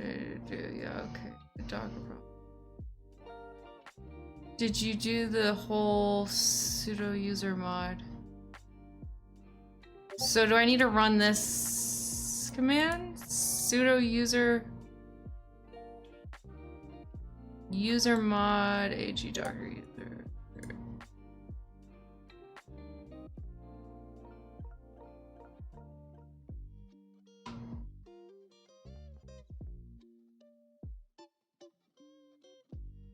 So now I can try to run it without sudo? Is that it?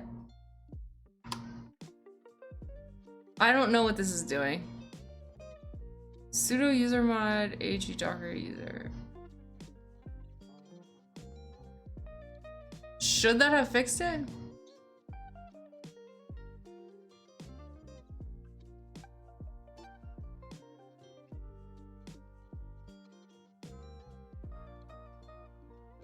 It will add your currently logged in user to the Docker Linux group. Okay.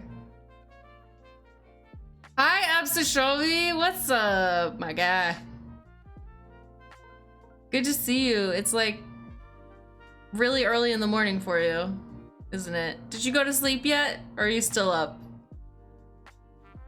You're one of the ones that just doesn't sleep, I think. Now try Docker run hello world. Okay.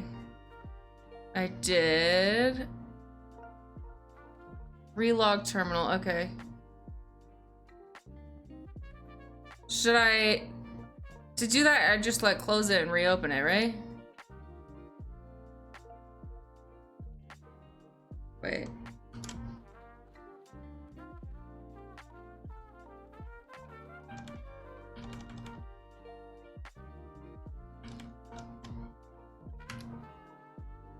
Whoa, why is it, those are really old commands. Why is it, okay, whatever.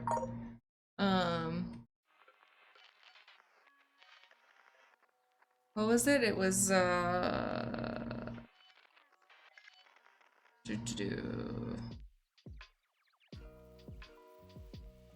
Docker run hello world, okay.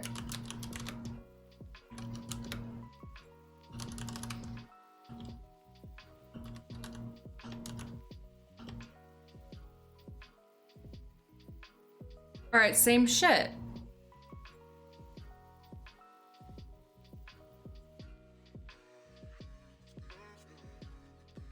I don't know.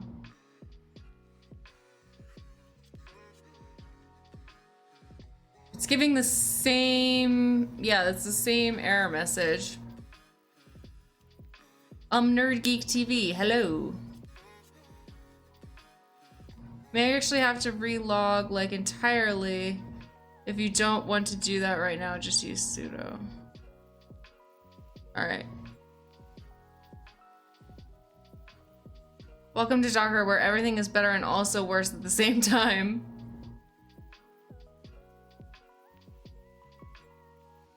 All right, TikTok, let's try it.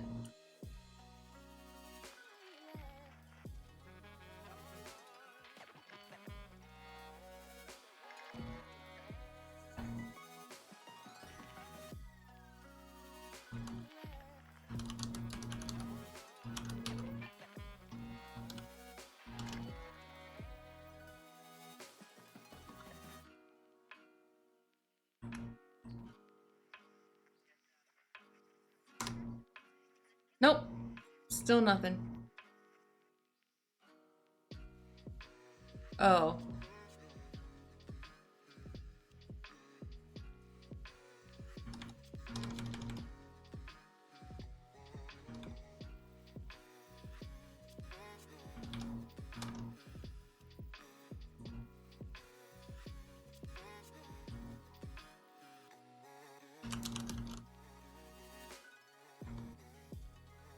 I mean, I can try closing it again. I don't know.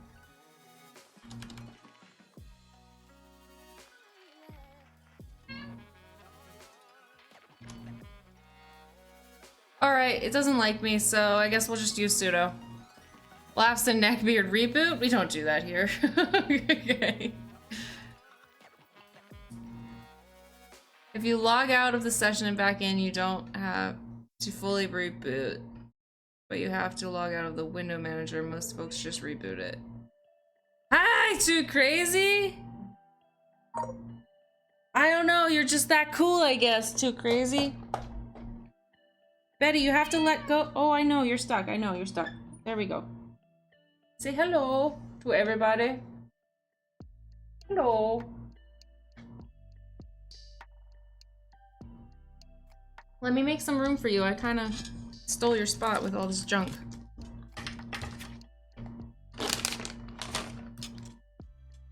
All right, there you go.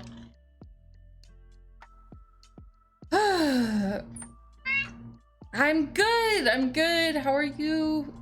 I'm melting my brain with trying to figure out how to use Docker. I should be taking notes.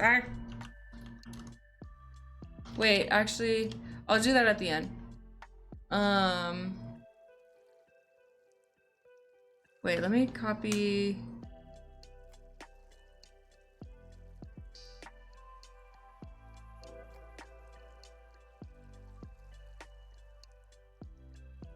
Where'd it go? Where'd it go?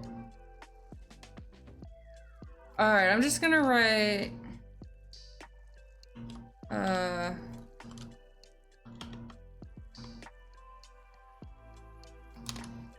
sudo or no sudo.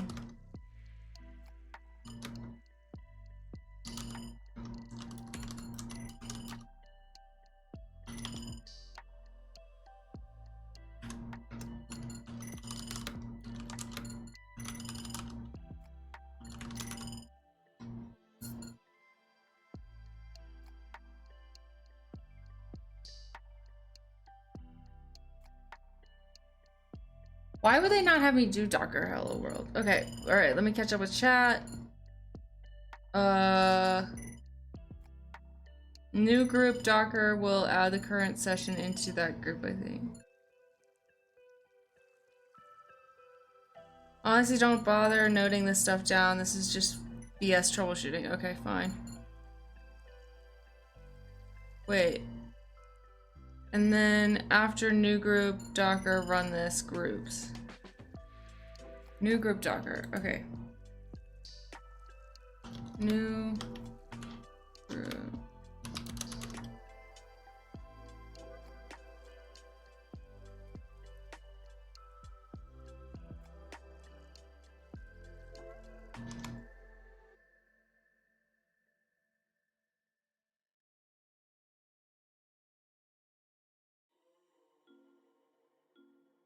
Am I looking for Docker?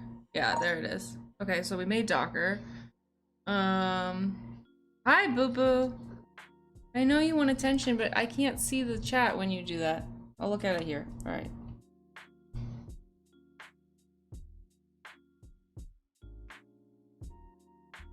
Glad you're hearing good luck on Docker. I'm very hungry and was just about to get something to eat, and then I saw this gift sub notification. Oh, cool. Yeah, we're on our way to 1,000 followers, and once we get there, we're gonna have a celebration in Discord or something. We're gonna have a little Discord party, something like that. I don't know. We're gonna do something crazy. I gotta come up with something. Now that I'm hyping it all up. Now try to run the Docker. Okay. Why did that work? What?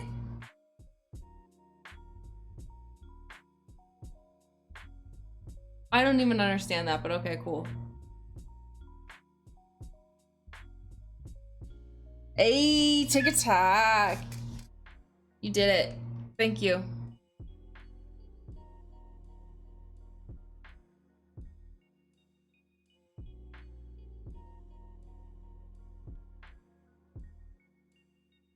Yeah, we are always learning from each other. Isn't that awesome? I love it. Okay, so basically when you do the user mod thing, you are saying add this stuff to my user, but your user doesn't like re-authenticate or whatever until you like reassign into the system. Okay, I guess that makes enough sense. TikTok got the skills, yeah. All right.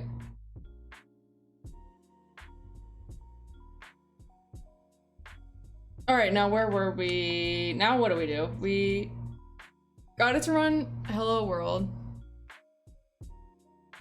I almost feel like this would be good for my notes. I'm not copying all that. Yeah, it's on HackTheBox. It's I don't know if this is technically free. I think you have to use cubes to get into this, but you always start with some cubes, so I'm not sure, but yeah, I don't know. I forget. It's HackTheBox Academy, Linux Fundamentals.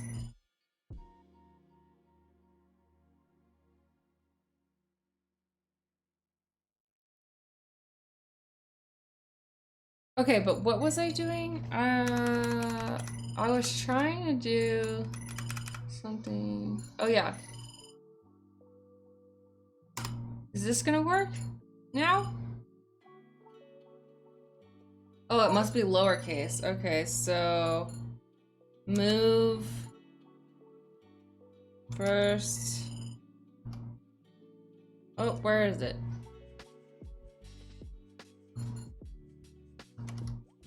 Why isn't it here? Wait.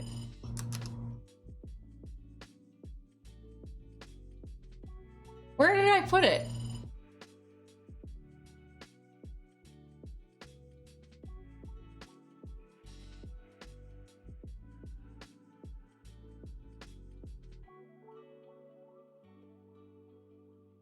Oh, it's not a file. Yeah, I'm trying to find my Docker file. I don't know where it went. It's not here. I thought I put it in home.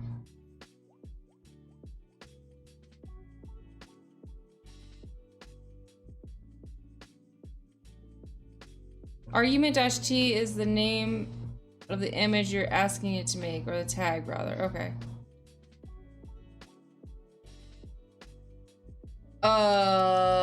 Find first. Wait, how do I get it to tell me the path? First. Docker. Nova. Did it disappear? I actually named it that. Look.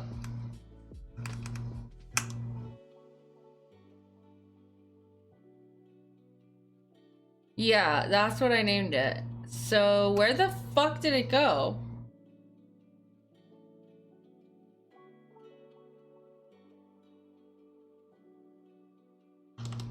All right, whatever. Yeah, let's just vim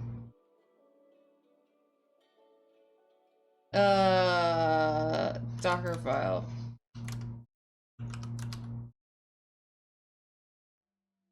Can I have a number in there? All right, then we got to put this in there.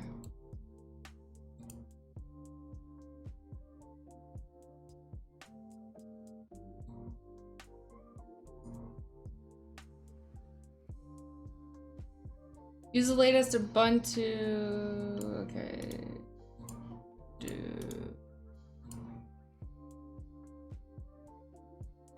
Okay, WQ. Go.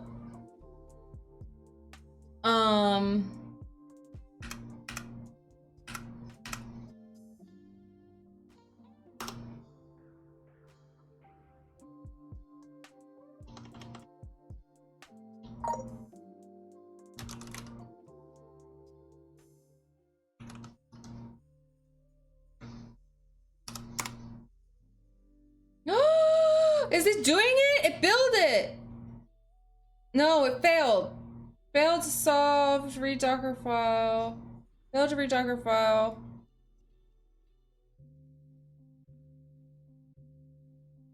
Oh, okay. So we need to vim Docker file. So we need to edit this.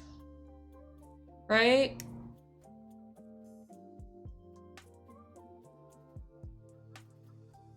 It's somewhere in here, right? That the thing is messed up.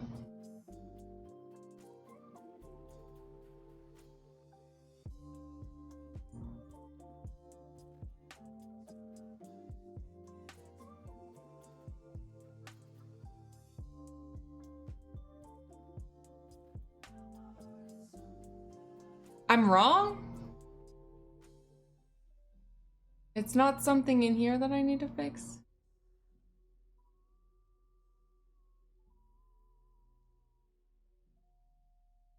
Oh, it's not it? Yeah, it's not.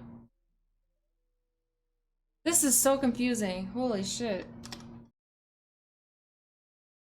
Oh, I didn't even mean to right quit. Okay, whatever. I didn't change anything, I don't think. So basically how it works is you say build and build looks for something called Docker file. But it said to not use a capitalization.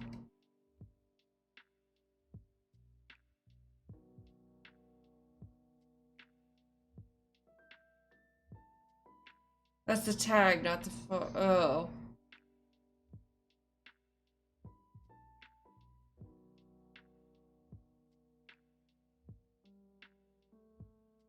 All right, mcdir test cd to test.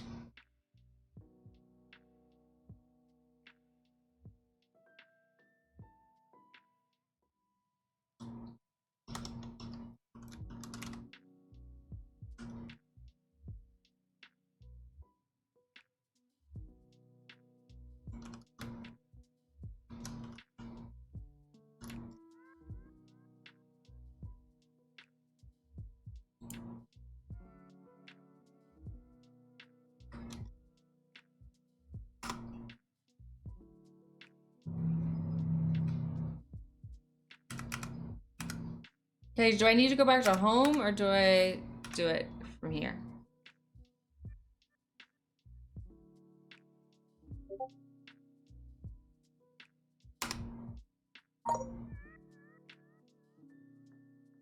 Oh my god, it's happening. It's happening.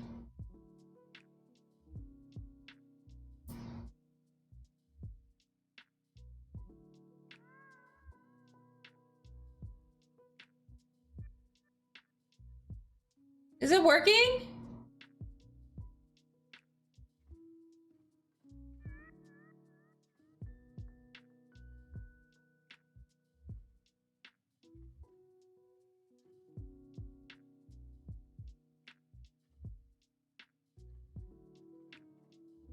What up, Ghost? Yeah, Coder, it is Docker time. It's been Docker time. Where you been?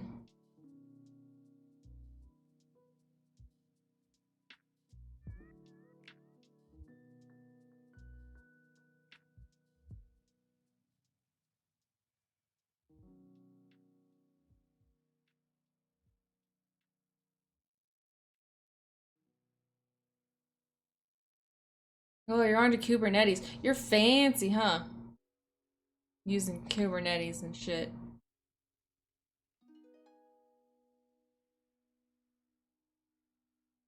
Oh, it still failed?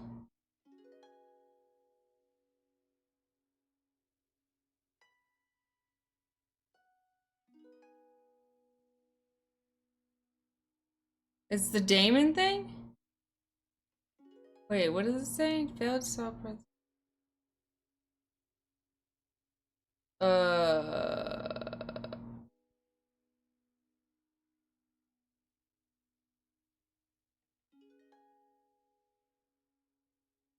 Exit code 1. Okay, so.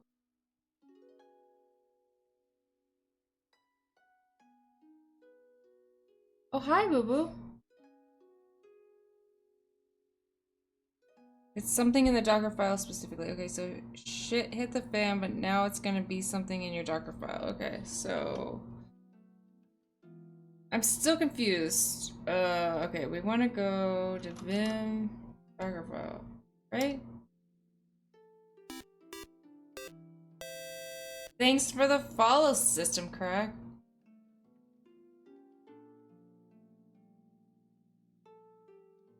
Okay, but I just copy and pasted from this, so this is HackTheBox's fault, not mine. I blame HackTheBox. I blame Ryan.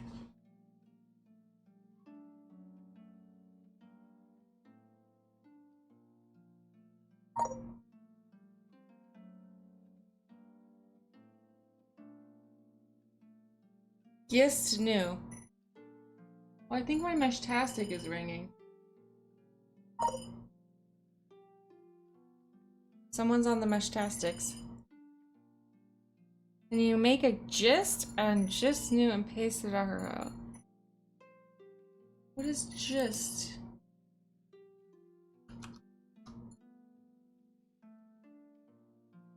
I have to like make an account there?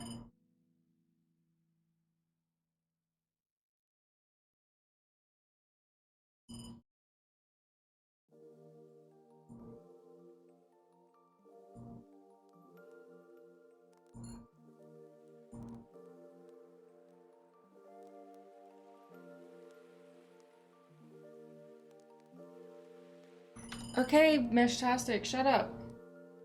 I gotta end stream soonish, but... Oh shit, yeah, it's late. I didn't realize how late it was.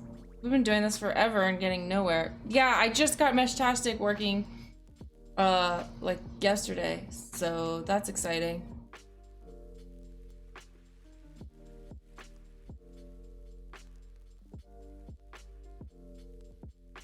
Check HackTheBox post if required to change anything in the Docker file.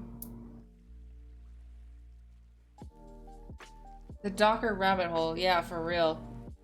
Crying emoji. You did? I have 2 nodes and 1 more on the way. Nice! I like traded for one at DEF CON and I just finally got it to work. It's cool as shit. I just don't know what to say to people without weirding everybody out. Like, I feel like a social, there's like a social, I feel more socially like, tied down. Like, you know, you can't just say whatever. Because it's not like people are choosing to follow you like on social media or something. So you can't just say whatever because, oh, these people chose to follow you. It's like, you're like saying it to the world and I'm like, that's a big responsibility. I mean, you can message people, I guess, but my next stream, probably Sunday or Monday. Doesn't seem like there's that many people chat. I mean, there's a lot of channels, but so far I've gotten like a few messages back just about like I said hello world and people, I got like 4 or 5 back.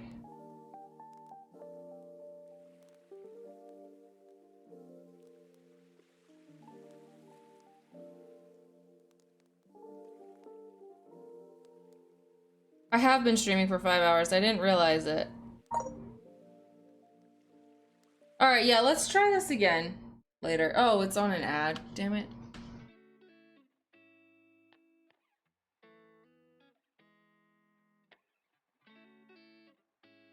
All right, Ticket Talk, will you be around? If I stream Monday, if I pick it back up on Monday, will you be around? That would be awesome if you could make it. Yeah, join the Discord. Hell yeah.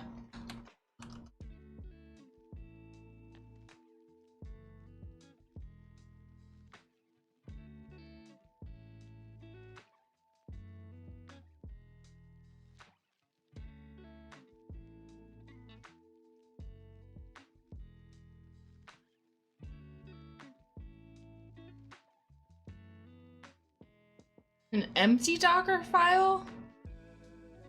Well, what would that do?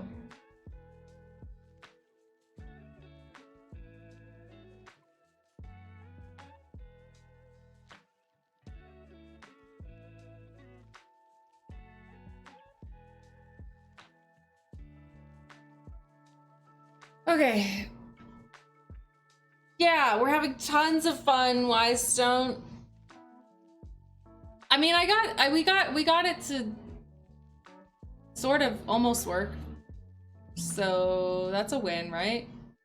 Yeah, I don't want to troubleshoot their shit. I just want to start with a different Docker file next time. Yeah, I think it's time for me to end stream. This is like, it's annoying because it's not a good spot, I feel like, to end stream, but, do you guys want to raid somebody? Who we gonna raid? Oh, it's just me streaming on InfoSec streams. All right, who else?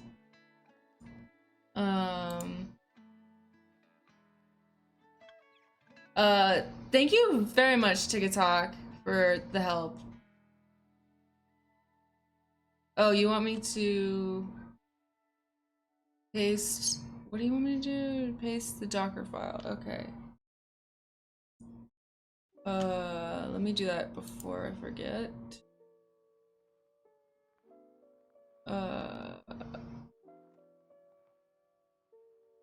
I don't know where to put it. Here, let's put it in randomness. Or wait, I'll put it in help. The help channel.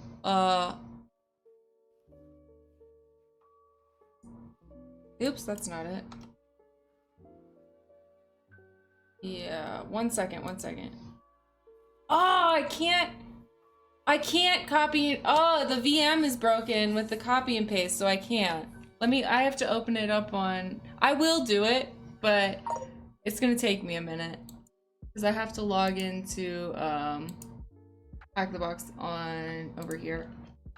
Which is just gonna take me a minute, and let's do the raid while we're doing that. Or before we do that.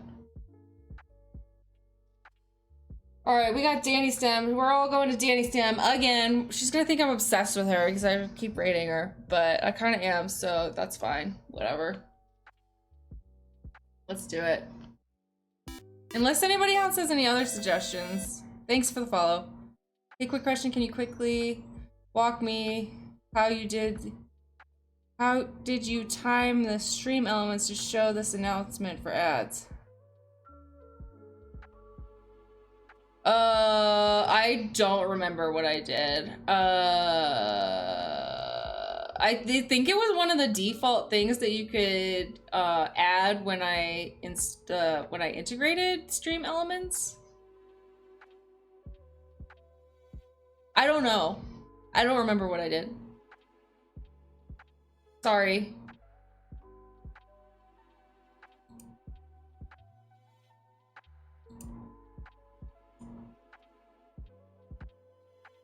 It was pretty easy. I just remember that. It was not difficult.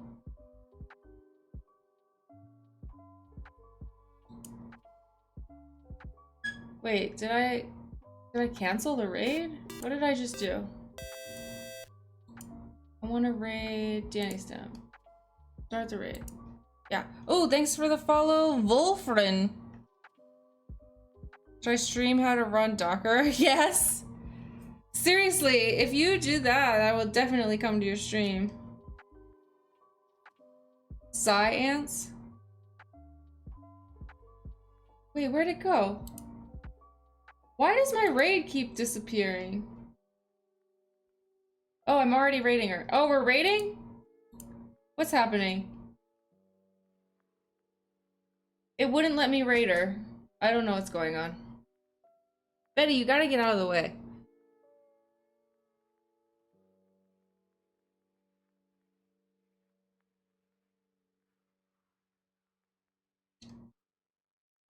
Did it work? Did we raid?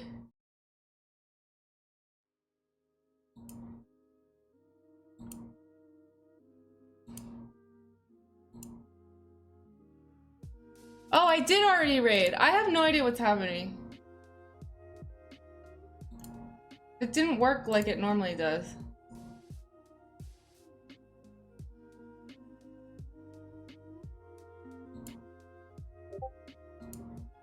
That was so weird. Wow. What's up? I still didn't play any Meek Mill for you, Loso. Thank you for the raid, Cyborg. I don't know. Good night, everybody. I meant to say good night. Sorry. Bye. Journals are peer reviewed. They're not governed by the elites. They're funded by elites, but not governed. Okay, okay.